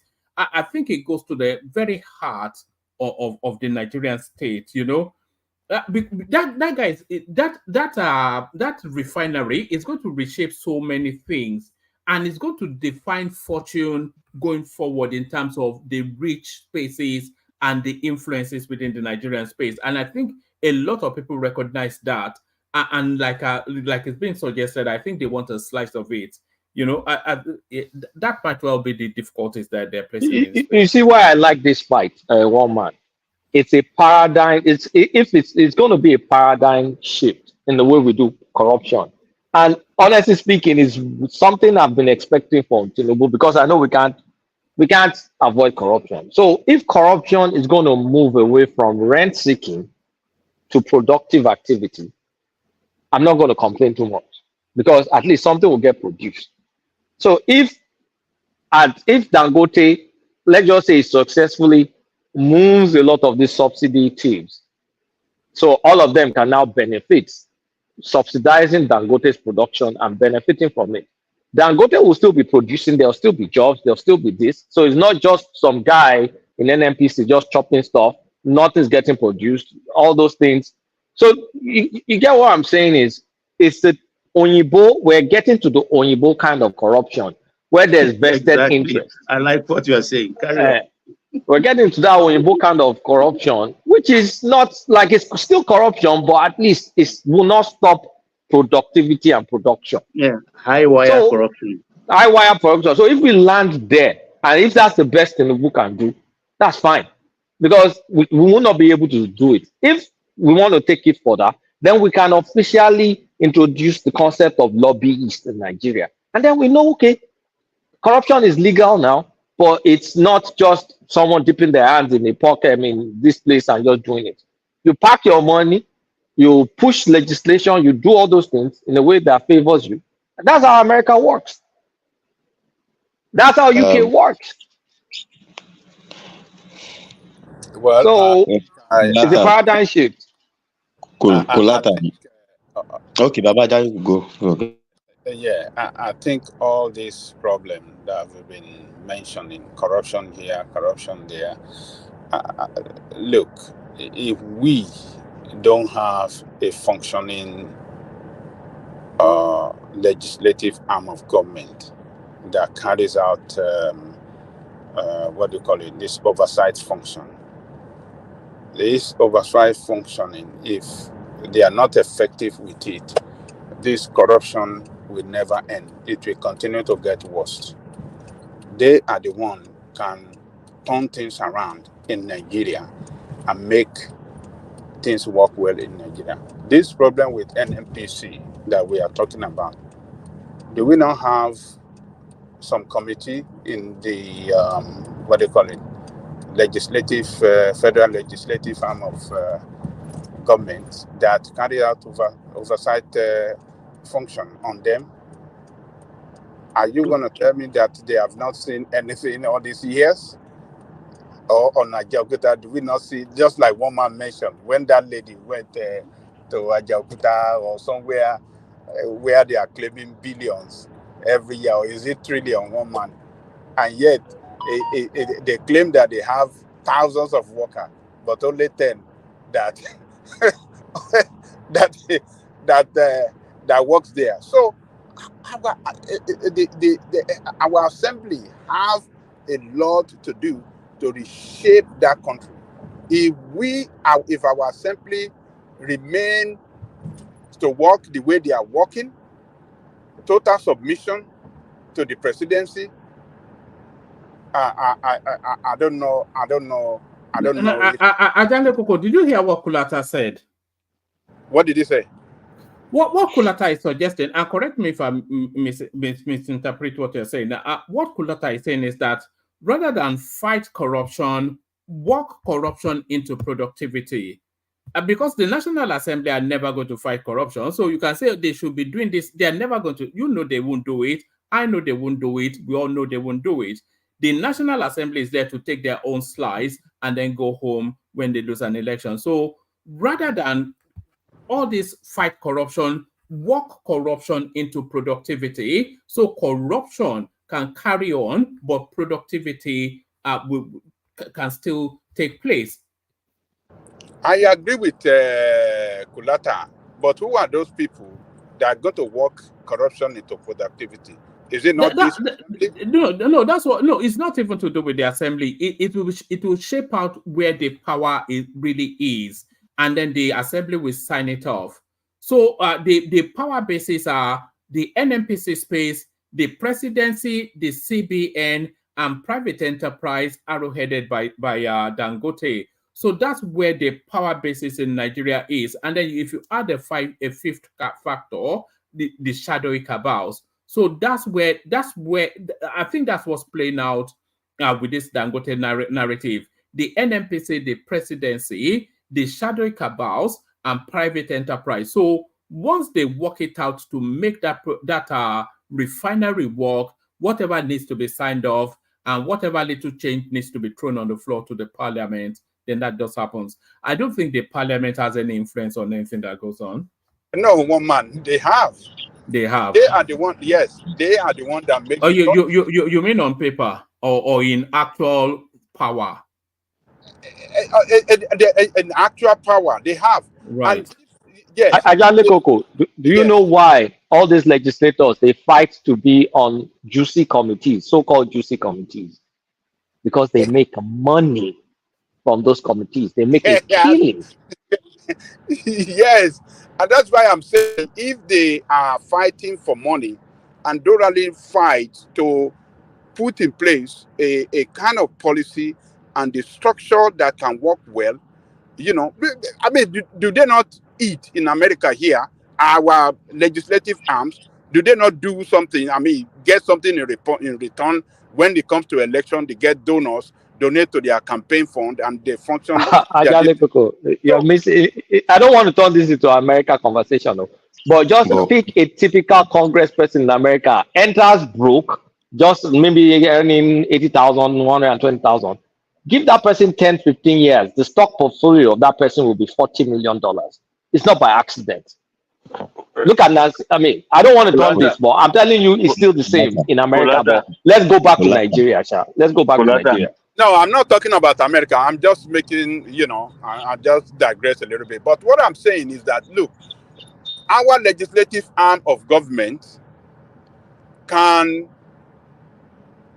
if they carry out their oversight functioning, if they carry out their oversight, if they carry it out effectively, they can put in place a lesser corrupt system that can propel that productivity that Kulata is talking about. Look at NNPC already. Look at the NNPC. Sorry, Ajale Koko, what are the chances of what you are saying happening?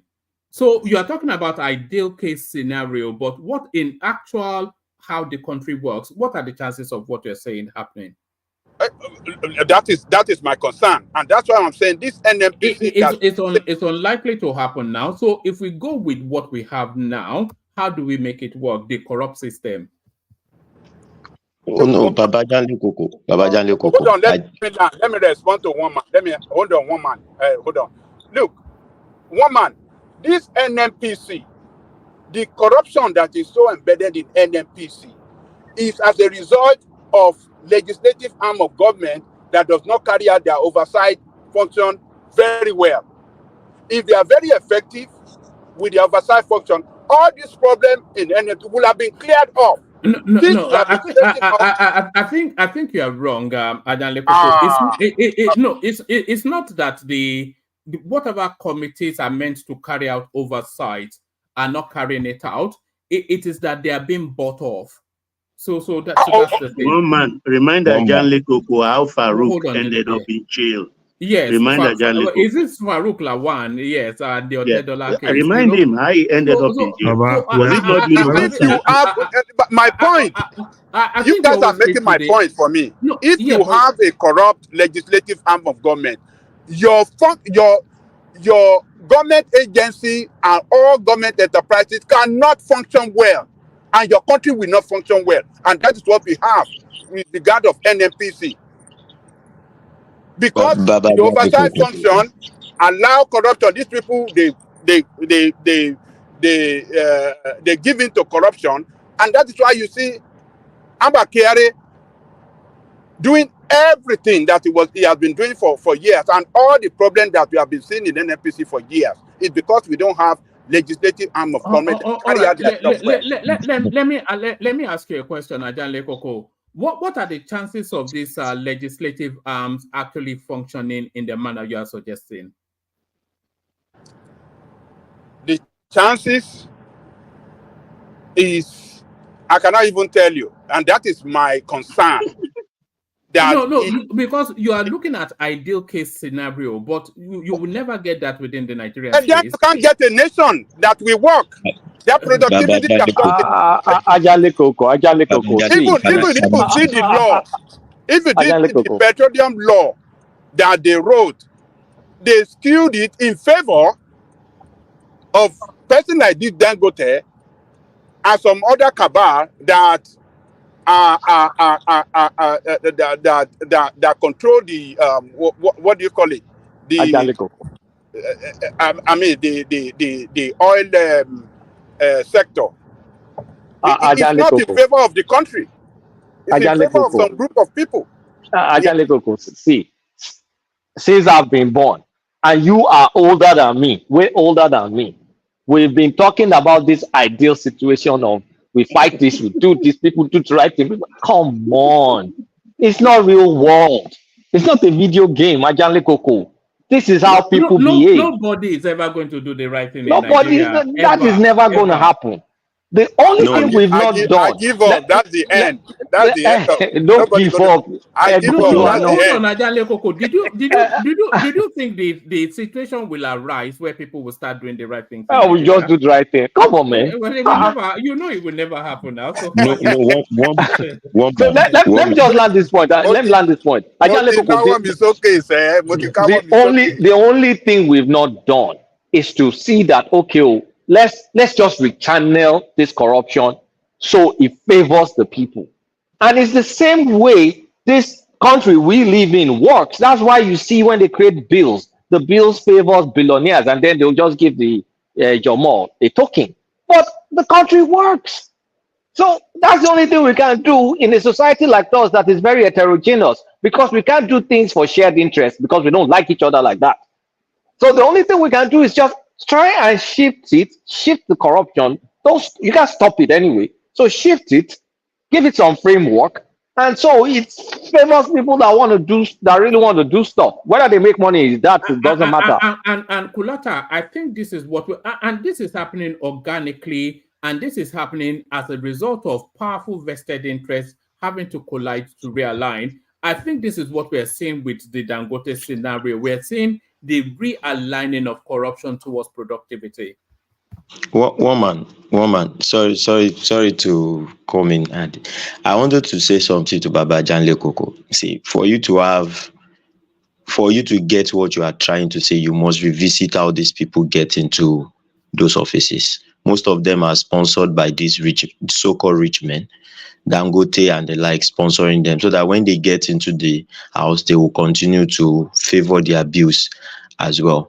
And I think what Kolata is saying is just the truth. If you look at the scenario of Lagos, it's already playing out like Lagos is set up like that. There is corruption in the system, but to some extent, the corruption is done in such a way that at least you can see the dividend of democracy, yes, but there's still corruption in the system. You understand? But if you come to a place like Ogun State where the roads are bad and everything, you are not seeing the dividend, and there is still corruption, heavy corruption in the system. So I would prefer bring back the corruption into the system, but make the system work. Do you understand? And that is what Kolata is saying. And I think in this situation of Dangote, the people are solidly behind Dangote, and they're also pressurizing the government to make all other refineries work. Now, the people fighting Dangote know that if they crush Dangote, it will lead to another uproar because people are already looking at them. So they are going to meet at the middle point. Corruption will take place, but at the end of the day, Dangote will run his business, and it will favor the people. That is where we are going to, and I think that is just the best way to go about it. I think for me, we should count ourselves lucky. Maybe the spirit of the citizenry is working, has converged and working in the favor of the populace. Why am I saying this? Imagine a situation if Dangote, upon completion of the refinery, had liquidity of $5 billion in his kitty. He would thumb his nose at NNPC and Nigeria by implication and buy his crude oil from outside. He will refine them, send them out. There are ready buyers, and he is standing on an free zone, free trade zone. So because it's not in a free trade zone, it's not going to pay excise duty. So he will just be paying the minimal taxes available. But thank God himself is short of liquidity. And also, of course, the NNPC refusing to balance up with crude oil to get our 20% equity. That works against him also. So that was why he came out and make a lot of noise. I look at Dangote, he has aged about 10 years. In this trouble, this hula baloo of just 30 days and some days, 4 weeks and some days. But it's coming up to 70 though. He's not a young man anymore. No. But the gray hair grew in the 30 days, man. Exactly. All the eyes dim as if he's not been sleeping. So he got the calculation wrong. Nigeria, he's been having a smooth sail, but for the first time, he has met bandits like him. So Lagos guys are in charge. Babajale Koko. Don't listen. Babajale Koko. Do not listen to these people, okay?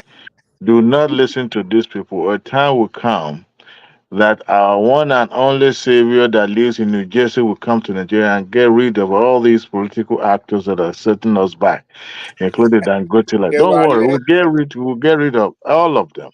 We'll clean the system. Okay? Let me raise a possibility. So if Dangote is successful, right? If Dangote is successful with all this corruption, I mean, all these people buying into his business, whether I wanted it or not, if it's successful, do you guys, if it's successful, it's going to be mega successful. Do you know that by our culture and nature, there's going to be a lot of copycats? Because then people will look at Dangote making out like a bandit. People will now start bringing money to try and cover some areas that we've abandoned and see that, okay, let me to go and corner that space. Because that's what we do as a people. So if you can replicate this Dangote, Dangote, if he makes it out of it alive and is successful, we're going to get some replication of this kind of business. I'm not saying it's going to be refinery. It's the still space, Kulata, that we're going to see. Of course, because nobody wants that Dangote, especially at the top end, especially people like Rabiu, etc. They don't want that Dangote straddling the Nigerian space like a dark knight that's come to the rescue. And Dangote wanted to go into the steel space, but because of the way he has been brutalized with this, he said, I'm not going there anymore. So I suspect that somebody will come in and take that space. And I suspect it might well be Rabiu, although he's trying to build a refinery too. Rabi is already on his refinery, so I think somebody else might 2 years. What stops all these Babangida kids, Abacha kids, all these other shadowy people? Because if you look at, okay, this is the return. Like Dangote was anticipating, I forget the number, between 20 or 30 billion dollars annual revenue. But his revenue is not gross profit or anything. But if he's estimating that kind of money, if he's successful, do you think people will just sit down and look like, so money in Nigeria like this? Now we know can't start to do X, Y, and Z. It's almost better than stealing, isn't it? Kulata, how many investors in Nigeria are ready to go through that thing? The easiest thing to do, most of these investors just buy shares. Look for somewhere, buy shares, enjoy your money. People like the accolade as well, though. A lot of people are envious of the accolades that they are envious of the accolade. Okay, see the way Tedola is doing now. Buy shares here, go to somewhere, sit down, dance with your kids. See the last time. Okay, what did he do? At least you look at Dangote, you are dying, come and enjoy small. He brought Dangote. I was watching a video.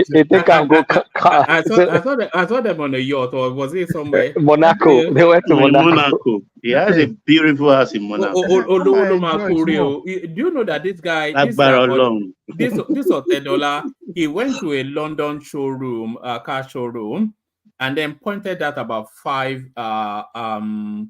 was it Ferraris or whatever, Porsche in different colors, and bought all 5. I think it's Ferrari. Was it Ferrari? And then they were lining. Oh God, can you imagine that, Kulata?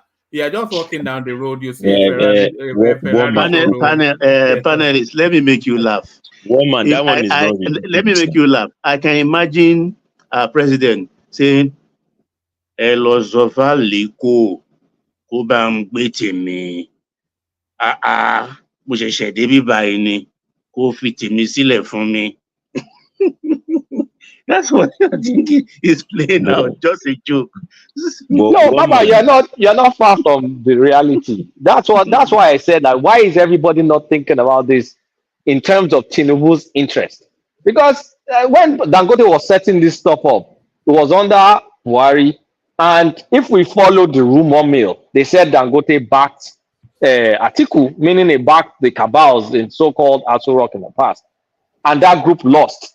And you see him running helter skelter with Bill Gates coming here, sending his grandfather or his grandfather's cousin, Dan Tata, going to meet Tinubu. Tinubu is now the man in charge, and it wasn't part of his deal. So, So he should be vindictive, right? Is that what you're It's saying? not vindictive. He should make his own cut. It was a slice of the pie. What kind A of slice of the cut? pie. A slice of the pie now. The national pie? cake. The Which national pie does cake. he want a slice? Oh, hold on, Jide. Let Zita come in a bit. Yeah. The national cake now. The national cake. Who wants the national cake? The cake that Dangote has baked is ready, but Tinubu has the knife. Woman, let me say this. It's quite unfortunate that we are discussing this in a global platform. I know that most times when people bring up good vision in that country, it gets killed. Global Commons, some of them are there today because of people like Obasanjo. I know what goes behind in the back door for those who have refineries all over the world as Nigerians that import one bottle of fuel and tell the federal government they imported 30 and they get paid. But it will be unfortunate for us to be discussing this and looking away on how that gigantic refinery built in our land should not function expressly. It's actually ridiculous because we always think of a way Nigeria should move forward. The refinery has been built.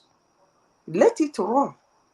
Zita, I think you got into the middle of the conversation. Yes, it will function, but under what model is what we are discussing here? The refinery is about to function. The vested interests know the game is changing, right? It's not going to be business as usual. So the vested interests are now looking like they see Dangote is weak. They now want to get part of the deal. That's what is happening. They're negotiating right now. Negotiating on what? For crying out loud. For a slice of the pie now. For a slice of the pie. Come on. I mean, I don't actually do not really get Nigerians. Madam Zita, can I say something? I don't get you people. You want to take a moral high ground in business. I'm not taking a moral high ground. There's no moral high grounds in business. Because when you look, if you have worked in an oil firm before, you will be having a very big picture about Dangote Refinery. If you have worked in an oil firm and be able to pick their pepper and see how they started and how they expanded and how they employed to the extent they started employing the world. I think instead of trying to cut the cake, we should add more cakes to that refinery. No. We agree with that, and that was already in the conversation as well. But let me just bring the data to where we are. The Dangote Refinery will work. It's too big an entity. The investment is too huge. It's too globally focused on for it not to work. So Dangote is now in the final phase of that productivity. But that Dangote Refinery is a money printing machine. And the money that is printing is not the Nigerian naira, but the American dollar.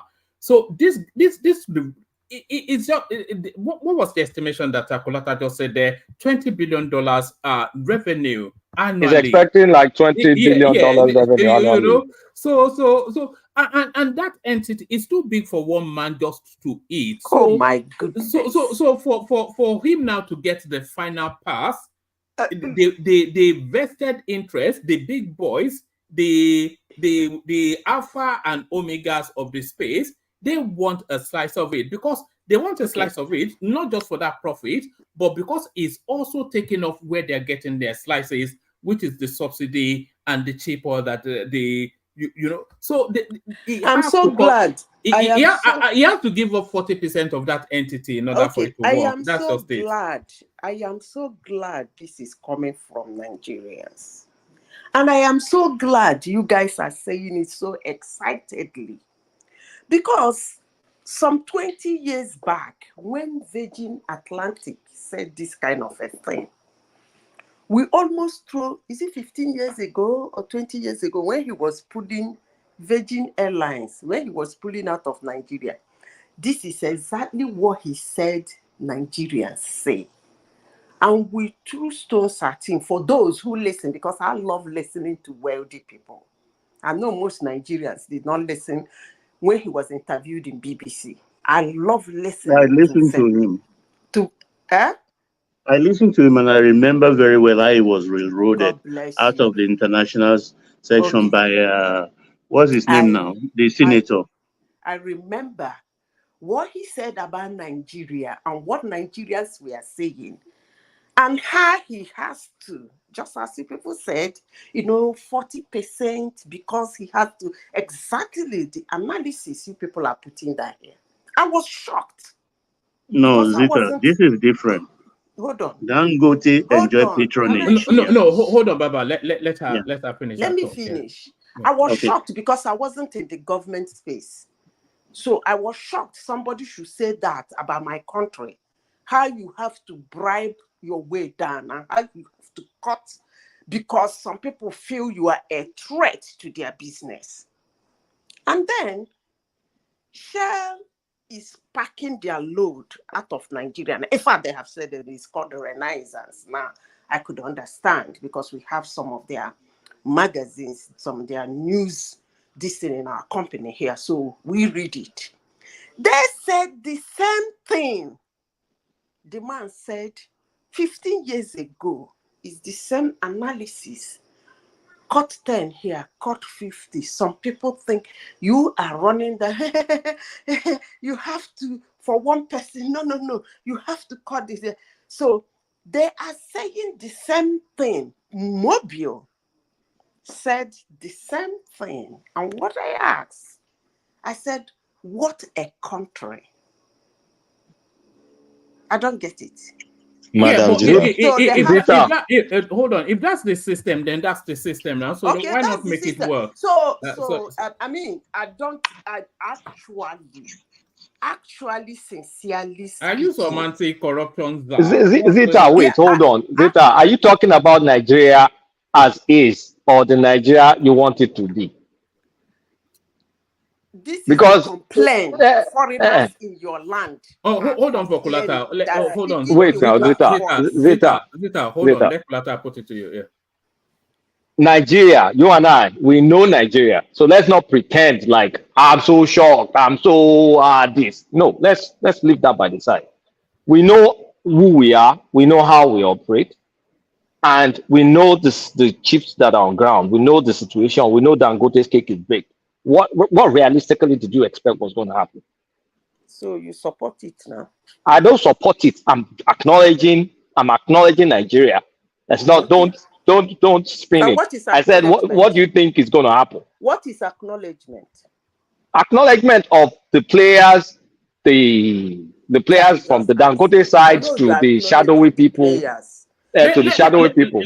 Let me ask you a question now, Zita. What's the alternative scenario that everything rolls smoothly? Dangote makes it $20 billion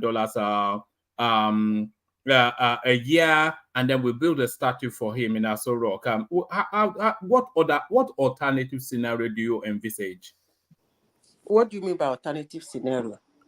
Because the way that the refinery is going to work, and by the way, Dangote is not an innocent in this. His refinery, no businessman is innocent. Yes, his refinery is heavily dependent on having a favorable oil deal with the Nigerian space that you know, both for the logistic. So is refinery depends largely, heavily on crude coming out of the Nigerian space. And when that refinery starts to work, it will end any idea of importation, because what he will be producing will be 10 times what we will ever consume in Nigeria. So it will not only satiate the Nigerian market, but even export the abundance of what it. So it's going to kill off a lot of industry. So all those people in all those industries that are vested already within the petroleum structures, heavily rich in dollars and everything, completely stranglehold on the country in terms of influence. So what do? Do they walk away to hold on? Do they walk away to say, we have made enough money, we've had enough influence, let's hand the whole of Nigeria to Dangote? Or do they sweat him hard and cut him to his deal so they continue to maintain their status? So this is is that where we are somewhat, Akulata? No, I don't want to. I would never. Yeah, exactly. That's where we are. Okay. First of all, let me say this before I make my comment. You see this analysis you just made about people who already have businesses and people who are already doing something, and when this business starts, it's going to stifle them. They will no longer be out of business, so they want to get to the. This is why we don't have electricity in Nigeria. Trust me. And if we keep saying this, we will never have electricity in Nigeria. Because some Nigerians have manufacturing plants for generators overseas. And if you get the electricity working, I know about 17 of them. I know them by their name. They manufacture generators overseas. So if you get the electricity working, you put them out of business. So if we continue like this, unless they're able to cut into the electricity space then they carry on. This is what we were actually what we were actually talking about before you came in was how to redirect corruption to be productive. That's what we were talking about. And you just redirected itself, and you people are pushing it back to the other side. You see, let me say this. That refinery was not built in a day. It took years to build. Looking at what I'm hearing now from you people and from what the guy is going through in Nigeria, I wished he never built that masterpiece in Nigeria. And that's the way I feel now. I wish he never dropped that in Nigeria. But that's, by the way, it's already in Nigeria. So, so when he was building the refinery, that is when the deal would have been made. If there should have been any deal, according to they didn't know if it was going to be successful or not. Man, I want to come in anytime. Listen, there is a lot of magazines. Madam Zita, A lot of documentary on Dangote Refinery. Even before it started. The capacity, even when he extended it, it was all over the magazines in the world. When he extended the capacity and extended it again, it was all over the world. So nobody will come to say, I did not know. So I don't understand this. No, they wanted to see if the. All right, let Larry come in. I think other voices want to come into that space. Let Larry come in, then Baba. So Larry. Madam Sita, now deals were made. I think what happened was the deals that were made when Dangote started this thing was skewed more favorable towards Dangote. Now, Dangote wants the Nigerian government to provide, based on what is in the PIA bill, right? To provide crude. Now, there's this 12% that Nigerian government is supposed to, meet up with. If I were Dangote, now, this is just me. If I were Dangote, I would negotiate with that 12% to ensure that, you guys get this 12%, let Nigeria get 12% and ensure that I have crude. Because as of today, Dangote Are you asking me a question? Are you telling me a story? Yeah. Because with what you said, right? You said they will have negotiated earlier before now. It's not like they didn't negotiate. If the negotiator went on his favor when they did. What do you say? the negotiation went on his favor when they did, right? Do you think if it had been the same guys now, right, they will have done the same negotiation? What? Listen, Larry. Before I started this argument, I said this debate. I said something. I said the same complaint Virgin Atlantic gave, the same complaint Shell is giving, the same complaint Mobile is giving, the same complaint we are discussing on the way out here now. So when you discuss in your favor, the administration goes. You come again, you discuss, the next administration will discuss against your favor. It becomes 12% or 30%. When the next administration comes, it becomes 40%. The next one will come, it becomes 30. If I were himself, I would shut down the No, Zita, it refinery doesn't and work walk that away. way. When it gets to my turn, I will explain. You see, Madam one Zita. big thing we have, people are complaining that Hold on, Zita. Let Baba and then Chide come Baba in because I'm not sure. I'm not. I think you may well what I'm. be. No, You people are not sure what I'm saying. no, we are sure what you're saying No, I because know what you're saying, what Zita. you're saying was what Ajanle Koko said just before you came in. Is round about roughly that same space. But what is actually being discussed is the evolution of the country, even taking on board the corruption that we cannot seem to be able to get rid of. But Baba. Okay, can I ask you a question? Hold on. Let Baba come first. Yeah. This is what happened. Let's use Intel and Nicotis see the scenario to be able to know or enlighten us about what is happening in Dangote's refinery palaver. Since the time of Abacha, Volpi is the owner of Intel and Nicotis. When he was to cut government share for them, he gave everything to Abacha. When Abacha left the scene during OBJ's regime, he gave it to Atiku to hold for OBJ. So the two of them were having that share. That same share, to cut storage, has been transferred from hand to hand to hand. Up to when Tinubu came in, they have to pay off Atiku with $100 million to be able to relinquish his own share. If they ask Atiku, you say, I sold it to a firm in Georgia. That firm he sold that thing to in Georgia is owned by Volpi's first son. The rest, you can think of it. Now, coming to Dangote. Dangote patron has been government. That refinery itself, without government patronage, Dangote wouldn't have been able to build it. Nobody will build that kind of a thing without government patronage. That's one thing you would understand. Let me start.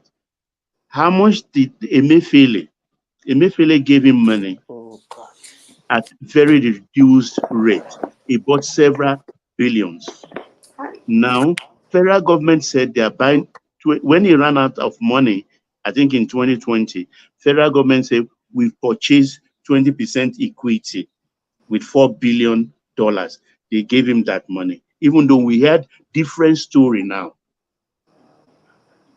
You understand? And that 20%, that $4 billion was in NNPC's book. For 1922. Zita, let him land so we that know the story now. No, hold on for the benefit I'm of not saying that I'm no, of Zita, the can you hold on? Can you hold on, please, for the benefit of the audience, so that there's a structure to what they're listening to. Carry on, Baba. Yeah, that $4 billion was in NNPC's book and in their first audited account in 2022 as $4 billion. We woke up one day when this brouhaha started happening. Dangote shouted and said, "No, you didn't give. You don't own $4 billion equity anymore. Your equity is just 7.2%, and it's equivalent of 1.5 billion." We didn't see just anything. because they can't supply crude. He said because they did not Yeah, he fulfill said the crude. the Yes. symbol. But this is the same thing, either through creative accounting or otherwise, was in NNPC audited books of 2022. So who is lying? So we shifted ground again. The thing is, as a businessman of that magnitude, of world repute, give to Caesar what is Caesar. I'm a Dangote man. I'm big.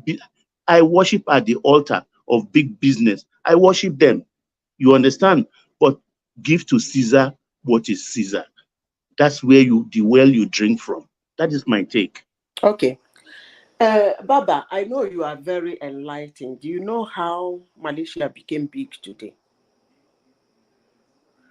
You know how Malaysia built all those companies? Yeah, Mahathir. Malaysia. Yeah. Now, palm oil now. Palm oil. Okay, continue. No, it's not palm oil. I'm talking about the companies. Mostly was the corruption in their country. You don't take it out. You use it to build in the country. That's what they did. Yeah, but that's what we were talking about before you came. It's a law. It's a law in Malaysia. Now, Dangote was not in the politics. I don't even know why all these news are following and running around him. He did this, he did. They gave him this, they gave him this.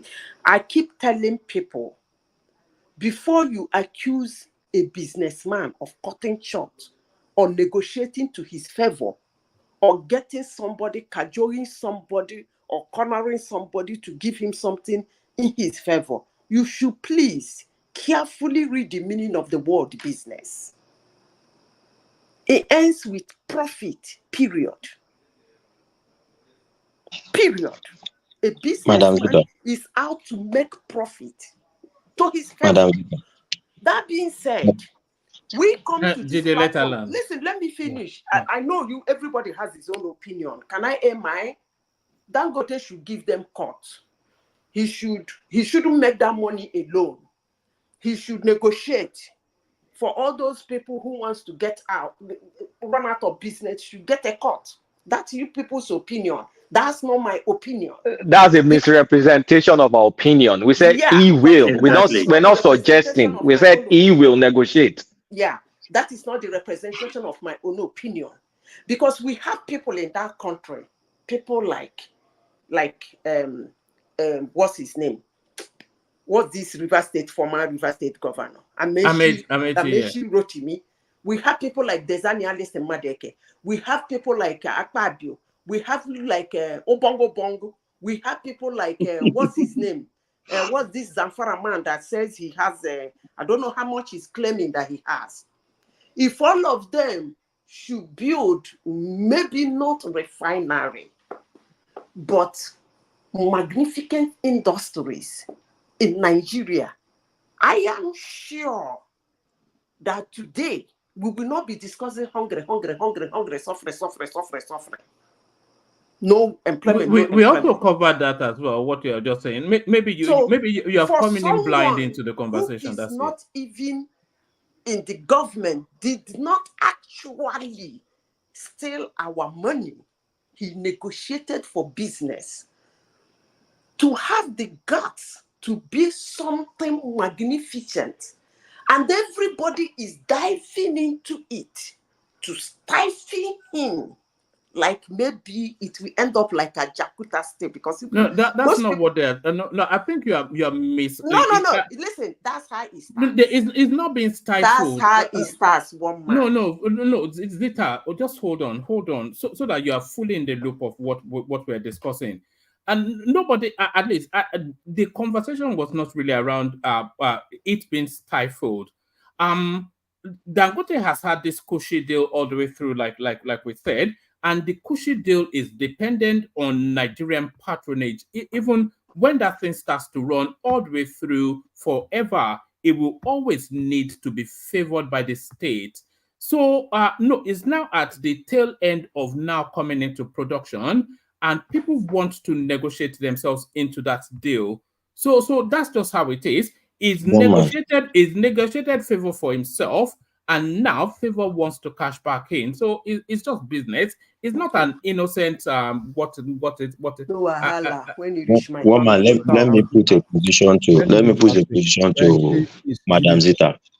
No, please. I've been waiting for a while. Let me just say something. I will just say something. Madam Zita, do you think Nigerians are entitled to that remaining 12%? That Dangote just came up and to just tell us that you don't have that 12% again. Do you think we are entitled to it if Dangote wants Nigerian crude? You are not entitled to anything. The only entitlement you have is that the refinery is going to turn around some certain situations in Nigeria. That's all. That's why it's built in Nigeria. And you think Madam Dangote is Zita, entitled to I Nigerian hope I've crude? answered your question. And You are not Madam Zita, entitled to Nigerian anybody's crude? private business. He did not let build it in me Nigerian name. He must have taken money from the Nigerian government to build that refinery, but he built it in his name, and he was allowed to build it in his name. No, you said all that. Did you hear the question Larry just put to you? Larry, put that. You whispered it. Ask that question again. Yeah, I said you said we are not entitled to it. Yes. And you think Dangote is entitled to Nigerian crude? If he negotiate for it, yes. Listen, let me tell you, Nigerians don't have right. They don't have entitlement in personal businesses. No. It's trying to take you somewhere. It is a private Zita, just slow down, Zita. No. It's trying to take you somewhere. Yeah, go on. Dangote is a businessman. If Dangote wants to hold on to that, Dangote can, buy his crude. We don't care, right? If Dangote says, okay, Nigeria, I don't care about you guys. I have my money. I'm just going to go buy my crude in US, buy my crude in Brazil, buy my crude anywhere, and I'm just going to sell. Because in this instance, Dangote does not have the money. And that's why he's doing all those. Do you think if Dangote has money, Dangote will be on TV, turn into a content creator? But because Dangote does not have the money. Nobody builds that kind of refinery and still have money. Dangote does not have the money. Man. Did you see the rating? Do you see the Fitch rating? This is funny. Can I put a position to Madam Zita? Madam Zita, I think for some reasons you're just looking at Dangote from the recent times. Okay, I'm in the cement business, and I've always said it. Dangote is one of the spoiled children that Nigeria has, because he gets his things, sometimes without laboring for it. He gets all the political backing. He gets all the support without nobody questioning. I want you to know that the kind of support Dangote gets, if Innocent gets that kind of support, Innocent will not be where he is. Dangote came into the cement business. I'm trying to put something to you now. That Dangote Can you please put what you want to put to me? Yes, Dangote holds a lot. He owes us a lot. Dangote came into the cement business, and Obasanjo took reserves that had been contracted out to a particular company that he was buying from that company before to do grinding up, and Obasanjo used veto power, collected the reserves, cut it into half, that they have signed up since 1960, reviewed the contract, and gave Dangote limestone reserves, just for him to be able to start his own. Who was that company? Let me just continue. Is it a foreign company? Yeah, it's a foreign company. It's a foreign company. Wait. Obasanjo did it for everyone. He took 50% of all the. Wait, Mike, calm down. So hold on. Did they let Mike make that point? Because that point it changes what you're saying. Make that point, Mike. Yeah. So Obasanjo, what he did, which I applaud, was he made foreign business companies split their ownership 50% with Nigerian companies, which is good. So you can say, because Obasanjo took something from a foreign company and gave Dangote 50%. So he's pampering Dangote and he's hurting the rest of what. That's not true. He's actually helping Nigeria, so we can't hold that against him. That's something positive. You need to understand. If he had taken it from a fellow Nigerian, Mike, then I can understand what you're saying. Let him Mike, finish. you need to understand where I'm coming from. Okay. Now, what I'm saying is this: that land was already bought by that company long ago. A Okay. foreign company, a foreign A company. Foreign company. wait, let me land. The reason why Obasanjo was not able to take this thing from that company was because Odua Investment had 20% of the shares in that company. So Odua Investment fought against him. It wasn't like he didn't try. Odua Investment went against him stiffly. Do you understand? All right, Now, put what your I'm point of it, trying to tell but Madam Zita, I don't think we're leaning our sympathy towards any foreign company. no, Certainly not. I'm trying to yeah. explain something to Madam because that is something that happened to a company that I know very well. Now, what Dangote has done to the likes of Rabiu shows that when Dangote had the backing, he was also using it the way he could use it. What I'm trying to say now is the power that be now is saying, come, they might have signed off something to you some times ago. Let's come back and revisit it now and renegotiate it. Dangote is now crying. This is something you have done to some people, or the government that was in power that favored you had done in your own favor. But now you are now shouting. If they already made deal with So them, what why do would they you, want to reverse the deal? Can I Doesn't make respond? sense now. Can I respond? is Rabiu not a Nigerian company? Did Rabiu Can not I write an respond? history of All right, what it is to Dangote? let Zita respond. We've still not heard from a few voices. Prince, I First think, of is going all, to I don't know the question you put to me, but let me, yeah, from Trump one or and two things Isaac. Yeah. the one or two things you said. Number one, you said he's a spoiled brat. That's quite rude. He's a spoiled brat that doesn't. It says spoiled child, but carry on. A spoiled brat. That's the word he used. You can rewind it I and said a spoiled child, one of the spoiled children Nigeria has. Okay, whatever. Because it's not all Nigerian businessmen that get the kind of opportunity that Dangote gets. You've made the point. Just That's what I'm saying. Did they just hold it? Let us speak. Noted. Okay. You said he gets things without suffering for it. That is one thing. Second thing you said the third thing you said, if innocent have that kind of opportunity Dangote has, like getting things for without working for it, innocent wouldn't have been where he is today. But one thing you did not say in your statement is, why do you think, or what is the reason why he gets things without working for it, according to you? You didn't tell us that. You just said that is what we were saying before you came in. That the corruption, the money from the corruption is finding its way back into the economy through this person, which is a good one, and we are encouraging it. That's what we were saying. I didn't get your point. I want you to. I wasn't here when you people were saying why he gets things without working for it. I think we're going off on a tangent somewhat from where we were. I think because Zita entered the conversation in the middle, and a lot of what we discussed. Because in the East, a Southerner has been a president for 7 years. You want to take us completely off? No, I'm not. I want to respond to him specifically.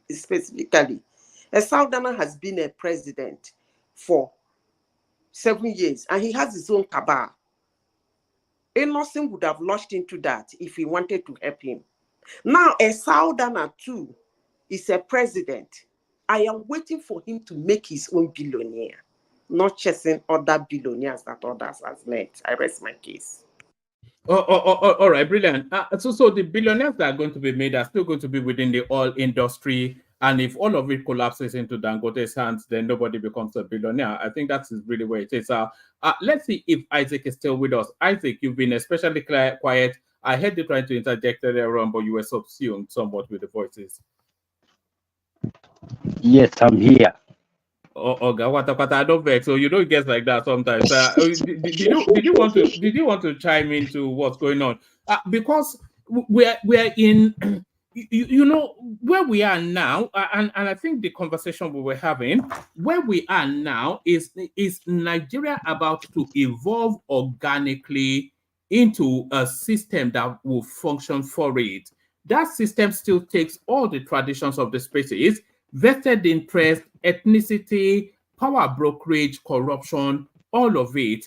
But all of it now comes into collision in order then to see how they work together and who yields what, and all of it playing out in that Dangote space. And ultimately, Dangote will have to yield quite significantly in order that corruption then packs into legitimacy and comes into productivity. I think that is, if that's not too convoluted, I think that is where the conversation was. You know, but Adanle Koko and Zita with their sanctimonious piety wanting to do choir boy, choir girl with the whole thing. So one man, after taking me, What's your next topic? Is it Dangote people are discussing? No, hold on. There are other topics, but let's hear from Isaac. It's been here a good 4 hours. We've not really said something. Yeah, and one man, thank you very much. So after taking me through all this intellectual innuendo, so what do you want me to say? A round of applause to the panelists. Intelligent. We are learning so much. One thing that gladdens my heart tonight is just this. This session is so polished. This session didn't even give room to all those, hey, we are hungry, oh, Nigeria is hungry, oh, Nigeria is dying, oh, yeah, oh. Now Nigerians are talking. They are just telling us the reality. So I applaud you and all the Odoguns that has been speaking to this topic. So I'm so grateful, and I think Nigerians should begin to know where we are. That it's easier said than done. There are a lot of questions that cannot be answered when we are discussing Nigeria. Just like I've been listening, a lot of questions that have no answers. All the answers you have to just give to the answers and it just play along. Just like people like Colata said, all this advice you are giving to the people that are concerned. Okay, one man, let me just quickly do my own layman. You know, I always come from the layman aspect. But before I quickly do that, so I won't take enough time because people are waiting. People who really have the stuff to give. That is why I like myself. I don't have the stuff to give. I'm not a very proud person. No, don't ever say that again, Isaac. The most sensible comments I've ever heard on this platform yet has been from you. You know, no, forget Populata and his double dodge and his here. If I don't have the stuff, I like and I jealous those who really have the stuff. My aim and objective, my wish, my prayer is for the country Nigeria to become what it should be. I'm not saying that Nigeria should become El Dorado I'm not saying that Nigeria should become like Dubai, nor to be like America, but at least Nigeria have a standard that they need to meet up with. They meet up with.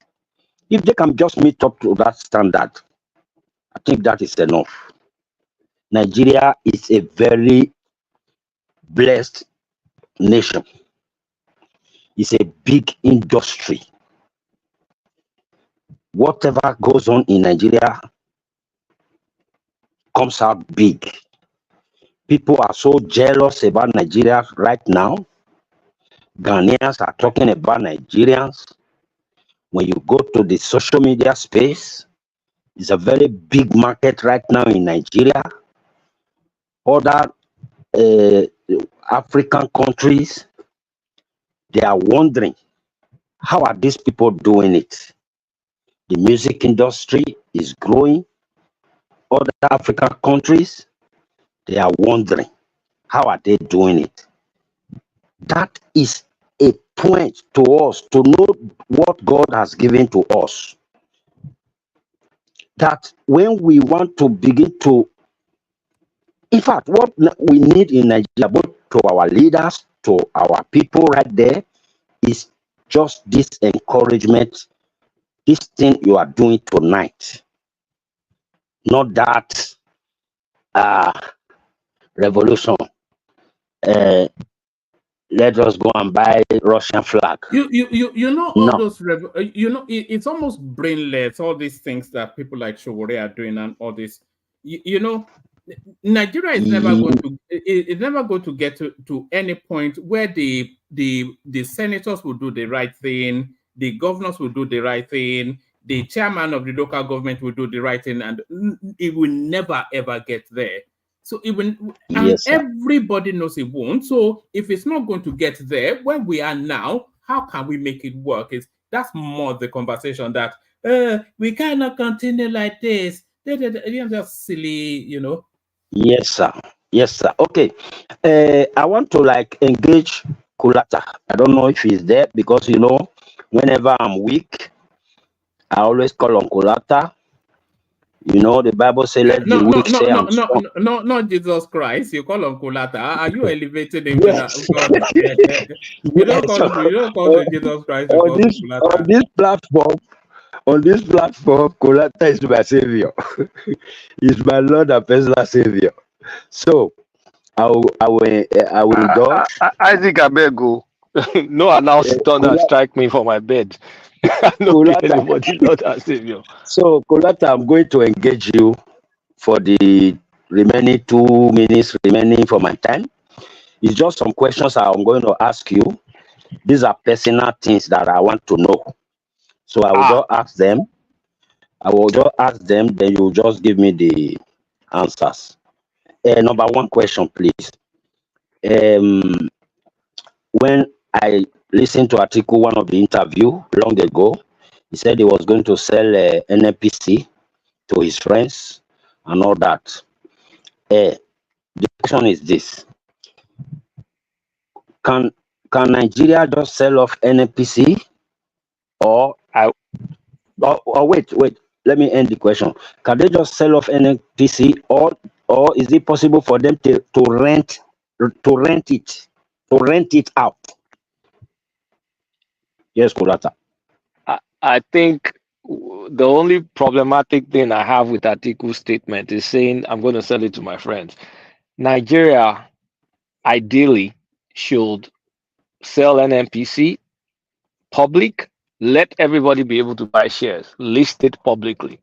The only way we're going to get out of the shackles of corruption of NNPC is really to sell it. Let it run like a private enterprise. Because as long as it has all these government hands in it, we're not going anywhere with that company. So NNPC in Nigerian context will not function efficiently, will not run. I believe if NNPC launches refineries, they're going to shut it down because it's going to be so inefficient to operate. So they should it can be sold and they should sell it, and ultimately they should list it as a public company that you and I can buy our own shares in NNPC. and then That's the operations will be better. You just mentioned Colata. You just mentioned either sell it or lease it out. No, sell it, but make it public so the shares will be listed, and you, me, anybody can go and buy our own shares in NNPC. Okay, very good. Thank you very much. Sort of like putting it on the stock exchange. Put it on the stock market, like make it a public run company. Yeah. Okay, Mr. President Bola Ahmed Tinubu, I hope you've heard that. Okay, question number 2. This one is personal to me. It's just personal to me. I just want to know, where is my friend Emefiele? I don't know. I know where he is. You know that empty room next to Nnamdi Kanu. Okay, good. I Thank think you, if one you man. knock on that door, you will find Emefiele there next Yeah, to Nnamdi thank you, Kanu. one man. That question was just a personal one because I've been so confused. I don't know where he is. I'm not hearing about him. So now that you told me now that he's still next door to Nnamdi Kanu. Thank you very much. Kulata, please. Question number 3. Obidigbo said that the North is the readiness, or they are ready for peaceful separation. How far is that statement? Is that statement true? Is the North actually ready for separation peacefully? I think this is what I mean, this is just like my thought process. It's neither here nor there. But I think the North is looking at Niger Republic and seeing there's an alternative country that they can have that is not Nigeria. I mean, really, most of the people in Niger Republic are Hausa ethnicity, right? Outside of the maybe Berbers or some Arabian, whatever that they have. But they're looking at Niger Republic right now, and it's not looking like such a bad idea. Okay. That's my, like I said, but I have no basis for this. But that's just what I'm thinking. Like, I mean, like, I don't have facts or anything. It's just, I mean, this is just my own guess. I got it. I just wanted to know how true that statement is. But to my own opinion, I don't think they are opting for anything like peaceful separation by peace or whatever. I think these people, they are power hungered. They want Nigeria together and they want to rule in that. I think the only problem of the not going is, look, the people that are making money from the current Nigeria, they're too strong, they're too powerful, and they're not ready to let go. The Northern think tank is maybe the ones that are thinking like, Niger is not so bad. Why can't we be part of Niger? Or why can't we, I mean, but the people that really matter, that control the stuff, they're not ready to leave Nigeria. So we can as well forget about that. People like Dangote. I mean, not just Dangote. I mean, the Dangote is almost like a Lagosian. I mean, the other people. MELE KYARI. That one too. I mean, they're shadowy figures. Yeah. The last question, Kulata, so I won't take too much time. There were supposed to be 2 more, but I was going to take only one because the other one is supposed to be for concerning MELE KYARI, but all that you have said about that in that corridor of MELE KYARI, I've listened so well. I don't think I have any question about that. But the last question to you, Kulata, is this. We are almost at the middle of this motto, which is, I think today's date is about 11/12 or so. I don't always remember dates. We're almost at the middle of the month. Am I correct? Today is the 12th, Abi. Okay, we're almost at the middle. Now, this local government allocation, I thought it was going to begin from the beginning of this month. Have they done anything like that, or it's not beginning from this month beginning? Is it next month? When exactly? Be me, I want to see that thing. I want to see them give them that money. You understand? So that we can start talking about it here and we start pushing the chairman, no more the governor, because the governor they invest me. So when is it? I thought it was supposed to kick off this month where it starts. I have no idea. Like, is anybody following that space? I thought they were going to give them 3 months of grace or something. No, I think they said they were waiting for the CTC. So now they have the CTC now. So, and I think what they did was basically gave some of those governors, particularly those that have not really done their election, 3 months grace from then till probably sometime end of September. So, but it now depends on the president and it depends on the attorney general. Since they've got the CTC, basically probably, discuss with the revenue agency, and probably they will start. So probably let's look at what's going to happen by October. I think by October. Good. I have my own question, Isaac. I beg, make I chop inside your time, Isaac. Make I chop 5 seconds. Sorry, you will chop it.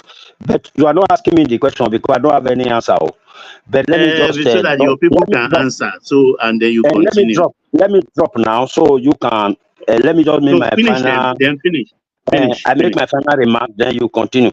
I am so glad for the very clever answers given to me tonight. One man, I hail you. I go die here. I like your good work. Continue, and God will bless you. We all go die here. All right, Brila. No, nobody go there here. We'll flourish here. You will flourish here. Can I just ask my? It's more of a puzzle for me. Our constitution recognizes 774 local government.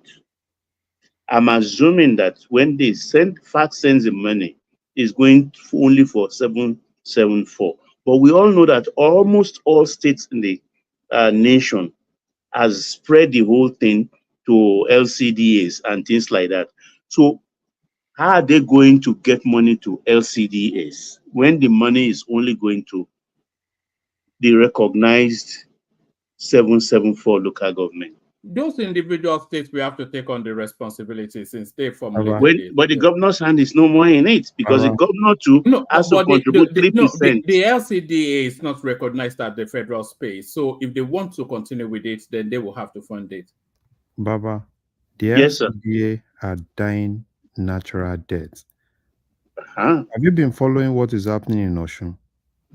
No, I have not. Now, I think Osun is now going back to the status quo. They have their election coming up. So those FCDA are basically going to have a natural death, and they're now going to go back to their original local government. So now, Lagos. I don't know how Lagos wants to do it. Right? So, because I don't see a position where the local government the main local government will be funding the LCDA. I don't see that. But probably they can absorb the FCDA. They can absorb them. But that's going to be outside the authority of the state. Because we've done election already in Lagos. Yes. So money is going to be going to the normal local government in Lagos.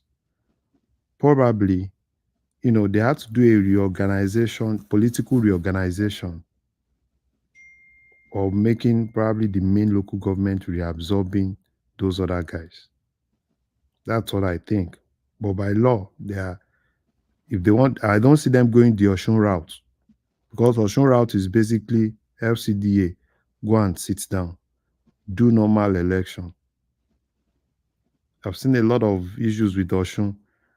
Probably people that are closer to Osun, You know, I've seen some things on Facebook. They've been fighting Iraq BG people and some other Iraq BG and some other people, because it's now the local government election in Osun now is now more popular, and at the same time, you know, it's not like the normal one, FCDA, just 2 local governments, just 2 wards or 3 wards. Now it's going to be for all the wards. Imagine you're having like, if you are popular in like 2-3 wards, when you have like almost 15 wards, then you have to spread your this thing. So I don't know. It depends on Lagos. I don't know what Okay, Lagos is doing. I'll watch the Yeah, Osun let's watch space how closely. Lagos wants to do it. But at How least that will pan out and what will happen when yeah. the Lagos money comes in. Mhm. Once I salute you, you know well. No, Dalu, it's continue. never been well. It's a saboteur. But let's see if Prince Daddy is ready for us now. I thought he had gone to the Twitter space to go and fight with the maggots. Prince, are you there, Prince? All right. Prince is still fighting the good Trump fight. So Twitter space don't scatter. Wait till they happen for there. Is it Trump versus Harris or still the Trump they panic? I did tell you, Twitter space don't scatter. DDoS attack from everywhere. Maybe now from Russia, maybe now from this. He said it's been attacked by the Iranians. That's what he said. Yeah, I saw the prompts now. Twitter is currently facing some DDoS attack. Oh, actually being attacked rather than you mean that? I thought Elon Musk was a Trump guy and he was a tech guy. So how is it? What's going on? What are you saying? Do you know the number of hackers from North Korea and everybody everywhere that will be sending their forces? But no man, leave that in.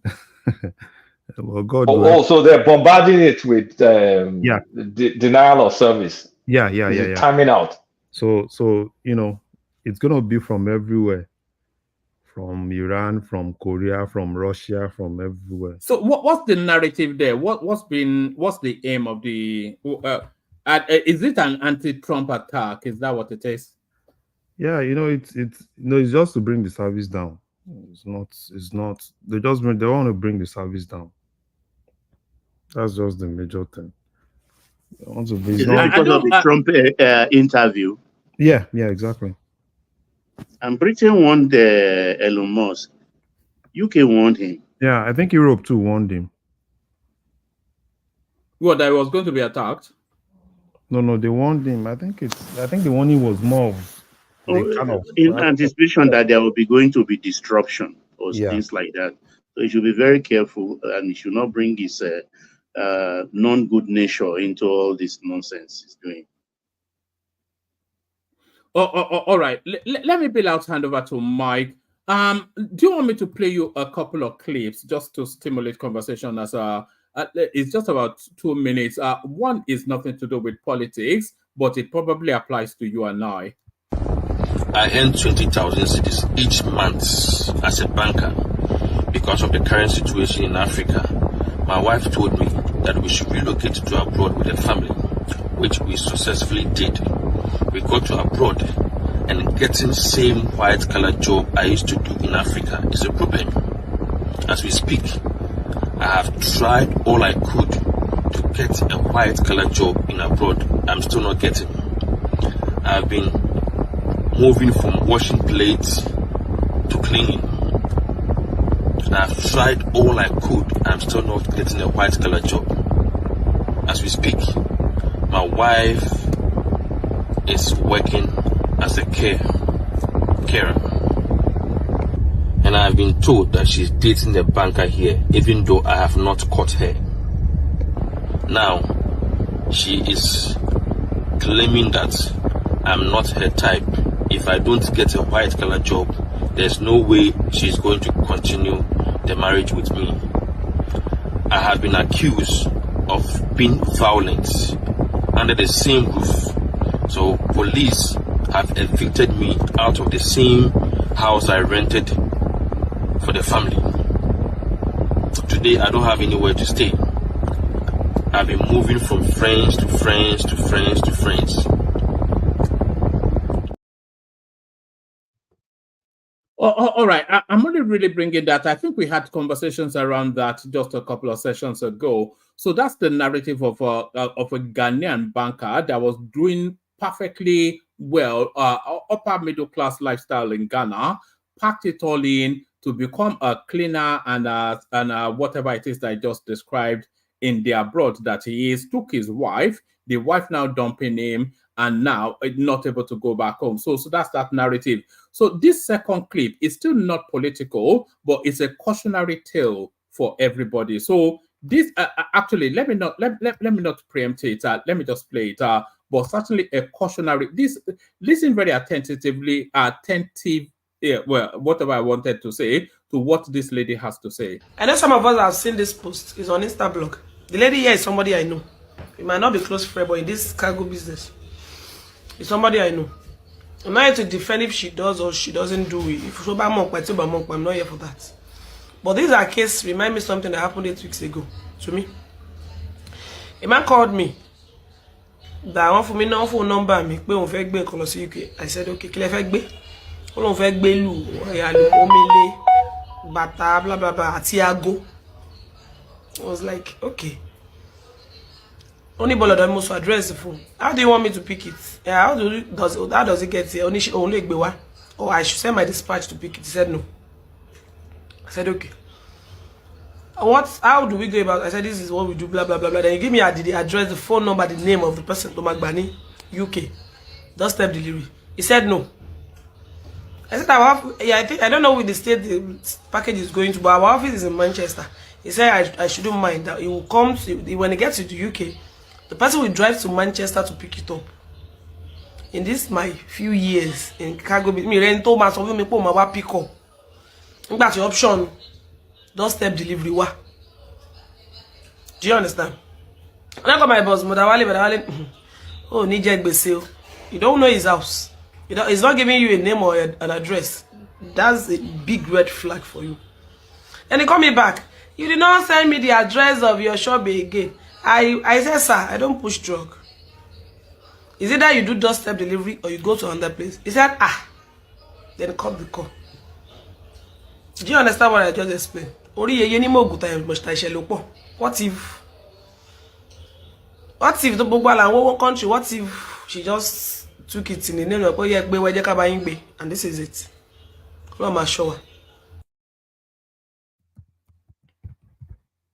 So there it is right there. So that's the lady then. You heard that. All those things help me take this abroad is landed so many people in jail for drug dealing, which they know nothing about. So there's that one. There's one more that I'm going to play you, but I'll play you it just on my way out. Acknowledging the super chatters. That's Isaac Black right there. You just heard from him. So well done, Isaac. And that's Kulata right there before he came on the screen. That is Isaac agreeing with what Kulata had to say. This is Navisad, who did his first super chat just the other day and has now formed the habit of it. Of course, we mentioned Ayo and we mentioned Ayo again. So that's Ayo right there. That's Choma, especially delighting in the session today. No ghost bars. I thought Choma was all about the ghost bars, but not today. And this is Tima Jack poking at Kulata in some way. Olugbala, Kulata Olugbala. So there it is. So that's Kulata Olugbala right there. So Kulata Olugbala. Thank you, everyone. See you tomorrow. I'll play you this clip as I make my way out. Hand over to Mike. Mama, So let me. Can I have like a few? Sorry, did somebody say something? Oh, all right. Mama, So let me. Can I have like a few minutes so I can show you my graph real quick? It's part of this conversation. So I took my graph. come for me. Right here is a graph of the relationship code for everything. All right. Over here is the men, and over here is the women. Now, from 10 to 8 is high value men, and from 10 to 8 is high value women. From 7 to 5 is middle class. From 7 to 5 is middle class, and from 4 to 1 is where most men are. Most men. And this year is where most women are. Now, if you look at my graph, from left to right, because women choose who they date, and men are chosen based off of their what, their value and accomplishment. Now, Mama, watch you. The high value woman wants a number 10, a number 9 wants a number 9, a number 8 wants a number 8, a number 7 wants a number 7, number 6 will manage a number 6, and the number 5 will manage a number 5. Now, from here now, they will start looking for high value men, which will cross all across from 5 to 10. This category of women here, they will not go for their own level. They will not go up. Now, all these men will not sample them, right? Nobody is looking at this group of men here that don't have shishi. Nobody wants to have empathy or help. And these are the men that will be submissive, that are trying to arrange themselves. After all these men have used all these women, and the man finally settles for a high-value woman such as Chioma, who has preserved herself, these women will not come and tell us men that we men are... You just said something very interesting. You said such as Chioma that has preserved herself. Her value. How did she preserve her value? By having empathy. And have you noticed one thing, that when Chioma and Davido are together, things are booming for that man. That man on his wedding was bragging. She can cook, she can clean, her food is the best. He was happy. You understand? Okay. That is to tell you that with all the money, we don't even know Chioma's background. And guess what her age is, Mama? She's 29, she's not 40. I like to always put that out there. If you are 40, your name is... because you have wasted time and tested everybody, and you now want, when this group of people have elevated themselves, because as a man, money can be made, because that is what people are looking for now, money, husband, not husband. Now, when we now work on ourselves as men and make money, and we become crew to all of you that have neglected us, we are not. But after all this, and we have managed to find ourselves and manage ourselves, you now want us to settle, this group of people to settle with all the and people have done. Mama, it don't work like that. That is why you now find them in church, night VG. But Mama, you need the Guinness Book of Record. You need the Guinness Book of Record for what? For that? You know that thing he said first and foremost, saying that if you're 40 years old as a woman, your name is, that is an insult. How is your name? Nobody wants to. You have lost your eggs. You know, women age faster. Women age faster. What am I going to enjoy? I am disappointed in you. Breakable, let me say something. Breakable. And at 40, women are still beautiful. Stop that, though. However, your there are some part of your your graph that I think I accept, which is women aim at the people at the top, like you said, like the top, you know, and everything. Most women want to build a man that does better. That is true. But even if you're not at the top, do you have sense to be at the top tomorrow?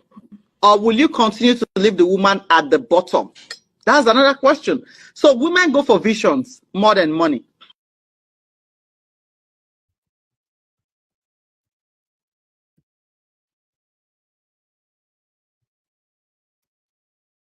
Oh, all right. So that's just a little bit of a nonsense that you may want to speak to or not. So, so Mike, over to you. Let me bail out. Thank you, everyone.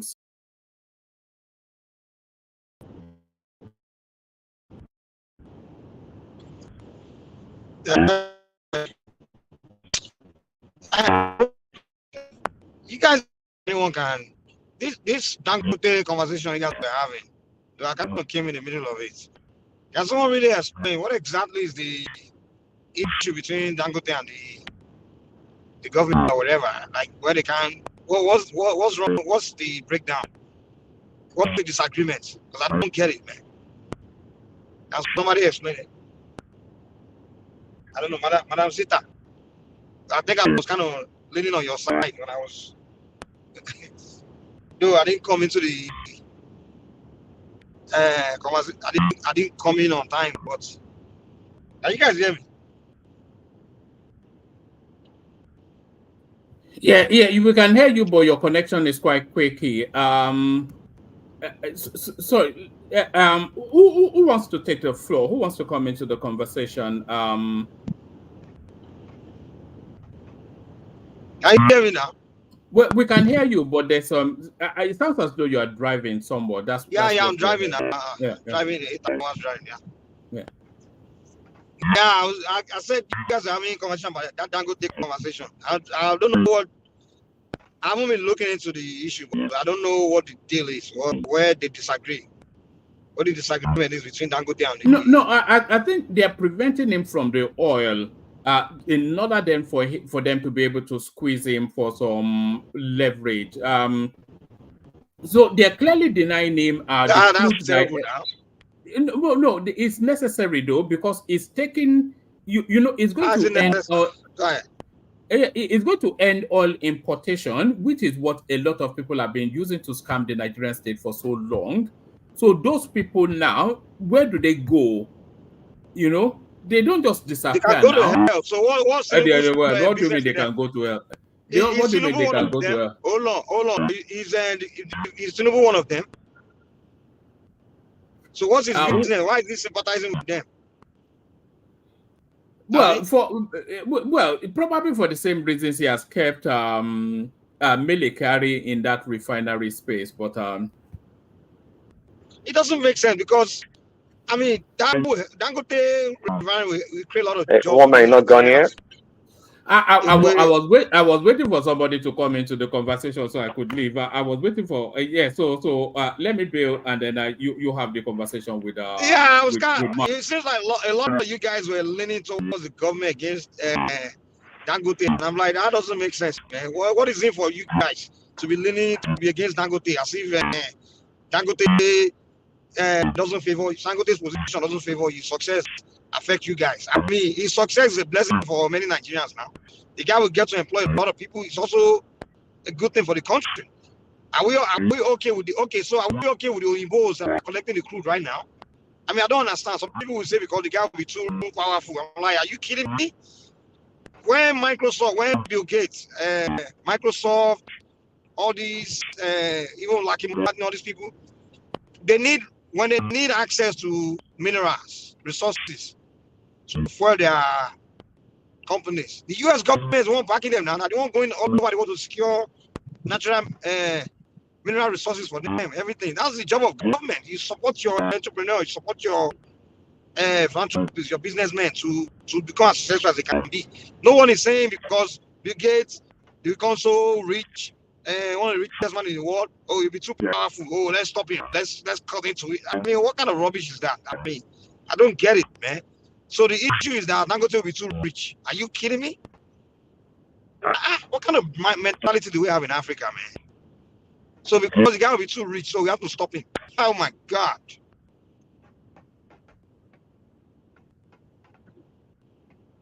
Yeah, Mike, I don't know if any other person... Are you hearing me, Mike? I'm hearing you, yeah. Because I'm not hearing any other voices, but on my own part, I think I'm so annoyed with Mr. President, because from the discussion so far, and from what I understood, I think these people, they are saying they've been in the business, now they are going to stop importation. That's where they eat. They've eaten enough now. They've eaten enough. I know what disappointed me. People who were here on the show, I'm like, I don't understand those people. I'm like, are you kidding? Yeah, they've eaten enough. People were supposed to sweat give. People who know they work. You know, Dangote use his own money, build something. Dangote actually put in work. You understand? It's actually working. But these ones, they are just cutting deals, becoming rich. And what's that wealth got to do with me? You understand? Those ones, they are not employing anybody now. But Mike, want to eat. What's my business who want to eat? Because you're going to shoot all of them. Mike, wait. Mike, wait. I don't know if one man is still hearing me. I don't know what is happening to the connection of the rest people. You know, say this discussion. Okay. Isaac, are they here? Okay, you did it. Okay, I thought maybe other people get a problem for their connection. So, Mike, let me just quickly drop it. From my own view, you see, I did very annoyed. Though I like the president, may I not lie you, I like him. Why I like him, they say, I don't like him because na bad person. I like him because I want to encourage him. I like him because I want the best for him. So I go talk say I like him. So being liking him, what I expect from him in this discussion we have done so far, it's not supposed to be like those people that have been doing that business, feeding on the subsidy. Now that they are going to stop importation, we shouldn't be hearing this. That now where will they go? They should go to hell, like you said. They should go Thank to you. hell. Mr. President should strike a deal with Dangote, remove KYARI or whatever they call him, strike a deal with Dangote, carry all the Nigerians, all the masses, all the people, all them that matters, all the showarers, carry them, all the obese, we say they want make that country good, carry them, near body, take fight all these people, strike deal with Dangote, then whatever crude we need, we go dey give am, we go dey buy am, we go dey produce am, then we go enter better agreement with am. Thank you. I don't know if other people are there. Baba Jalikoko, you are there. Let me say this thing. People will not build refinery, will not build anything. They want to chop, and people they support them. Are you kidding me? Go ahead, Papa. Sorry. You see, this problem is not going to end. Dangote is facing the problem today. Other refineries that are going to come after him will face the same problem. And the reason is that NNPC, that are supposed to be strictly a regulatory body, is a participant in that sector. It's not supposed to participate in the business at all. When you have a regulator participating in the same business in the same sector that is regulating, do you think you want others to overshadow it? It's not going to happen. So the problem is that NNPC knew that if Dangote should succeed, their refinery and all this NNPC will be wiped out. They will not be relevant again. Because all that Nigeria want is make this product available in abundance, and that is what matters to Nigerian people. So, and Dangote Refinery, the success of Dangote Refinery with subsidy. Dangote's position favor Nigerians, right? In favor Nigerians. Exactly. Yes. So we Nigerians, I'm hearing some people here even going against Dangote. I'm like, what are you guys talking about? And their excuse is that Dangote we're too rich, we're too powerful. Who cares? Dangote? I mean, what's going on here? And if we're going to protest, these are the issues we're protesting about. No, this other rubbish. We should be protesting about something like this. Like, hey, this is the right move we should make as a government. No, this kind of thing we should protest about. Because to me, like what Dangote was, I mean, I was waiting for that refinery. When the guy wanted to build that refinery, the largest refinery in the world, the guy will supply the whole West Africa. Mike. I'm like, this is progress. Mike. And the guy will create like over 300,000 jobs. I'm like, come on now. Why do you want to sabotage it because some few people want to eat? We should all be on the street protesting, man. Go ahead. So if Dangote, if NNPC, as long as NNPC continue to operate in that as a participant in that sector and not strictly a regulatory body, we're not going to see, they're not going to allow any refinery or upcoming refinery. Can you guys hear me? Yes, can you hear me? Baba Jalikoko, I want to ask a question. Can you hear me? Good morning, sir. Can you guys hear me? Yeah, we are hearing you. Yes, we can hear you, Mike. Yeah, we are hearing you. Okay. I had a phone call. Usually when I get a phone call, I lose audio. Okay, go ahead. No, we hear you. Yeah. Simba, okay, good morning, sir. Yeah, Karo. Simba, you the not greet question me. I want to ask. Simba, you not greet me. Isaac, I give I beg everybody. make you I greet give Oga everybody. Isaac. Now Yeah, good new morning. champion be that. Avio, our future governor Bedro. Now more do I beg greet am. You still in Nigeria? You still in Nigeria? Abi, you don't come back. You still in Nigeria? Abi, you don't come back. I still there. Okay. May God guide you and protect. May God guide you and protect you. Thank you, my brother. Thank you, my brother. I think it would be too careless of Dangote to not know that he's going to face this kind of problem. Even right from inception, when he had that premonition that he wanted to set up a refinery in Nigeria. He is one of the cabals that we have in the country, and he knows the way the country is run. There are some specific people that have seized certain sectors of our economy, and that's what they eat. And it's also part of them. So he should know that he's going to face this problem.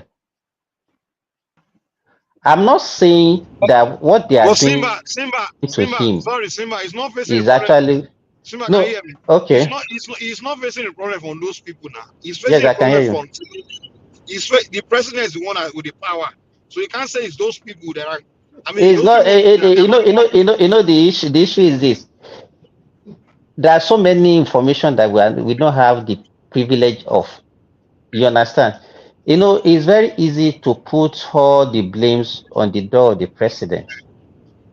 Yes, now why not? If you, Mike, if you really, no, yes, it should be, it should. I'm not saying they should not put the blame on his doorstep, but what I'm saying is that, you know, that if you are in Nigeria and you see the kind of rot that is on ground, you understand? People talk about it, say, okay, no, fish always rotting from the head, but both the head, the middle, and the tail is already rotting. Simba, let's face it. There's nothing. It's not that difficult. It's not that difficult for Tinubu to make deal. Let me say this. Let me say this. It's not that difficult. Wait now. Oh God, Mike. I'm not giving an excuse. I'm just telling you I'm just Can you hear me, Mike? Mike, we are going to lose you very soon. Oh, can anybody hear me? Simba, continue. We are hearing you. Mike is having network problem. Okay. Yeah. Okay. So what I'm saying is this, that the problem is so much that Tinubu, that we are laying the kind of blaming for this, he should be able to take it, because it was one that said he wanted to take the job, and he said he's ready, and it was one that said no, it's his turn, so he should face all the problem. But at the same time, if we don't reduce our expectation, we will all develop hypertension because of what is happening in Nigeria. The people that are benefiting from this, they are also the people that can actually, because the kind of democracy that we are practicing cannot actually allow you to take drastic decisions. And that is why I think he's actually taking it Tell me. step by step and taking it easy. Simba, you said our democracy cannot allow us to take a drastic decision. Tell us why that democracy will not allow. Exactly. Yes. Yeah. Tell us. Okay. The reason is this. Let me tell you. If you want to contest for any position in Nigeria, the people that you have to actually negotiate with are the bad people, because they are the one in charge. You negotiate with the bandits, you negotiate with the Boko Haram, you negotiate with the smugglers, you negotiate with the oil what they do in the oil. You know that all these are the people that you have to negotiate with, and they are the people that we know, that we see all over the place. They are our millionaires. They are the one doing all these things. If you remember, when Tinubu won the election, he went and met Tony Elumelu. And do you hear what that guy said that time? He said the last man standing. And that is the way it is. It's only unfortunate that now in Nigeria, that is the way it is all over the world. But it was only because the suffering and the kind of economic mess that we find ourselves, that is what is making it to look as if our own is actually magnified. Simba, please. Yes. Last man standing. What did he mean by that? Hey. Amajarico, can you help me? Can you help me define that one for Mr. Isaac? You know what for me, what I can deduce from that statement is that after all the problem, all the obstacle that they placed before him during the election, do you understand what I'm saying? All the impediment that they put before him not to even become the president, he was able to survive, and that was why, that is my own interpretation of what he said, that okay, the last man standing. Okay. And we are Nigerians were privy to some of the impediments, some of the things that they put against him not to become the president at that time. So to me, Dangote is somehow being naive for him not to be. In fact, before he finished the construction of the refinery, that's when he's supposed to have been doing all this. He's supposed to be futurist. He's a good businessman. He should know that these are the problems he's going to face. You met some people in this sector. You are not. Government? Was it not discussing with government? We always see everybody, even everybody, government official, they all, involved in the whole thing now. It's not like the guy just started. I'm not saying he is doing this too late. He's supposed to have known. That's what I'm saying. He's supposed to have known that he's going to face this problem. Might be an issue. Hold on. Simba, it seems like we're putting a lot of blame on Dangote. I'm not blaming him. That is not a blame. If I were him, let me learn. We shouldn't even be saying, if I was you, he should have done this, he should have done that. He has done enough. The fact that he decided to build refinery the Nigeria needs, that's enough. I don't even need to go further. I should have done, because I couldn't have done that.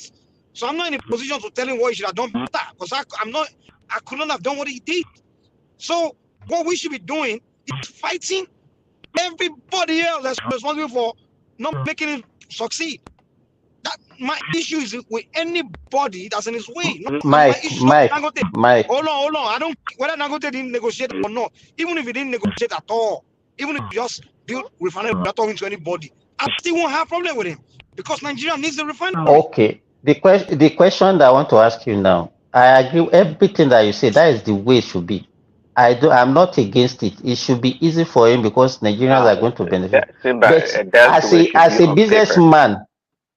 Exactly. But as a businessman, if I'm the one, I will not only have plan A, I will have plan A, plan B, plan C. You understand? Okay, oh God. The way you are looking at it is not a family. What should have done better? What has he not done better? You're not talking about the government. They're not doing what they should be doing better. You're talking about what Dangote should be doing better. I'm a businessman. Let me tell you what I've learned. Let me tell you, Mike. Me, if I want to do business, I would do my business not with Nigerian government. Believe me. If I should invest amount of money, so this advice you are giving them. What I'm saying, if you build it here, he can get. Let me tell you, all these things that we are saying, we are just being emotional. We are not being emotional. Simba, let me tell you something. Okay, let me please, Daddy. Can you put your own word and let's see what is? I don't know. I don't understand what. Simba. Simba. Prince Daddy, can you hold on, please? I've always said this: government don't build society; people build society. In the United States here, it's not government building everything; it's the people that are building everything. And when the people are building, what government do? They see what they are doing, and they jump behind them and support them, even without the people engaging the government, because government they encourage people to build. You understand? Just like Kennedy said, ask what you can do for your country, not what your country can do for you. And when you figure what you can do for your country will back you. So people build country. So I always believe that if refineries to build, if farm anything that needs to be built in Nigeria should be done by Nigerians, and government should create policy to support that individuals that are doing it. And Dangote is one of the few people we have in Nigeria that are actually trying to build Nigeria. You build your country and Mike, let me government is going against him, and you are telling him that he's not a smart businessman. He shouldn't have done. Why are you kidding me? He's not the one at fault. There's nothing he should have. He is not obligated to be a super smart or super extremist businessman to try to build for his country, because part of him building the refinery to be successful, he's actually doing things building his country. He's succeeding in building a country. So what's the right way I'm trying to put it? He's making his wealth from contribution. When most Nigerians, especially politicians, they are not contributing anything, but they are making wealth. So a man that's actually building his wealth from his sweat and actually his own money investing and doing what his country needs, there's no point of us having a conversation about you should have been better, you should have been smarter, you should have been better. No, that's not the conversation we should be having at all. The conversation we should be having is whoever is in his way, that's who we should be running after. And if Tinubu doesn't really do any, if this excuse you are giving him about Kabbalah in his way of Tinubu, then you are not. If someone is in your way, then you shouldn't be there. You shouldn't be the president. If you're not ready to clear whatever is in your way, then come on, don't give me that excuse about somebody's holding your hand. Mike, let them come in. Let them come in. Yeah, now they will come in, but I have to learn first now. But, I mean, should I not learn my statement before someone come in? It's not like I'm cutting people off. Yeah. Okay, go ahead, Prince Harry. Okay, yeah. I hear what you're saying, Mike, but in the Nigerian space, say you can't talk about Dangote in isolation. Say we talked about it the other day. Dangote naturally, in coming to into that space, is causing a lot of issues for a lot of people that make a lot of money from the NNPCL and these other refineries that never work. So Dangote essentially is a disruptor in that space. And what you're saying, it sounds good, and that's the logical thing to do. I mean, but Dangote really, you have to like do it from A to Z. And at this point in time, I don't think, maybe you do know, but a lot of Nigerians don't know the benefit of Dangote really, until they actually see the refinery working, and it makes impact on the price of fuel at the pump. Then it would make sense to Nigerians. This other stuff is just a bunch of stories. They can't relate. They can't relate. And Dangote, he says is a good businessman, a smart businessman, but at the same time, it appears that he dropped the ball along the way. Some things you should have tidied up. It seems like he didn't. And it's maybe got too comfortable.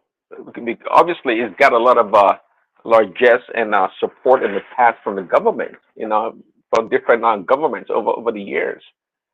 And this refinery stuff, I don't think he had all the areas covered. I don't think he did. So it's not sufficient that he built a refinery, then everybody should bow down to him. No, of course the average Nigerian is not Dangote's problem. Should bow down to him. Yes, we should bow down to him. Yes. Well, anyone that's contributing to the country, we should bow down to them. Yes. Well, you're talking idealistically. That's what I'm talking about. Okay, give me an example. Mike, give me an example of that in the Nigerian space that has ever happened before. Forget, listen, because that's the way Nigerians think. That's not the way. It doesn't mean that's how I have to think. The reality is, if you want to advance, you have to think like someone that wants to advance.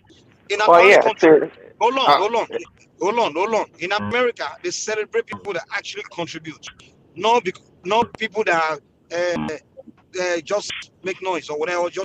They don't celebrate you because you are rich in the West, in the advanced country. They celebrate you because of something you are doing for the society. Yeah, okay, You understand? I hear you, Mike.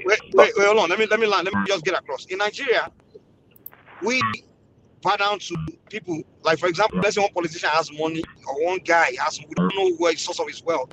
We just celebrate that person. I don't believe in that mindset.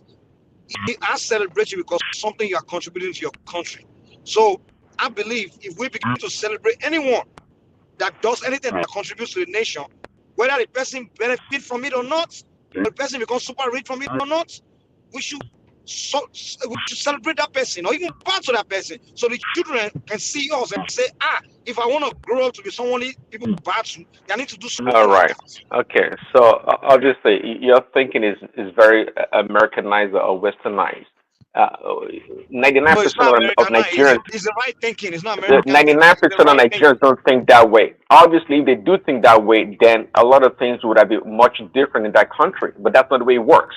So when you go to a place or if you're dealing with people that But they should be don't thinking think the that way way, you though. do, But they should huh? be thinking that way. They should be thinking that Of way, course right? they should be thinking that way. They should be thinking So that way then we and doing a agree, lot man. of So there's things. no argument here. But you have to. This is the problem. You have to face reality when you're dealing with a people or people from different cultures or background. You have to be competent. It's called cultural competency. You have to understand where they're coming from. Not because you think it's simply because you think something is right doesn't mean you have to do it or implement it.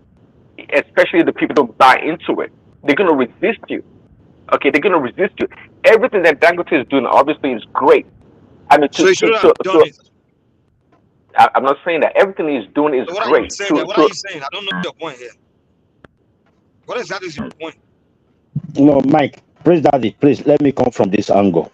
Come, this is what I think from my own view. You see, we had a president called Buhari that we all believe that actually ruined this country, according to what some of us believe. And I see that this same man, after seeing the way Nigeria was run, the Malamis, the KYARI, the later KYARI, after seeing all these things, this man just, okay, I think wicked or no wicked, let me just leave something for Nigerians. I believe that was why they actually focused on that Dangote Refinery, believing that, okay, this thing is going to help Nigerians. Now, he did that and he left. A new government came in. I asked a question here. Can this president remove that man? They said yes, he can remove him, but he's very powerful. He's so powerful. He's the Fulani, the pillar of the Fulanis. You see all these ethnic, tribal or so whatever. So if now Dangote did that, took that risk, built the refinery, and at the end, he did his part. You know what Dangote was expecting? He was expecting the federal government to back him up, to be able to fight these other mafias in the oil industry, and the government is dragging back. If Tinubu is not taking these drastic actions because of 2027, he is a fool. I've never insulted him before, but if this is true, that because of 2000, because I heard Simba saying it, that when you want to contest election, there are some people you preserve. If this man is not going to write his name on gold or in gold, however you put it, with only these 4 years, even though it's only these 4 years that he can take, he cannot write his name in gold if he cannot take all this drastic action knowing that this refinery will go to the grassroots, will help Nigerians so much, then he's a fool. I've never insulted him before. I've never insulted him. I've never insulted him before.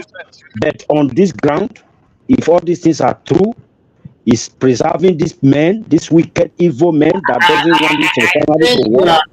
You are talking out of ignorance sometimes. No, he's not talking out of ignorance. That's absolute no to say, Remy. I'm sorry. This is total out of ignorance. Let me come in for 1 minute. Mike, I don't want you to get me. Just give me 1 minute. Yeah. Let me come in for 1 minute.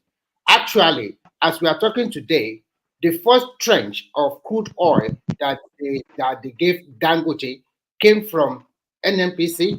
That was about 4 million crude, and the rest came from the IOC. I mean Shell and the other foreign company. And since that time, Dangote has been refining, and we learned that he has been exporting diesel, and he started selling diesel to Nigerian market also. He has also been selling aviation fuel for airplane from his plant, from that refinery. As we are talking today, it's not that Nigerian government said they are not going to supply him crude anymore, but there's a lot of forward contract that they have obligation to do because we have used it to borrow money. And our, our daily production from 1.3 million have increased to 1.6 million. Now, on the business angle of it, Dangote have enjoyed a lot of patronage from Nigerian government, maybe over the last 20 years. It's not the only one. What is wrong with that? Let me, I said, don't interject, please. It's not the only one that enjoyed that patronage. There are so many of them that cut across all the 6 regions. Now, the inside player, the business people, this is a big refinery. Even when I mentioned it in my class, when I was doing courses here, most of my lecturers were shocked. That means there were also international players that are also against this refinery.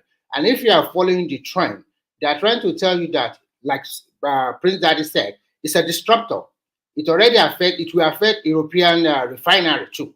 So it's not easy. So as a president or as you must know how to play the game. At the end of the day, I've listened to everybody here. At the end of the day, Nigerian people will win. Go and write that one home. This is just a temporary fight. Sooner or later, everything will settle down. And Nigerian people will. So what is your point? What is your point? Remy, wait. Isaac, let him land. Isaac, you're coming after him. You know, Remy took it from me. Remy, you took it from me, so you wait too. Due to what you just said now, I recall my insults. I like learning. If it is true that Nigeria is owing crude somewhere, which they already they need to fulfill that obligation, and that's why this thing is being slowed down. I take back my insult, and I pray by the time they have finished paying that crude that is making them not to give to Dangote to help our people, they should quick finish paying it, and then first of all supply him so that Nigeria can go where they should go. Isaac. 10 seconds. 10 okay, seconds. no, wait. You said 1 minute. Which the other 10 seconds are you asking for? It's already one. Okay, go ahead. Okay. What happened to the earlier news that we heard that they are going to be giving them 450,000 barrels? Is that one not in existence again? That they are going to be giving them. Listen carefully. That one they mentioned is not only for Dangote. It's for all. That's what I'm saying. You know, yes. So that one, that agreement. The question I want to ask you is that agreement is this still in place? The problem we are having now is this: our daily production have increased to about 1.61 million barrels of crude per day. So the problem we are having now is this: how have they been able to now supply all those modular refinery and also Dangote as we are talking today?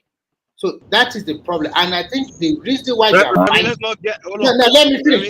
Just 1 second. I think the reason why they are fighting is that. Oh my God! Let me just finish, and you will talk. You will finish. Can you hold on? I'm not talking. I'm just trying to wait. Calm down. Let me moderate. I want us to put this conversation in context. There's no context of this. What everybody was saying, and what they were saying was that the people that are already in that that area, they're trying to cut. They're trying to get out of the cut this way. Mike, we cannot hear you. Your network is not good. His network is not good, but I understand what he's trying to say, that the industry player... Your network is playing guitar.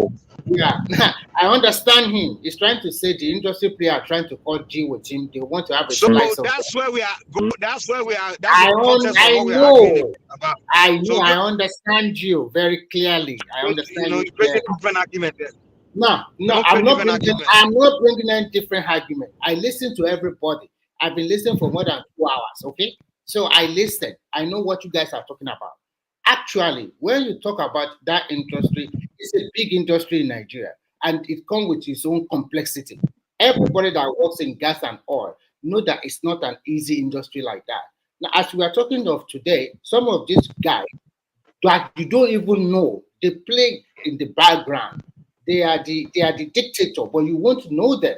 It's not visible like audio CEO like MELE KYARI that you hear his name. There's some people that is more important people. So what Kolata and the rest are saying is that instead of we talk about the corruption open, why don't we shift that corruption to productivity?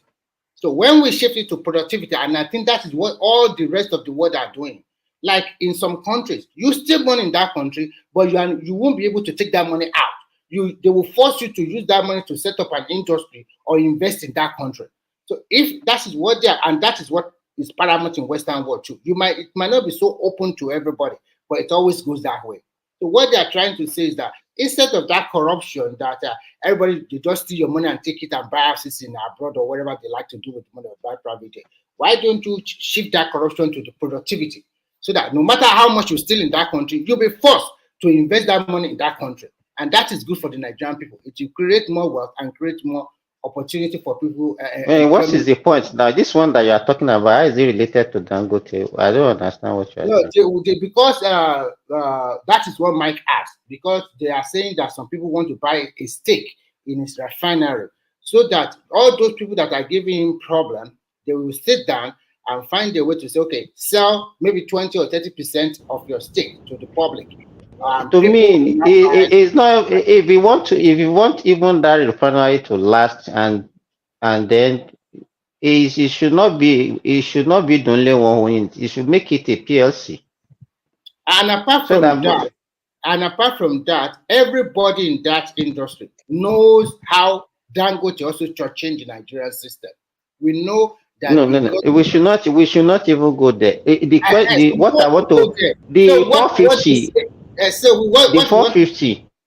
The 450. Let me continue my question with you. So the 450 barrel per day with other modular refinery, that one is still standing.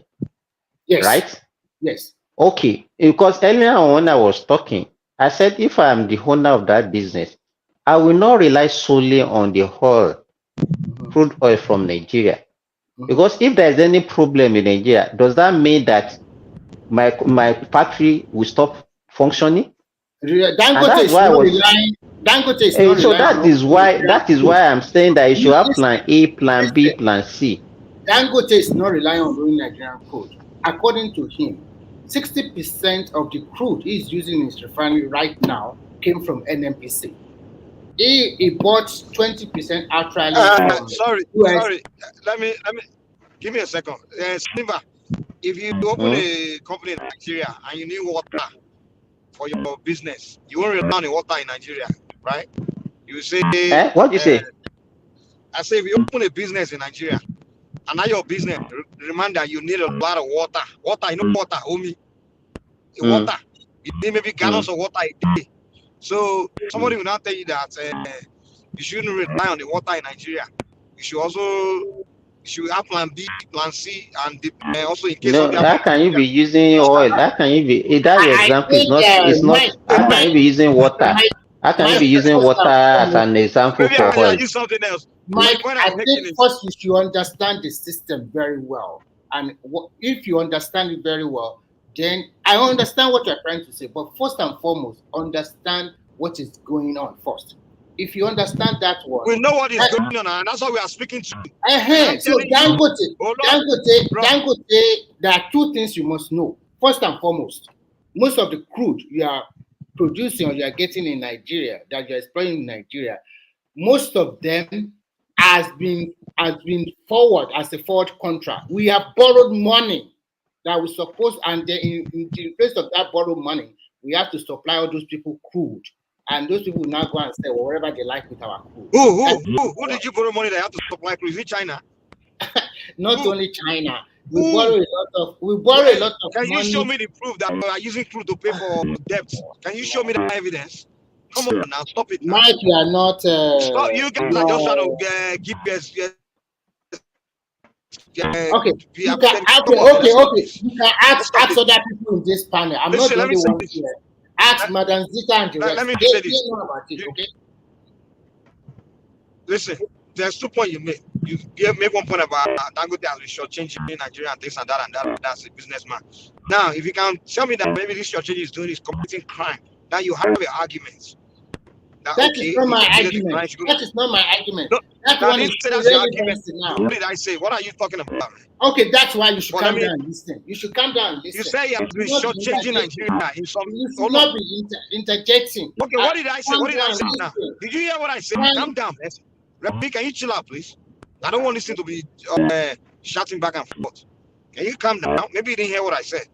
I said there was a statement he made about him shortchanging Nigeria. Maybe it's dealings or whatever his business. But and I'm telling you that in our shortchanging, so whatever shortchanging is, if he breaks the law, then you can bring the argument here.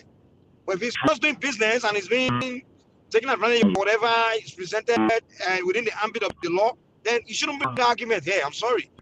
You should bring it here. Can I respond to you now? Okay, respond to that. Yeah.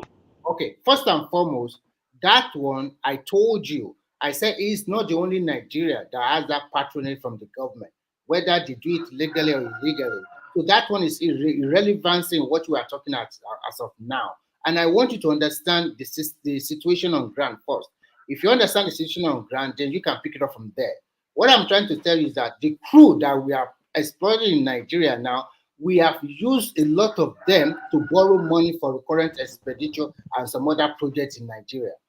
All throughout 8 years of Buhari, all those money borrowed, how do you think we are paying for it? I didn't hear anything in the last 20 seconds because my network was out. But anyway, okay, I will start again. I'm trying to tell you that most of the crude we are exploiting in Nigeria, we have used the crude to borrow money from abroad, maybe from institution or from country and the rest. They call it a forward contract. And that means that the crude we are going to produce in the next few years, we are going to be selling, we are going to give it to these people for the money they borrow us. That's number one. And then second, we don't have crude for Dangote. That's the no. Can you calm down, please? And second, we are not asking you a question now. You tell me to calm down, so I'm shouting. Okay, I did not say you are shy. I said you should calm down. What I'm telling you is this: the first tranche of crude that Dangote to receive for him to produce diesel, aviation fuel, blah blah blah blah, is from NNPCL of Nigeria, and they also confirmed it by said Dangote interestingly confirmed 60%, and it's about 4 million crude. That is the first tranche that he received from NNPCL of Nigeria. And then he got another 2 million from Shell and other IOC, making it 6 million. That is the first tranche that he used to produce his diesel, aviation fare, and whatever he's exporting, making money. So he's getting what he needs. So he's getting what he needs. No, now listen carefully. Now the problem with Remy, let us even ask Mike. Remy. And then let me finish. As a going concern, as a business going concern, he must have a ready-made supply of crude. And that is why the fight now on. That those people that they have been, I will tell you the truth, there are some players that they have been gaining the system, because when they import petrol, that is why they make their money on subsidy. And for you as a Nigeria, we are all Nigeria, unless you are not telling yourself the truth. The system is corrupt, we know. So the situation we find ourselves today is this. Now, they said that they are going to be giving me crude and it will pay in Naira. But not only him, with other refinery in Nigeria. We are producing 1.6 million per barrel today. But what is the bane of the problem now? The bane of the problem now is this. It's like we don't have enough crude to supply him because we have entered a lot of contractual obligation into a lot of foreign entity or maybe foreign country because we borrow money from them and we have to execute that contract. We cannot back out of it. But is that, hold on. Is that the argument of the federal government now? We don't have enough crude to supply. No, that is the argument of NNPC. Okay. Not that they're not going to give them crude. They are going to find a way to give him crude. But how they are going to go about it, we don't know now. That is where we find that is the situation now. But that's not what we're hearing on this conversation earlier. No. What they are trying now, to let people talk now. Man, I haven't even you didn't even know what I'm trying to say before you start cutting me off. I'm saying that's not the conversation or argument we're hearing on this platform earlier. Because what the argument earlier was that players in the game, they want their own court, they want to renegotiate deals. But you are telling me that the issue is that they don't have enough to supply him. And so it's a different argument you're presenting. And that's why I asked you that, is that what the government said? You are not following them from the beginning. What they are trying to say is that this problem, to solve it, Dangote have to divert some of its interest on that refinery by selling it out or maybe give them some shares. And Dangote already said that he's going to quote his refinery. I don't know how many percentage he's going to quote in the public market in both Nigeria and in abroad. We don't know now. But what they are trying to say is that for this player to bring them to you, you must have a way, they must have a way to settle this thing amicably. So that at the end of the day, you divert some of the interest, because Nigerian government also have interest in that refinery. Okay, Remy, wait, please. So if Dangote now strike that deal with them, that crude oil you said that they are using to pay debt, and that is why we don't have enough, then they will now have enough crude. No. Try to understand. So what are you telling us? First and foremost, NNPC, we have to renegotiate some of their forward contract. And that is not a good use enough for Nigeria. We might pay fine on that one so that we will be able to satisfy our Dangote and the rest of the refinery in Nigeria, any crude they need. The second alternative we have to do is for Nigerian government, that is where I will blame our president now, is to find a way to jack up our production to more than 2 million barrels per day. If we can jack it up, we meet everybody's demand. If we jack it up at least above 2 million or close to 2 million barrels. So when we jack it up to that amount, then we can be able to supply Dangote and the rest of the refinery in Nigeria. And we're also able to meet our contractual obligation with the people we borrow money from. It's as simple as that. But Remy, you just say, there are so many things that we say, and we think that things are just easy to do like that. Okay, you said they should just jack it up. I know it's not easy. I'm trying to talk about solution to the problem, apart from maybe selling some of his stake to some industry player. That will bring a sucker to Nigeria. But that way, jacking it up, you know how many years it took us to get to this level? You know how many years we spend if we are even below 1 million barrels per day? You understand? Issue, let me tell you, the issue here, what me, I didn't think is actually as simple as we are putting it. One, okay, let's say they are even giving him 450 and it's not enough for him. Why can't he get from abroad, import the remaining one that will be using? No, let me finish now. Just wait. Even if you want to even be importing everything, he's a businessman. The problem, the only thing I can say as a problem here is by the time he produces and they are now saying they are not going to buy from him his refined product, that is when I can see that as a problem. If the Nigerians, okay, what if there is a war there is something in Niger Delta now that destroy production? Is he going to say that he's not going to be producing refining crude in his factory. The only problem here I see here is that, okay, if they now say, okay, they want to continue importing refined products, and they said they are not going to buy his own, that is what I will see as the major problem. But in as much as that one is not there, the only problem is, okay, wanted to be getting his crude cheap from Nigeria by paying in Naira. And then I didn't see him as a serious person. As we speak today, Dangote is the only one supplying Nigerian diesel and aviation fuel. Is the only one. Nobody is. They are not importing that one anymore. So we are talking about PMS. Simba, let me ask you a question. In Venezuela, in Saudi Arabia, in all these oil-producing countries, they are private refineries. Are they importing their oil? There is no private. There is no even. Let me tell you. I don't even. The two countries that you mentioned, they are not a good example, because in Saudi Arabia, I don't think there's any private refinery. Maybe other oil-producing countries that they have private individual that own refinery. Do they all import? So I mean, it's kind of ridiculous to be expecting. I mean, like we shouldn't even be talking like this. We shouldn't even be saying that we're importing oil. It doesn't make sense at all. We shouldn't even be saying that. So what you are saying now is that because Dangote built a refinery, then it's mandatory that it must get all its crude from Nigeria, just because Nigeria have oil. Yes, it's countries you back by supplying. It's like me. I'm not. Mike has a very good point. Has a very good point, because we need Nigeria. We are probably the fifth largest producer of crude. But unfortunately, Mike, you should also see the reality here. You have 4 refineries. They have been moribund for more than 12 or 15 years now. They have not been working. So that is the truth of the case. And Dangote came on stream. Every people that in that industry know that he put a lot of money down. They also know how government also helped him another refinery. And we also know our situation as we are talking today. We have not been a productive nation for so many years. We only rely on only one singular commodity, which is crude oil. And how is that one the problem of Dangote? What you are saying is not related to what you are saying. I'm not saying. I'm trying to talk to Mike that this is the situation, and then the crude. The issue here. Let me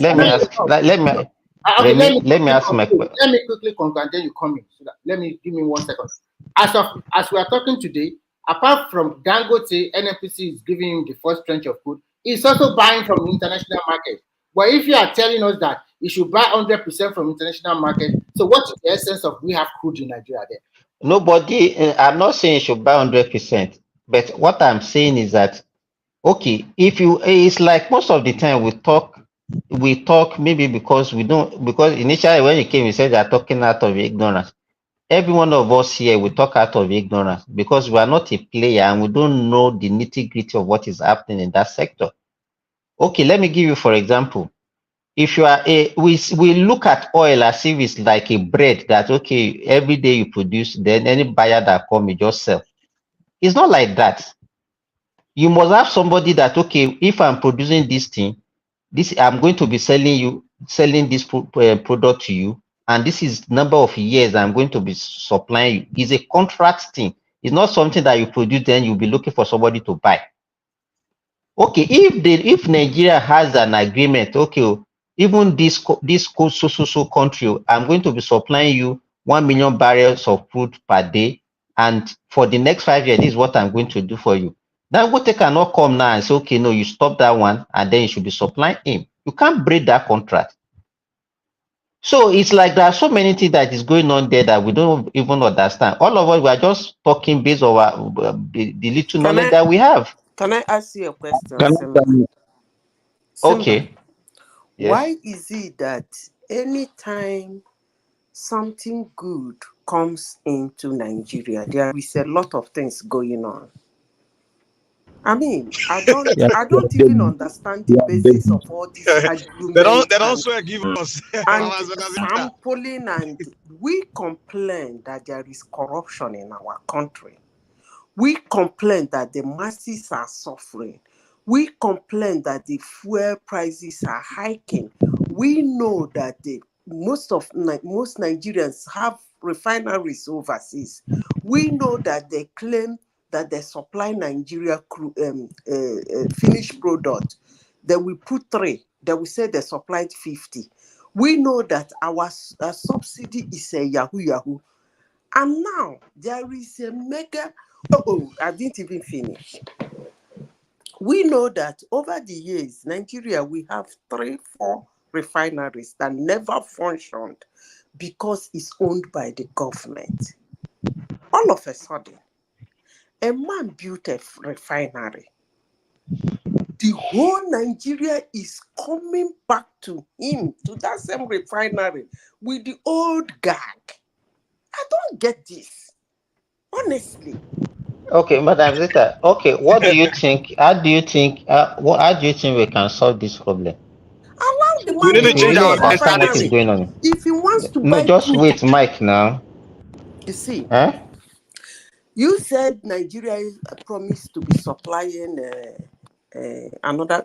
They have business already supplying crude. This is All ridiculous. those things that we are talking about is Okay, just speculation. Is nobody knew? None of us knew what is it's actually happening. actually ridiculous. Actually, I do not understand this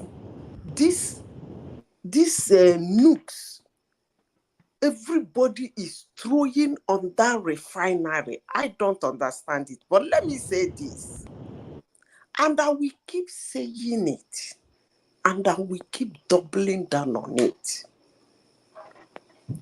Obasanjo came as a president. When he came, the military has a lot of money, Nigerian money in their hands. Some civilians, including what's this one that was interim government? What's his name? That crook. Shoneka. No, the one that is still living. Abu Salam. He stole a lot of money in his hands. Yes. There is a lot of shenanigans going on in Nigeria. Obasanjo came.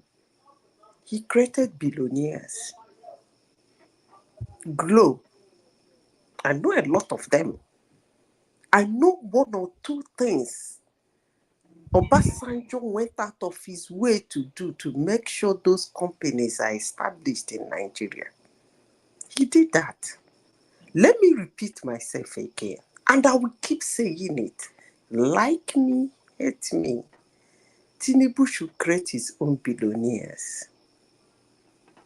There's nothing wrong in Tinubu supporting another billionaire to build another refinery bigger than Dangote's own. Hold on, let me finish Dangote is now. already a billionaire now. Let me finish. There is nothing stops him from putting up another billionaire to build a refinery that is even bigger than Dangote. That's what Nigeria wants. There is nothing stopping him from creating another billionaire. Don't worry. This guy will become a multi-billionaire soon. That guy from the East, that innocent. Go and write it down. Tinubu did not create him. I know but he will turn into. He is not. Hey, you don't understand what I'm talking about. I know what I'm talking about. But if you refuse to understand me, there's no She's saying problem. Tinubu should create his own billionaire. Like, I understand. I'm just joking. I didn't say continue, he should. okay? Listen, I did not say he. I gave an example of Obasanjo. Adenuga them, all those Glow and all of them. We know what Obasanjo did to establish those people. These names were not heard before. Obasanjo brought them into limelight. And I insist, Tinubu should create his own billionaires in Nigeria. Let Nigerians get employment. This idea of no work, people are not working, hungry, suffering. If there is anything a government of Nigeria is to do, is to support and make sure that businesses, multi-million companies are built in that country by individuals, not the government. And even when they take money from the government to build it, government should try as much as possible not to get involved. so that he can run. Mingling government with Dangote Refinery because Dangote took money from the government to build it is actually trying to kill that country. I keep saying this, but with anybody, this, Simba, I talk a lot of nonsense. After 1 year, it go begin to make sense to someone. Let me even say this. United States, you want to bomb another country just to secure resources for their private companies, private industries in America. That's the Mike, job I of don't government. Your understand this job is drama. Honestly, that me too. speaking, I'm confused. Like, it's the job of government don't to understand support this drama around Dangote's refinery. I don't just get me it. too. And people come and give all kinds of get it. I don't understand this drama hovering around that company. I don't get it. He took money from Did he steal it? Exactly. Did you Nobody walk has to come to say he Central Bank committed and this start crime. stealing money? He negotiated for 5%, and so what? Did he use That's corn not to negotiate that money? I don't get all this. Nigerians are very ridiculous people. Look, I don't even know why that man kept that company there.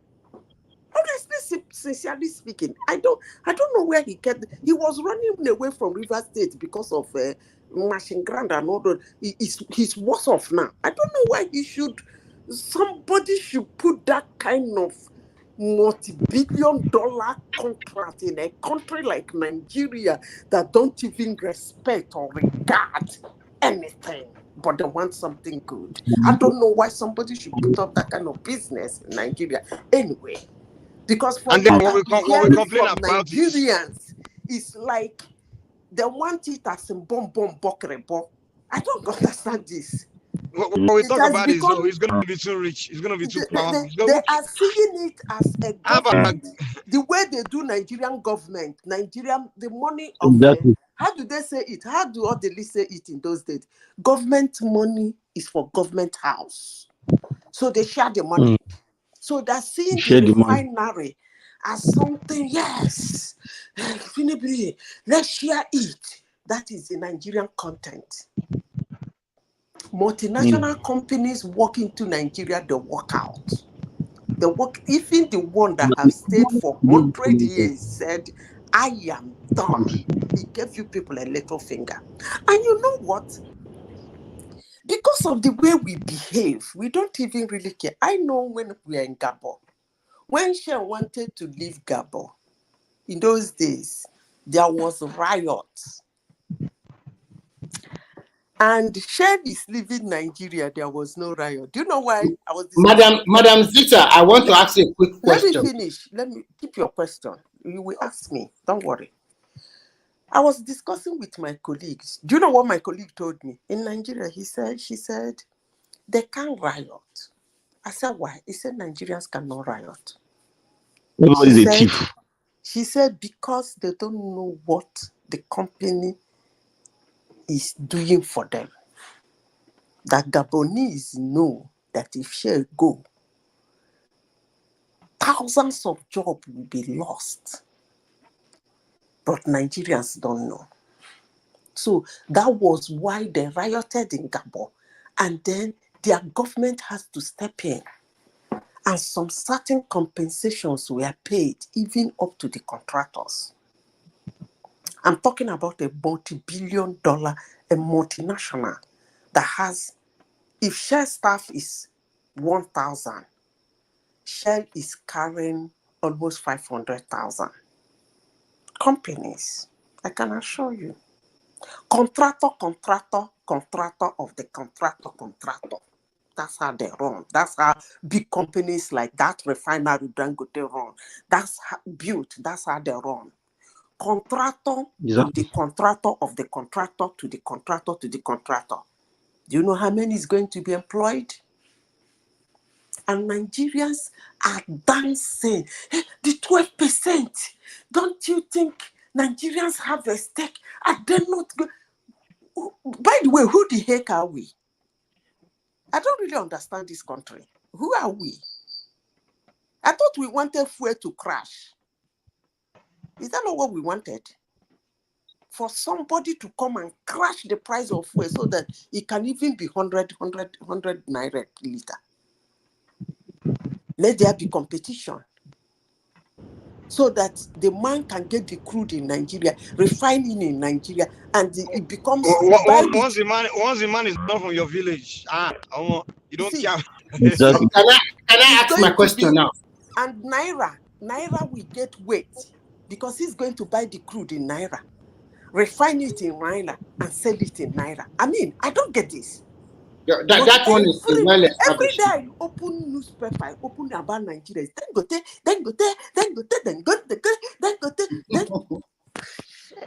Okay, can I ask my question now? Go ahead. When Dangote was stuck about his refinery, no money to continue building, because the initial date of completion was 2 or 3 years ago, and it was low on the liquidity. Who did he run to? Who bailed him out? Who gave him the money to complete? Tell me. No, I'm asking you. No, just tell me now. U.S. government bail out industries all the time. No, wait, Mike, you are taking the matter too far. Calm down. Okay, now I will tell you what happened. They did not bail him out. Instead of bailing him out, the federal NNPCL, it has been established as a corporation now. They have interest in its refinery. According to what they told us until we started hearing another story this year, they said they invested the 20% stake and they gave him $4 billion. But later now, this year, we now learned that they did not give him $4 billion.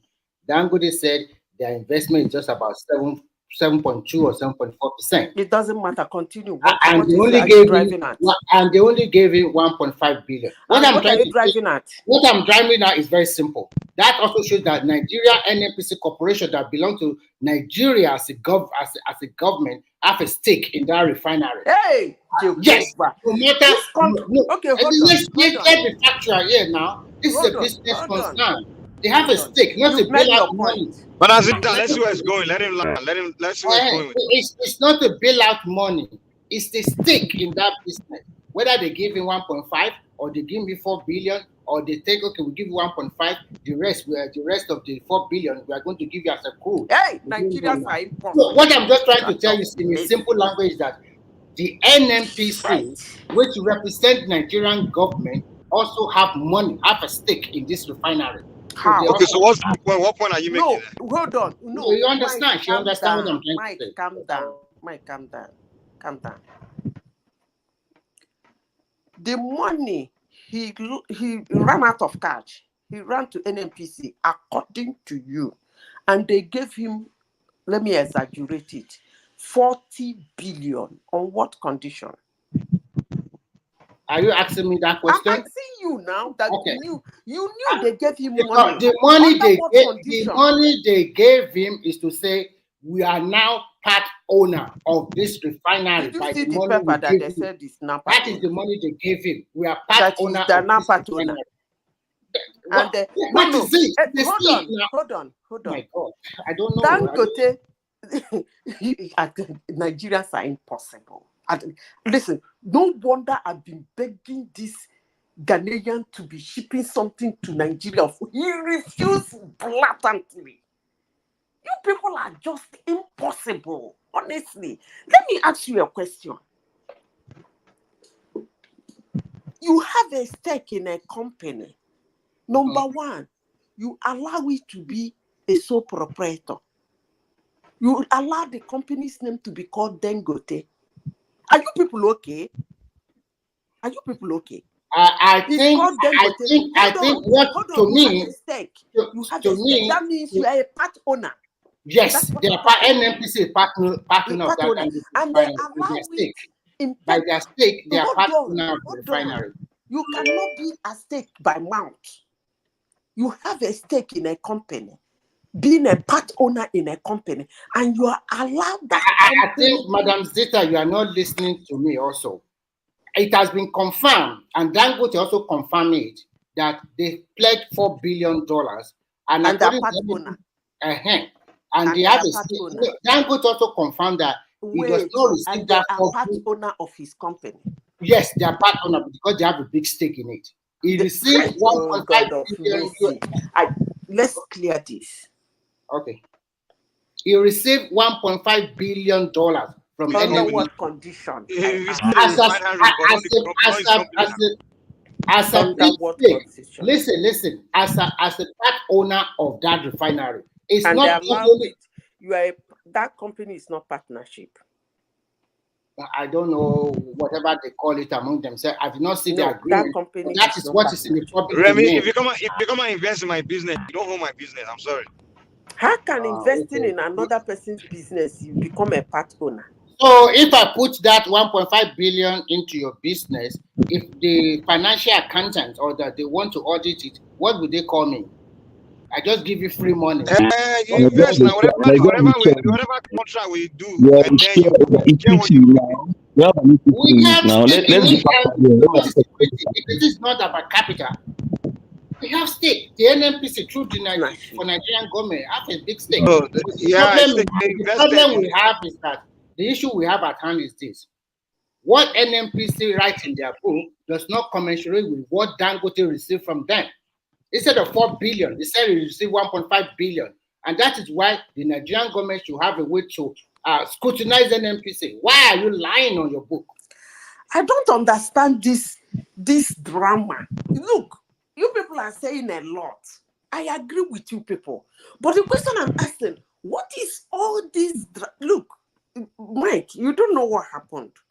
When that company was commissioned, the Rushidili, or let me speak like a Nigerian, the Rushidili commissioned that company so that it will be Buhari, that stuff. I went to one of these you people's ridiculous platform about 2 weeks after that place was commissioned. Do you know what a Nigerian was saying? That he doesn't know what Nigerians are doing. They should go run round it, put gas around it, and set it ablaze. And from all you people said I came late. Never mind. I know why I'm saying what I'm saying. Because sometimes when people say something, I like when I come, I put my voice. I lay down my voice. This is a global platform. People used to say, internet, they lie. That's why I said, make una computer, go lie you. That's why anytime I come here, I say, you guys should stop lying to our younger ones. It's gonna hurt, and it's gonna hurt big time. That's what a Nigerian said. A massive tourist center that would even be a tourist center in his country. He said they should run around it and set it ablaze. And because now he hated Remy is saying that NNPC borrowed him money or put money in his, they ran to them and they gave him money. And because they gave him money, they have a stake, they are part owner. And then I ask, why is the ownership of the company, why is it remaining Dangote's own? Which is common sense. I just asked a common sense question, and I am sure for people who know economics, this common sense has debunked what you just said. Because I cannot get money, put money in your business in the name that we are going to be part owner of the business, and the business still remains as a sole proprietor. I don't get it. But these are the rambo Nigerians do around every business Nigerian government owns. But I am shocked that they're taking it to a private business. If it has gotten to a private business, then Nigeria what is our point now? What is our point now? Listen, let me tell you. You see this thing you are saying now. Let me tell you. This is one of the problems about Jonathan had. I monitor situations. When Obasanjo left, Jonathan wanted to do this Kuruke Tinubu is doing now with Glow versus MTN. Anyway, he ended up crashing Econet. He wanted to, with his cohorts, I don't really think Jonathan was the brain behind it. But they wanted, if you remember, there was a time where something came up in Jonathan's government. They were saying that somebody else applied for that thing, that communication, whatever, that Obasanjo gave it to that guy. Why did he do that? It was a ramble. Then we were discussing it. All of a sudden, Obasanjo started visiting Jonathan in Asorok. And somehow that thing died down. Nigerians actually wanted to rip that global cup off that man. And the man came, one thing I liked him for, he came prepared. He listened to his advert. In fact, when he kicked off, MTN started panicking. I was so proud of him. Plus the color he used, I was so proud of him. His advert, everything was spec. MTN started panicking. That was a Nigerian company. I was so proud of him. Jonathan came. You see this shenanigan that is going on now. If not for Obasanjo was visiting Jonathan. I'm saying it is a global platform. Like, don't try that rubbish. That was how they left that guy. Tinubu has come his own. And everybody is bringing out to Nigerians, you people are impossible. By the way, how dare somebody put a business in Nigeria? How dare him? Everybody, he's going to make 400 billion. So for one man, it's not too much. One man owning that money, he has to cut. He's killing other businesses. Madam Zita, why are you blaming him for putting the factory in Nigeria? No. What are you saying? Look, I regret ever supporting that man should put that refinery in Nigeria. Because why? What I heard this night in one man platform, I could not believe it. Some of the utterances I had here today, goose pimple ran over my body. You guys don't deserve it. Honestly, I kind of feel the same way too, man. You don't deserve it. Do you know if Dangote you should Listen, hold on. Okay. If he had built that refinery in the United States, or the way the government would back him, man. Hey, Mike, calm down. Nigeria had refineries owned by government, mingled by government, politicians, mingled with Nigerians. And Nigerians cried for many years over it too. We cried for many years for not having refinery, functional refinery. And those refineries over the years was deteriorating. Actually, Nigerians who worked there were the ones, politicians who got involved, they are the ones that stole some part, sold some part, and went and... Madam Zita, the question we should be asking... No, just hold on, you will finish. No, Simba, let that land a point now. Let that land No, the NLC, the NSC, the 2EC, the NLC, the 2EC. What are they doing about it, Madam Zita? Hold on, let me finish now.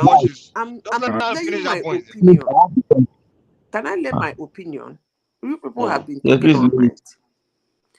They went and had refineries overseas.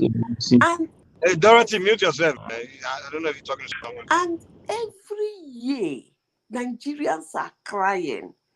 It become our something to make us happy. The so-called, the one that they used our taxpayers' money, the one we own. Nigerian government, every government that comes, uses it they're using it to make us like we have something for you. our own thing. The refinery will work on the 23rd and the 10th. The refinery will work. Fataka refinery will kick off on the 12th. Fataka Kaduna refinery will be there. And Nigerians watch those refineries die. They're not going to resurrect anyway. And somebody came and built a private one for the first time. And goose pimple is running all over my body because I was expecting to hear from Nigeria saying, hey, I don't care what government is saying. They should not go there. Oh. They should not near there. Oh. They should leave that man to handle the refinery. They should not get, okay, where were you when he was, no, don't do it what you people have been doing. We don't want you people in this business because anything you touch turn to rubble. I was expecting Nigerians to go towards that end. But what I am hearing this morning from this platform, I can comfortably say that Nigerians don't deserve that refinery in their country. They don't. So what you hear on the platform representing Nigeria? Yes. Why are you so emotional that you hear I'm not emotional. some things from few people and you are now extrapolating it to be Nigeria? Yes, I'm emotional in the sense that I listen to you guys, goose pimple run over my body. Yes, I'm emotional about it. Because that Dangote, you cannot be a leader. You don't have the patience, eh? Madam Zita, you cannot be a leader. What you people are saying, self, is a no to me. Whatever you people are saying is a no to me. I don't care how you want to put it. Whether they borrowed money or he got money from the government or NNPC gave him money or he borrowed money from... Hey, but all those things, all these borrow money, give money, it does not even apply to the issue on ground. It doesn't apply to the issue on ground. Because if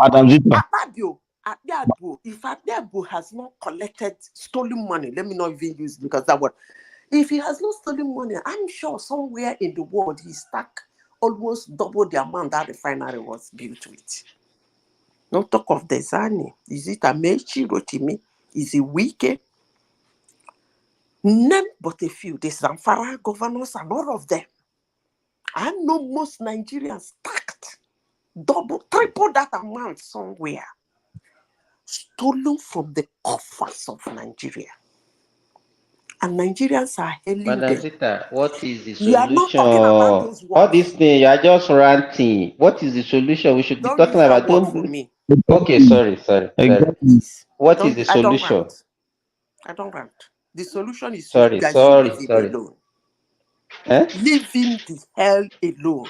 I have said this thing since almost 8 months this problem started. I say, leave that refinery alone. I don't want any... If you people think you gave him money, wait when the refinery starts. Let him refund all of you your money. You know what I'm saying? Hold on, let me finish. You're asking me for a solution. If they want him to pay with interest, if they want him to pay with interest, let him pay them with interest. But nobody, they are not even talking about giving him money or not the money. Is that the issue? If you guys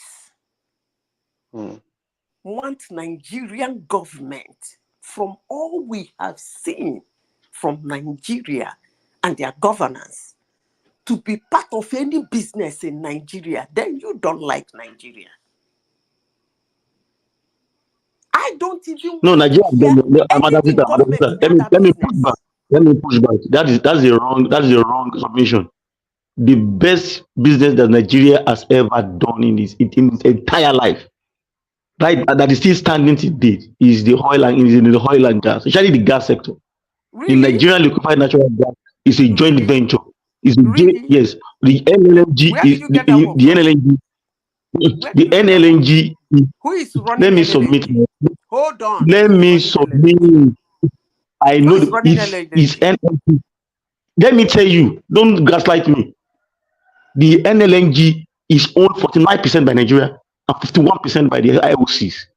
Ohando, anyway, I end this topic. 51% of that Michelle, business. what we see And Nigeria Nigeria do present is joint venture call until date. Michelle, We what is are on. Nigeria Do All right, you one know, vote, one vote, do you run it down.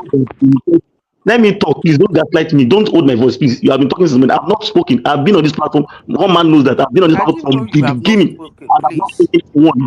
Madam Zita, let him make his point and then you respond. Yeah. Go ahead.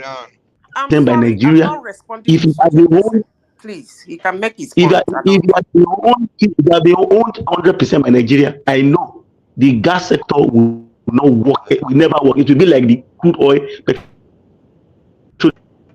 The people that are making it work is because the IOC, ExxonMobil, Equinor, I think could have sold some of their shares out of it. Orlando has little share and the Seplat.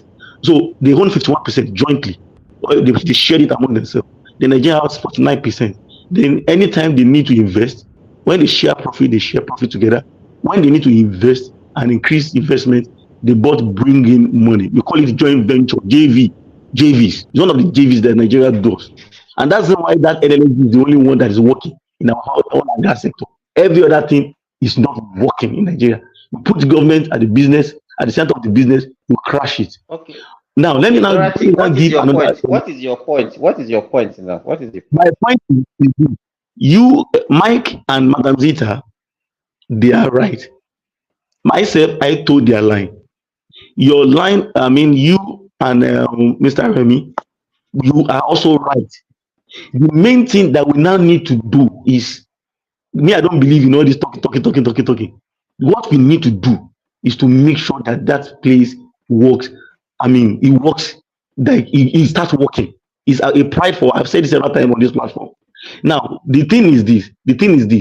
You know, one thing that Mike has been saying is this. You know, this ethnicity problem and all this corruption that has destroyed our country is the reason why we're having this conversation in the first place. Now, if some people are rattled that, oh, this guy will be cornering all the money, this because of their corruption that they have been eating for a long time, they don't want to give in. But Mr. Minister is making a lot of sense there, that this guy is bringing a lot of support. Let me give you an example. Peter Imba, the largest tank farm in the whole of West Africa, Pinnacle Oil and Gas, owned by majorly by Peter Imba, is a $1 billion investment in Lagos there. That investment came into Lagos because Dangote was building that refinery. Peter Imba was envisaging that there will be a time when Dangote might run into a bit of shock one way or the other, or he can also buy from him, store, become a depot owner, and give money and give help to give support to the other oil and gas suppliers. Oil suppliers, where he can bring in his product, store it in his own tank farm, then help to sell. So it's a win-win situation. The government of the day, and that's the reason why I support what Isaac was saying. If Tinubu did not fix this Dangote quagmire, it's going to cost him 2027. I bet it, if anybody. So he must find a way around it. Fine. One of the problems, I know where Mr. Remy and Dr. Cesar was coming from. Dangote himself already prepared his mind. Probably already prepared his mind. He already thought there will be another Northern that will come in as the president. That the power might not be coming to the south. But he also ought to have known that he already prepared actually, because that refinery can blend any other crude oil. But you know what? If Nigeria will actually benefit from that refinery, what Tinubu did is the right thing to do. That is selling to him in naira. If this guy goes about to go and bring in crude, I tell you, we will use it as an excuse that he cannot sell cheap to Nigeria, and it will defeat all the purpose. And Nigerians themselves will turn against him, because we already see our government as a failure. 4 refineries, nothing is coming out of it. But we are looking at, okay, you can come up. I was seeing this guy also fighting against him. Look at today. Yesterday, they commissioned CNG buses. Do you know who bought CNG buses for the government? It was these same oil importers. When Tinubu held their balls, who strangulate their neck in order to kind of pacify the government. We are going to remove this thing. So they are finding a way to reimburse the government. Okay, we'll buy balls, 100 billion. We'll do this. That was what they are trying, and also the government also coming. Okay, but we'll buy additional one from the money that we remove from the subsidy. So everybody is a player in that, and it's a corrupt cesspool of corruption. So it's the government that will try and modulate just all your thoughts, Madam Riza's thoughts, Mike's thoughts, Dr. Simba, and manage it so that we can have the benefit of that company. It's a great blessing to us, and we must not allow it to work. We must not allow it to go down. That the government does not have what do you call it in that business. Nigeria has a stake in that business. And let me tell you, Nigeria does not even have any business having a stake in that business in the first place. But the problem is, if Nigeria does not have stake in that business, because he borrowed money, half of the money used to borrow that place, was borrowed actually, both from African Development Bank, Nigerian banks borrowed him, and some other international creditors borrowed him some of the money. So because at the time he was building that refinery, is even more than his own worth. So what we are saying now is this: if Nigeria buys, Nigeria NNPC does not really have any business buying in that Dangote in the first place. The reason why they bought it is just to cover face, just to save face, cover their inefficiencies in running the refineries that were run aground in the 3 refineries that we have. Just say, okay, we have energy security. So that we can say at least we have it, so that Nigerians will not bash them too much. That was the reason why they are buying into that refinery. And also we can also look at it in another way. Because most of the time, if you look at it, all the natural resources under the ground belongs to the government. As per our useless constitution that we're using right now. So they can also look at it. Okay, it's not a bad thing that we have a stake, because all this lithium something that we are saying, all this lithium production, gold refinery that we are talking about. Nigeria has a stake in those businesses. We have a stake in them. Yes. So that stake is what they are trying to say. Okay, let's use it to corner the favor of Nigerians, so that they will not bash us. Shame on you guys. You cannot manage 3 refineries, and individual started refinery in front of you, and he finished building it, and you people are not saying something. So that was the reason why they bought that 20%. And that 20%, they didn't even finish paying that 20%. Dangote himself came out to say that. So on that, just give Nigerians the opportunity to buy some part. He has already said it. Let me use the remaining part. Let's sell it to other Nigerians. Those useless people that are saying that, those importers that want to run us aground, that are trying to make sure that we remain at that level that we are. Let some of them buy some few stakes in that business. Let the government also buy some few stakes in that business, so that at least we will know that if it makes 100 billion in profit from that business, we will get maybe 10% or 20%. That 20%, let's carry it back into our system, use it to fix 1 or 2 things. If it's education, you want to use it to fix. If it's our infrastructure, you want to use it to fix. At least Nigeria will know that we get something from it. And don't forget, we are still the regulator. Nigerian government is still the regulator. If Nigerian government grant that place, it will not work, because we are the regulator. So we can still find a way to fine-tune it, so that it will not become monopolistic one way or the other. Because people are complaining about the cement. Because if you look at it, that's the reason why some people don't even think deep down. Somebody wants to go and burn that refinery. Do you know that refinery is the only thing that's good, one of the best things that have ever happened to us in the whole of the country? That they shared letter to all the departments of petroleum resources, petrochemical engineering, chemical engineering, mechanical engineering, and I think one of the geology, to get fresh graduates. Right now, he has trained 900 Nigerian graduates. In fact, they are because of the content development law that we have in Nigeria, 3,000 is supposed to be trained. That are Nigerian graduates that we have. They are already gotten training abroad, and they are back in the country, and they are training another set, which will form the. Do you know that Nigerians built Dangote? Probably you don't know. But the majority of the engineering works. Not only that, Edo Refinery, Nigerians built it. Nigerian welders, Nigerian engineers, they just had some few expatriates that did some other stuff. It was literally Nigeria built it, and some Nigerians that are also abroad, that have been in the oil and gas sector all across the world, they were deployed down towards Nigeria to help build that Dangote. So it's a thing of pride to me. So I want to see it work. I don't want all these shenanigans, all these talk. Let them find a middle ground, and make sure this guy works so that it can benefit the average Nigerian, and also help Africa to get his voice back. We don't understand that Dangote must work. If he works, we get our voice back. We'll be able to stand on our feet and say, yes, we are Africans. We can do this thing. And that's so I think that our focus should be on our focus should be on making sure it work. Not the contracts and why this and that. All that conversation is that's not our business. That's not what we the Nigerians should be talking about. Mike, you know that forward contract. Nobody should say that it's a lie. Nobody should say that it's a lie. No. I'm not even interested. All I'm interested in is I want the government to make sure these guys succeed and the goal is accomplished. That's all I care about. Any other shit, exactly. Exactly. But you know what? Dangote also, just like Zimba normally say, Dangote also did not also. I don't know how he did that. I expect when he started when they gave him the license, it was Jonathan that gave him the license. These are the kind of things we should be protesting about. Let's go protest. Yes, exactly. Nigerians are saying, there was a trending stuff on X. I stand with Dangote, because people are saying, okay, you killed the old refineries. You still want to kill this one, and these guys are bent on killing it. That's what I'm saying. That's exactly what I'm saying.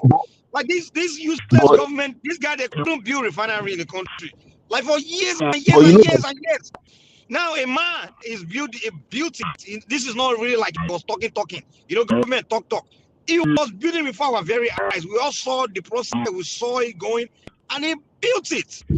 And then now this issue is with government. Now somebody's coming here to tell me trying to side with government. The same government that can't build refinery. But they should have been building something like that. You know what, Mike? Tinubu, somebody was saying that Tinubu can never be against Dangote not working. You know what? You know the reason. Naturally, that Dangote is not supposed to be in Lagos. It's supposed to be in Ondo State.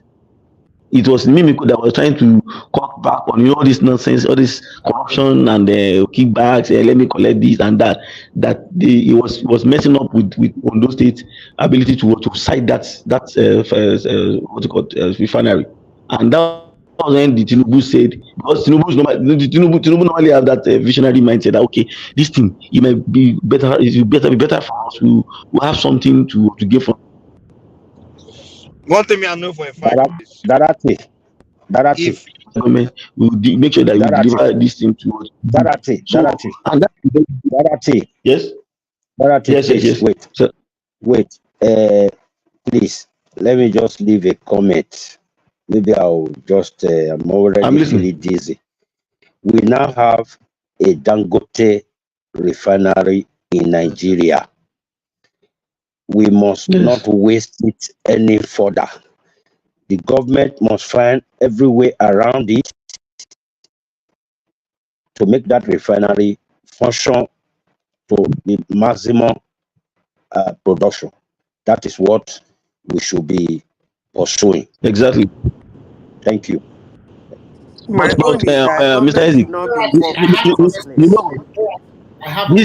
this power sale contract, how do we do it? You see, this power sale contract that they have used to borrow oil, technically, this power sale oil is actually the mistake that the government did that time was that nobody know they would have given him some probably one oil well or something, but at that time I think all this shifting of a thing, ExxonMobil and some of these guys that are opting out of Nigeria. I heard ExxonMobil eat $1 trillion oil well in Guyana yesterday. I got that information. Assuming they have given this guy one oil well, probably he will be able to service some of these things. I think Dangote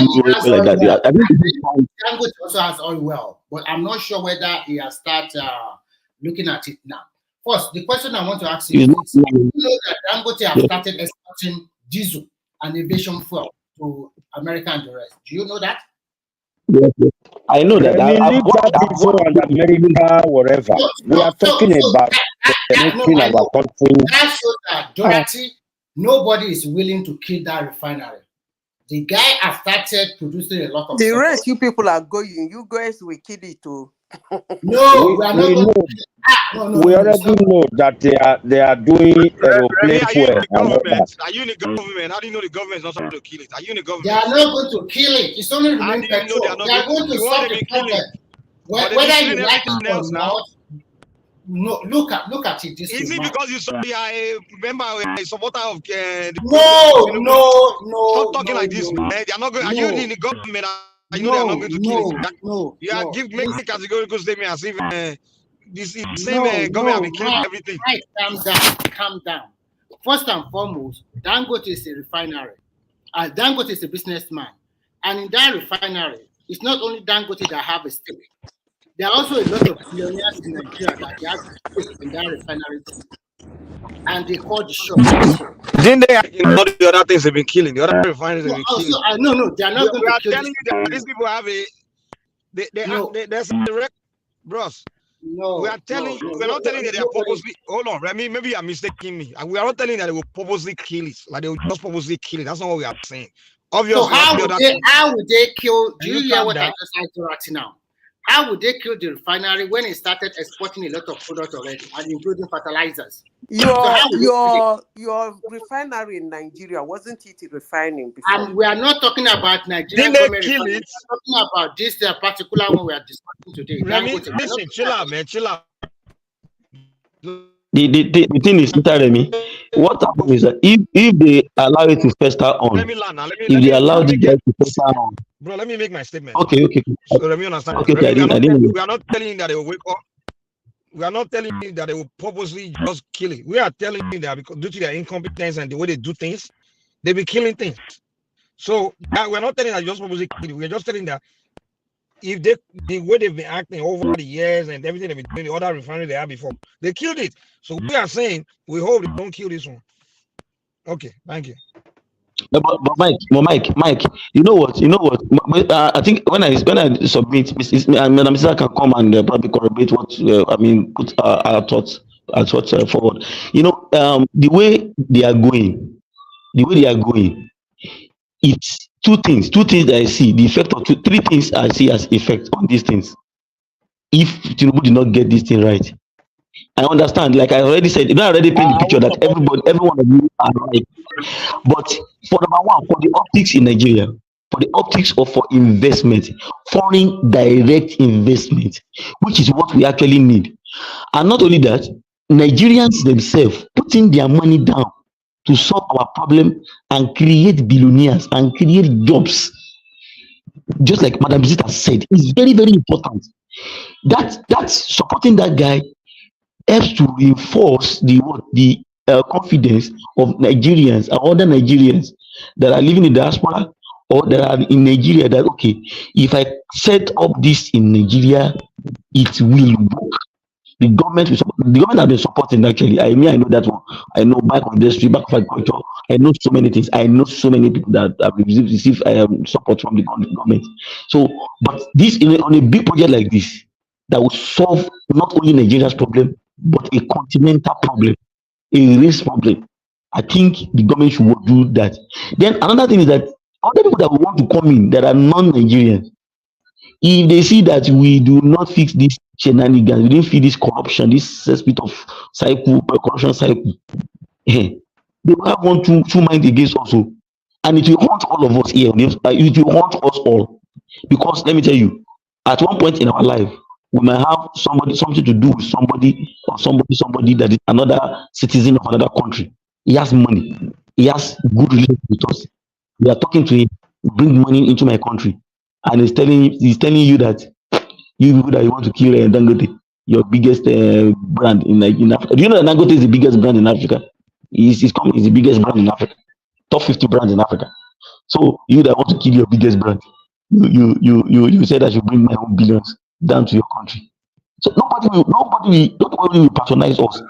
And don't forget that right now Nigerian companies are now buying. They were now having the capacity to buy Dorothy, Exxon can you bring us and all those up to companies. date? Can you bring us up to date? What is exactly the problem at this moment? Is it not Dangote already buy some crude abroad and NNPCL also supply him 60%, and they should continue to supply him crude? So can you bring us up to date? What is NNPC doing to him now, please? I think I've already said that. You see, the problem Dangote is also having too is this. He stands a chance of being accused of monopolistic tendencies if he's not able to bring that price down to the extent that people feel that, oh, this guy is doing something. If he goes out to go and buy crude all over the world, those useless, not useless actually, but those IOC that we are seeing, it's an international commodity.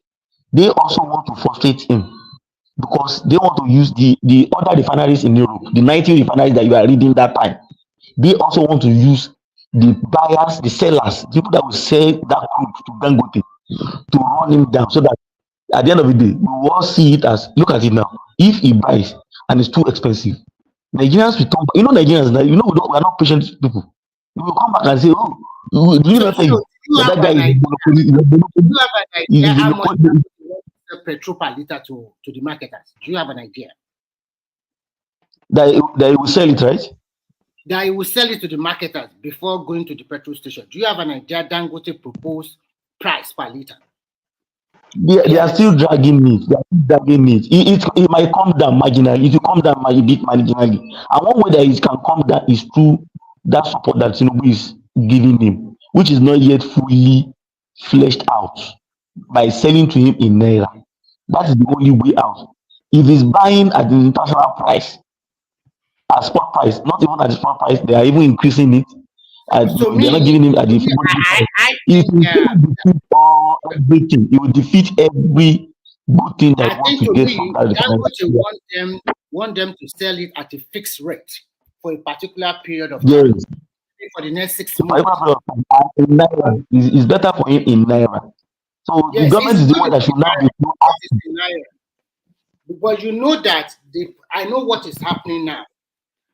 Government is going to subsidize production, which is subsidize Dangote itself. And it's better.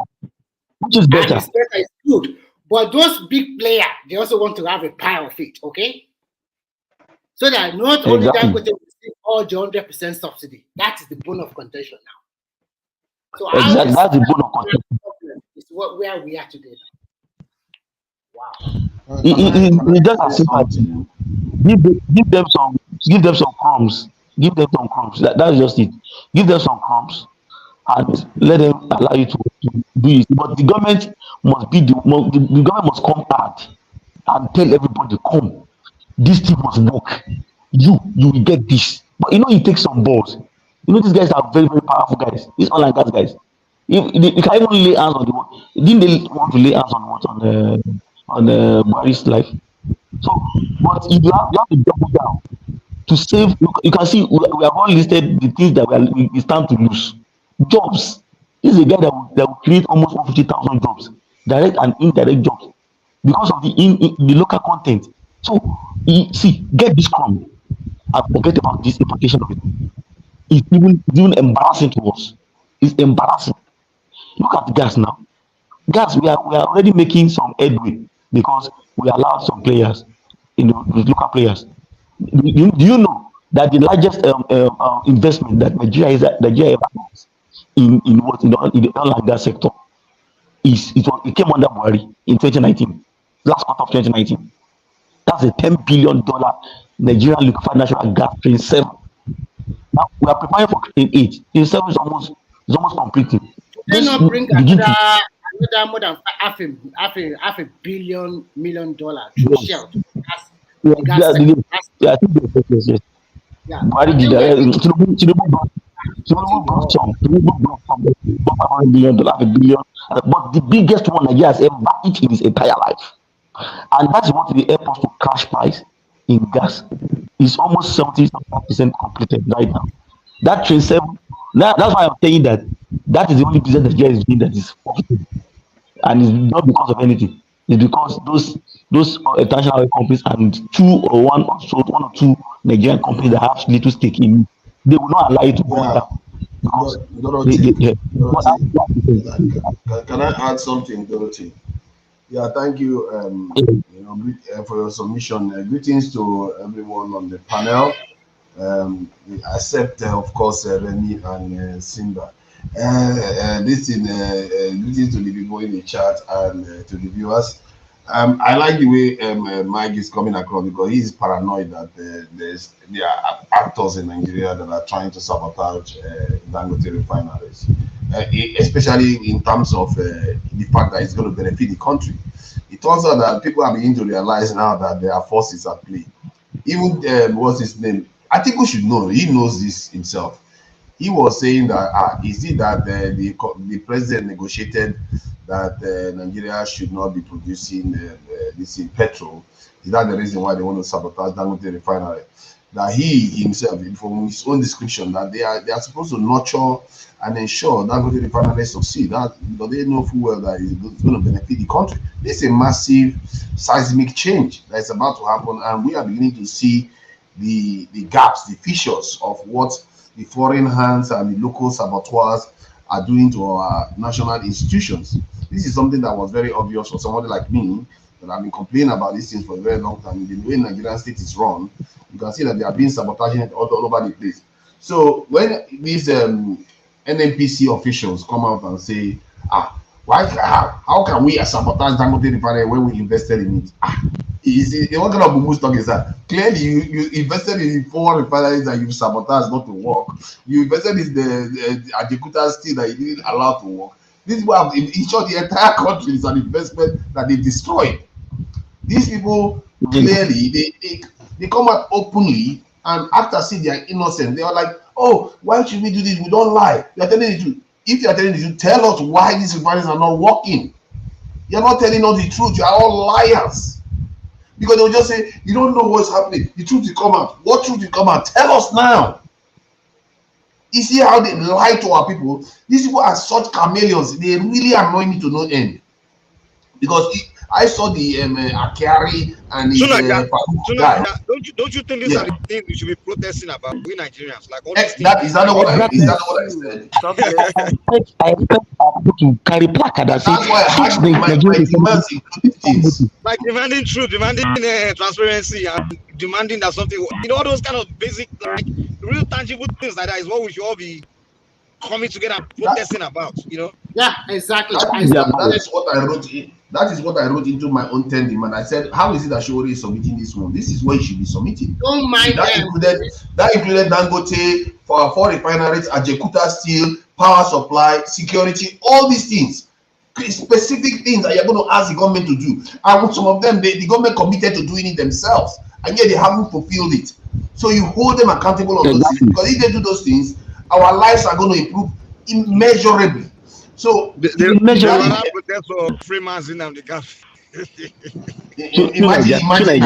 Thinking that kind of stuff.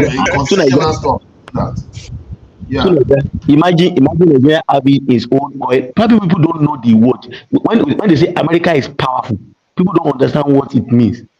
Imagine Nigeria having oil and gas with the investment that we're having right now. We have steel. That is what is making Russia transport today. If not because of oil and gas and steel, they will have crushed Russia. So that's the reason why we need to fix what is happening in Nigeria today. If we can get our gas to Europe and get that Dangote to produce in capacity, especially to PMS, that change in Nigeria, it will be like a miracle. Yeah. That is why they are putting more money to the gas. Because when they do that, that is why we also need the leverage against Niger. That is why we cannot go to war with them. Because that gas line passed through their... They will not let him. They won't let him. So why are they bringing the gas pipeline out to Europe? Are you not aware of that? You don't understand. We already have to Ghana now. We are already today.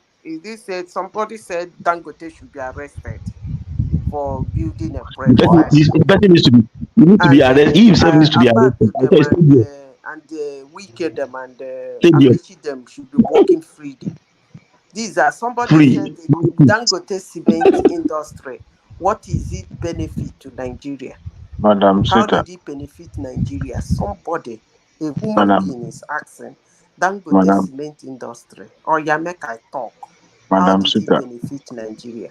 And these are the kind of people I should be discussing with. Madam Sita, can you hear me? Somebody who doesn't know what a company being in his country, what the benefit to the citizens. To him, That's the the largest. only, Madam Peter, the only that's the way it largest will employer of benefit labor in him Nigeria is after government. by Madam Sita, Dangote sharing his money to him. That's the Ma- only way it will. What a dumb question. A cement company Very is in good. your country, and you are asking me how hello, does it can benefit anybody hear me? Nigerians? We That's can the hear you, but dumbest let her thing I've land. ever Let her land. heard. Oh, They want to let her land first. You come. I wasn't acknowledged, that's why I was kind of like, okay, go ahead. Alan, I want to interject briefly. Can I go on? Can I We continue? know how Republicans have Yeah. low Okay, self-esteem. Go on, good, go Go good, on, ahead. go good, on. good, good, good, good.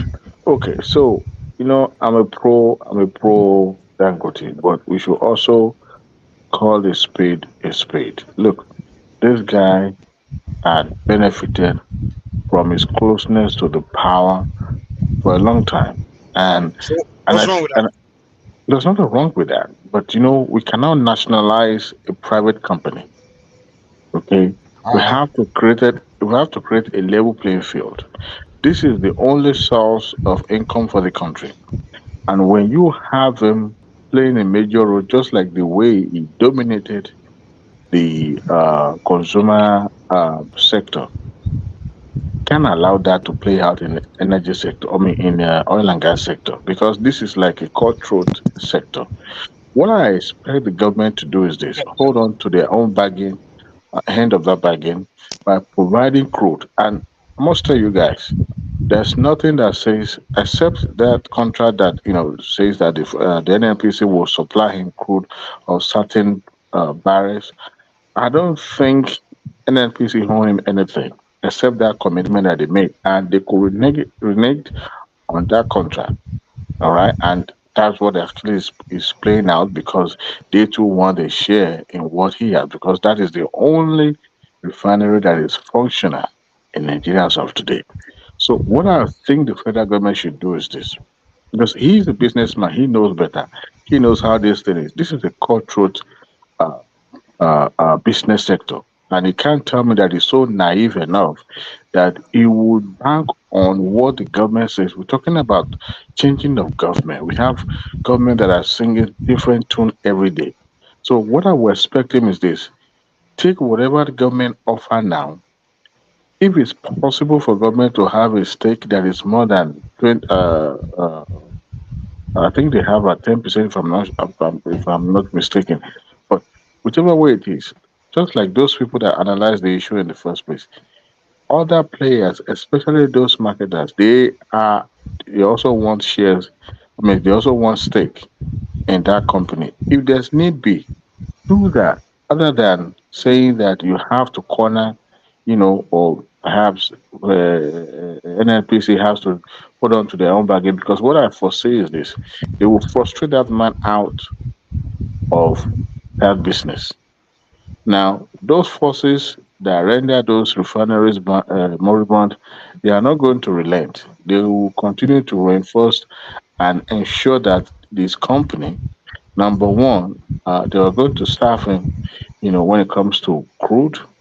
And also, I mean, NNPC doesn't even have to supply him crude. He can as well import crude. I don't think he built that refinery mainly for the domestic purpose, because there are other African countries, or let me say the West African countries, that are going to benefit more. And that was the reason why they came during the inauguration of that company. They came because they know that they're going to benefit when it becomes functioning. Okay. Now, if they buy crude, because I expect them, thank God that the federal government is now going to sell them crude in Naira, which is going to benefit his company immensely. I also read it in the paper that he was able to secure, I think, $100 million FS. Uh, Great to him. He's still benefiting from that government legacy, from his closeness to government.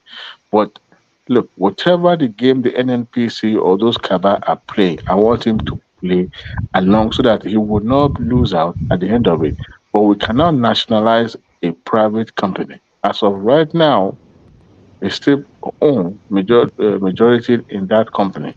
So for him not to have uh, uh, uh, uh, laws, it has to play ball with the government. Look, it's not just about Tinubu only. Tinubu can't even play much because there are a lot of, cutthroat player in that sector that they are ready to do whatever it takes. So for him not to get frustrated out of it, yes, we can say out of patriotism he decided to build a refinery, but first and foremost, it's for bottom line. He didn't secure the loan just to play around with it. It's for money making, right? And look, that is a money making factory right there. So and they understood at the moment. But Adewale, it appears you are struggling to understand capitalist systems. Capitalist systems, even if they are private institutions, as long as they are large enough and they benefit the nation, they are treated as national institutions. You understand that, don't you? Well, that is Exactly. if only the resources available is scarce, and that is the only company. Just like when Just you like have the, Tesla, I know iPhone, YouTube, all of them, they are Tesla wasn't national national. institutions. Microsoft. Tesla wasn't I don't know nationalized. why. I All don't of know why them. African. Tunaja, I don't If know you are why talking Africans are. about It's only medical Africans. pharmaceutical companies, yes, especially during COVID when some companies were, prioritized in terms of getting those vaccine available. Yes, they nationalized in a way, but it's not for long. It's for a period of time. All right, but when you have a private owned company that is wholly backed by the government, that is a recipe for failure. But what I think is going. It's the same for all the private institutions in the West. Don't you get it? That's how private capitalist systems work. All of Thank them. you. That's how they all Tunaja, work. thank you so much. Dewale, you are just seeing things wrong. You are bros. You are thinking backward. I'm sorry. You are approaching things backward. This is where it works. Government don't build countries. It's private institutions that build countries. What government do is back them. You understand? In America, it's not the government. All the things we are all enjoying, it's private individual, private companies. What government? America, hold on. America go to war with other countries to secure resources for their own private private companies. You understand? The job of government is not to get into business and be doing business or be even be building country. The job of government is to create policy to allow the people to be industrious and build their own country. So if Dangote is being industrious, building goddamn industry, trying to build his country, it's the job of Nigerian government to do everything to make him succeed. Exactly. That's how it works. God damn. Well, They give him power. Oh, they're making him At the powerful. detriment. I don't like that talk. If they make him powerful, how does it affect you? Listen, How does it affect don't get worked. how does it affect your life personally? If Listen, they make don't get worked up. Dangote become Don't hold on now, calm listen, down. brother. Let me finish. I'm Well, sorry. okay, The finish, way finish. Africans talk is just irritating me too much. If they make Dangote so powerful, let me land. Please don't cut me off, man. Let him continue. If they back Dangote so much and Dangote create jobs, it does become successful, it sell whatever and become the richest man in the world, how does that freaking affect your life? How does that affect you negatively? You just don't want that. Yeah, it's envy to me. I'm sorry. Or tribalism. I'm Are you sorry. finished? Are you The finished? only way. That's the only thing I see. Oh, they cannot nice. They cannot give one man so much power. Come on, man, get the hell out of Have here. Okay, you go ahead. have you finished? Have you Go finished with ahead. Go your? ahead. Okay. Now, the danger of nationalizing a private company is the fact that you are creating a monster. What you can do is to encourage level playing field. Now, So how is it and I not a give. level playing field? Let me. Wale, Oh, who's stopping you from building your own refinery, Wale? hold on. You see, when federal government decided to promise to give him crude in exchange for stake in that company, they realized that they could not supply, number one, because of the theft of crude and also commitment in other areas. Okay, so they realized that no, this they've overshot their promises, so they could not hold on to that bargain. Now they renege on that, and that led to reduction in their stake in that company. Now, even if when we're having problem with an individual, just one company who is also a pioneer test drive. Now, when you now have other companies coming up with the same commitment, the fact that they will expect the NNPCs to supply them crude, especially when, give an example, the Boa company, the one that is building in Calabar, comes up, they will expect NNPC to also supply them crude. In the face of these scarce resources, what I'm saying is this: when you have an individual who has already cornered the stake, it becomes a problem. Not that the government is not pro He capital. doesn't make the law, so he can't corner any state. I'm sorry. He doesn't make the rules. The NNPC cannot commit to one company only. We're going to create your own Look, company now, so they can that commit to both doesn't of you. stop federal government from supporting Is it indigenous companies. Dangote's fault that other Nigerians are not building their own refinery? Is it Dangote's fault? And when you I'm not say saying. level, hold on. When you use the word level playing field, a level playing field will be if there are other players on the field. If none of you are building your own refinery, and one man is the only one building a refinery, and you're talking about level playing field, what are you talking about? Who else is on the field? If he's the only one on the field, why are you talking about level playing Did field? you hear the part where I said that the NNPC was having trouble supplying him crude? Did you hear that part? No, you are So, that means let me add one thing, Adewale, whoever that you build said about refineries level now, playing field. whoever build Adewale, refineries now will be let me having just add trouble one quick thing securing about level crude. playing field. You forget that for 5 decades, there are companies in Nigeria that have been taking crude oil. None of them have been required to build refinery inside Nigeria. None of them. For 5 decades, if you talk about level playing field, they had it. And they never did anything with it. They used it to just be extracting wealth from Nigeria over and over again. And Nigerians joined them in collaborating and sabotaging the country for decades. One man decided that he's going to come in this industry to go and do something about it. And we're arguing against him. Others have the license. They are not stopping them from doing it. You guys cannot see beyond But that's all you are this doing. moment. Now you're arguing against. That's all you are doing. Look, I want you guys to see beyond. And they'll say they're not doing it. Come No, on. no. I want you guys to see beyond the immediate. The effect, the ripple effect that is going to cause. Because if by the time Boa finishes his own refineries, he'll be looking up to NNPC to supply him crude. What is wrong with that? What is wrong with that? But they're having trouble supplying. Mr. Adewale, then we have options. I think what we should be looking at is this. Mr. Adewale is technically right, because if you look at it, mid oil. You know, there's another refinery in Lagos right now. Probably you don't know. There is another refinery in Lagos. They call it mid oil refineries and petrochemicals. They already did the turning of soil, and they have started building. As I'm speaking to you, their own refinery, 100,000 barrels per day refinery. So then the government should back them too, back all of them. That's what we are saying here. What we should be doing right now is this: we should be holding the leg of NNPC to fire.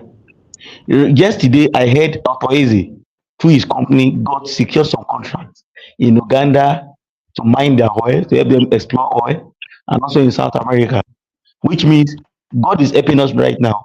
We are now having local players that are now playing globally.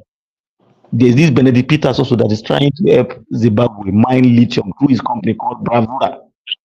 Now, we should now hold the feet of NNPC. We should stop making excuses. And see, if Tinubu comes out of this claim, honestly speaking, I will doff my cap for him. Because this is one of the best tests ever. What is the reason NNPC is not supplying crude? What is the reason? You know, we already established that there's this forward sale, and our oil wells that are not also working, they're not active. We have some of them that are dormant. You guys have not even addressed oil theft, the crude theft. All theft also there. So we can do these things so that we can charge. That's this why NNPC must be proactive. The work is in their hands. They must go out there and find crude for this. Do you know that Nigeria will be having 1 million barrel crude, local crude capacity refining capacity in the next 1 to 2 years. In the next 1 to 2 years. That's what we have at our hand. And we do not have crude oil to supply to them. We don't have crude oil to supply. Just like Mr. Diwali was saying, okay, let's look at it. Haride is 20,000. Edo Refinery, the one that was built between Edo State and one Chinese company. 20,000, 5,000 refinery first, then they upgraded to 20,000. We don't have crude oil to supply to them. Watersmith is operating from 5,000 to 20,000.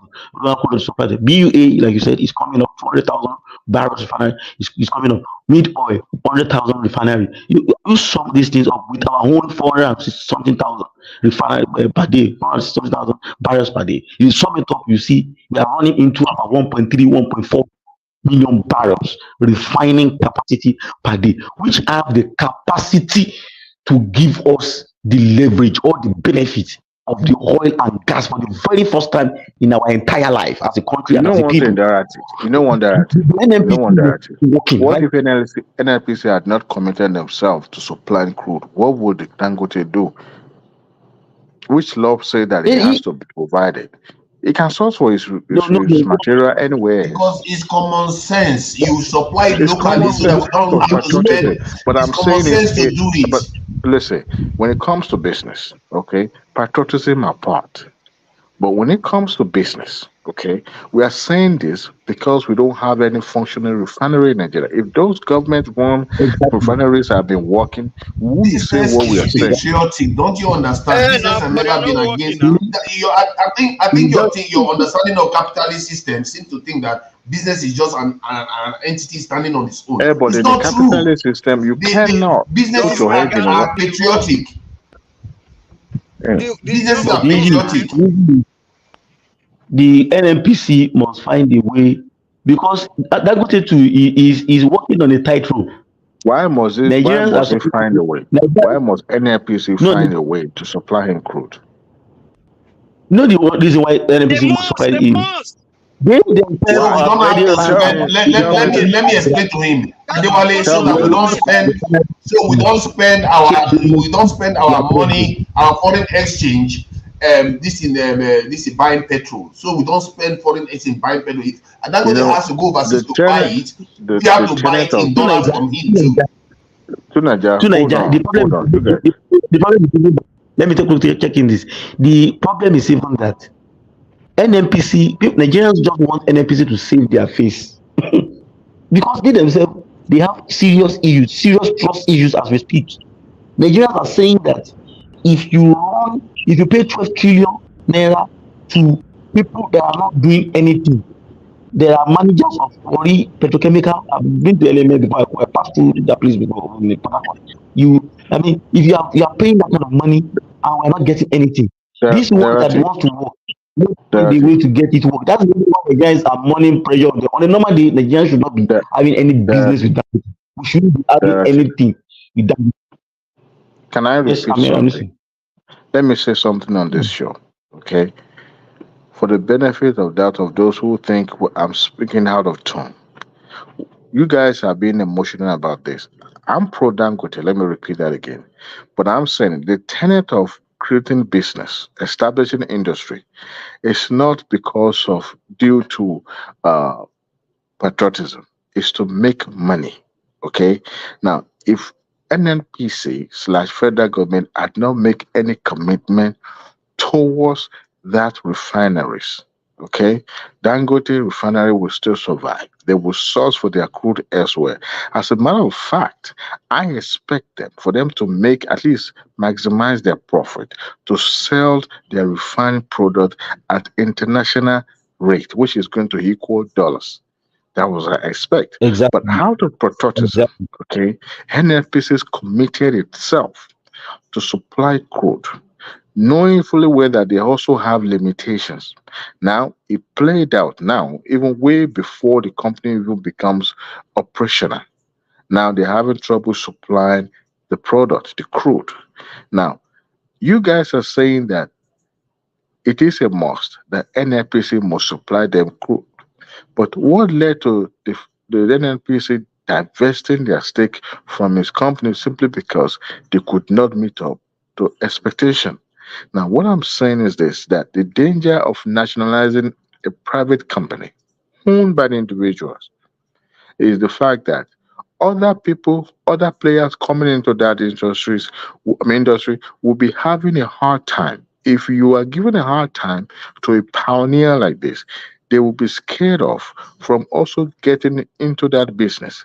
Now, if everybody relied upon NNPC to supply crude, knowing fully well that they have their own problem that they are dealing with internally, I think it's going to be a kind of business model that how would I say, built to fail.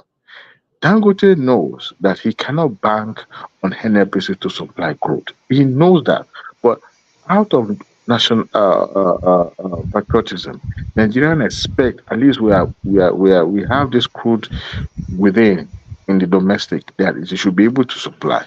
Now there's a problem because they could not meet up. Now, and that led to the divestment of stake in his company. But there's nothing that says that we should Let me try nationalize to explain something. a Let me private. try to explain something. I hear your point. I hear what you are trying to assert about private companies getting some benefits from Nigeria, even when he knows Nigeria systems, that's government is not capable or NNPC is not capable of supplying.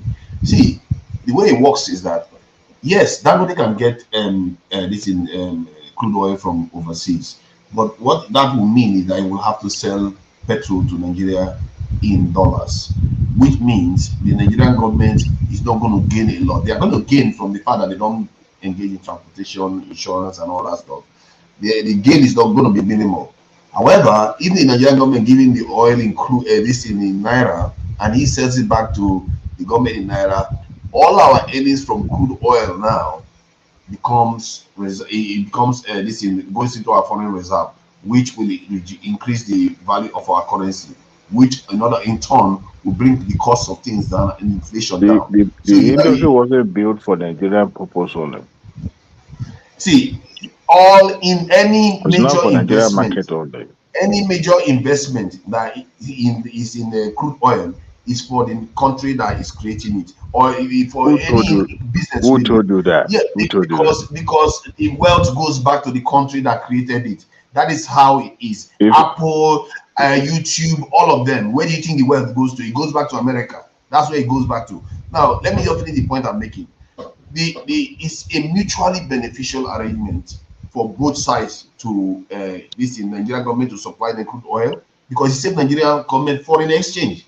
Then it also enables, let's say, Dangote Refinery can do 600,000 barrels, and the Nigerian government only needs 300,000. That Nigeria needs 300,000, and Nigerian government supplies him 600,000 barrels of crude oil. You know what that means? It means that Dangote now will make 300,000 barrels of profit that he doesn't have to buy the crude oil in dollars. Then he will sell that and get the profit back. Guess what? The Nigerian government also has a stake in Dangote, which was supposed to be 20%, but now has reduced to about 7%. Maybe I'm not sure what is happening with that. But if the Nigerian government had a stake in it, Nigerian government would be making money either way. It's a win-win either way. But the problem now is that there are forces in the system trying to sabotage Dangote from coming on stream, because they understand that, at least somebody reported that about 70-something or to 90-something refineries are going to close around in Europe and other parts of the world because of Dangote alone. Because African countries that used to buy from overseas, that have to their petrol has to travel all over the ocean to come to Africa, they'll be buying from Dangote.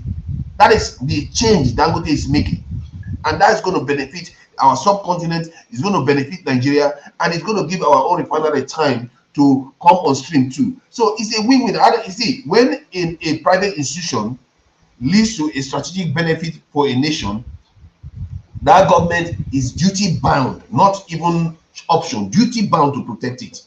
If you don't protect it, you're in trouble.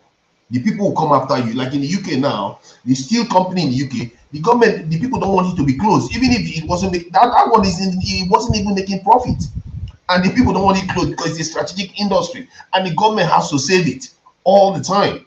Tesla was saved by, was it not saved by Obama?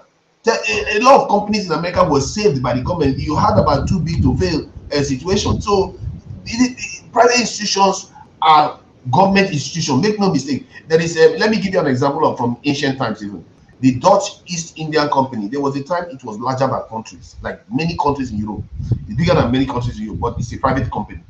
The Royal, I think, Niger Company, it's a company, but yet it belongs to the British, and they use it to rule Nigeria.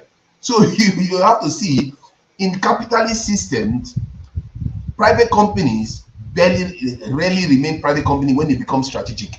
They become state assets. They become an arm of the state. And that is what Dangote represents right now. So I understand your concern in terms of just basic competition.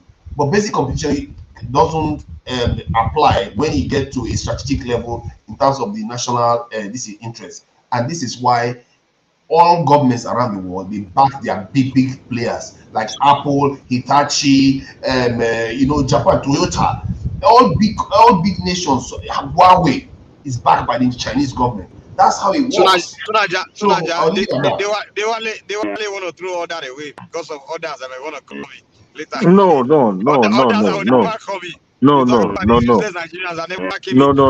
Mike. None of them came in. So because Dangote is here now. Come on, man. Mike, you are wrong. No, I didn't say that. No, I'm actually, matter of fact, I'm pro Dangote. But my caution is that we must look beyond now.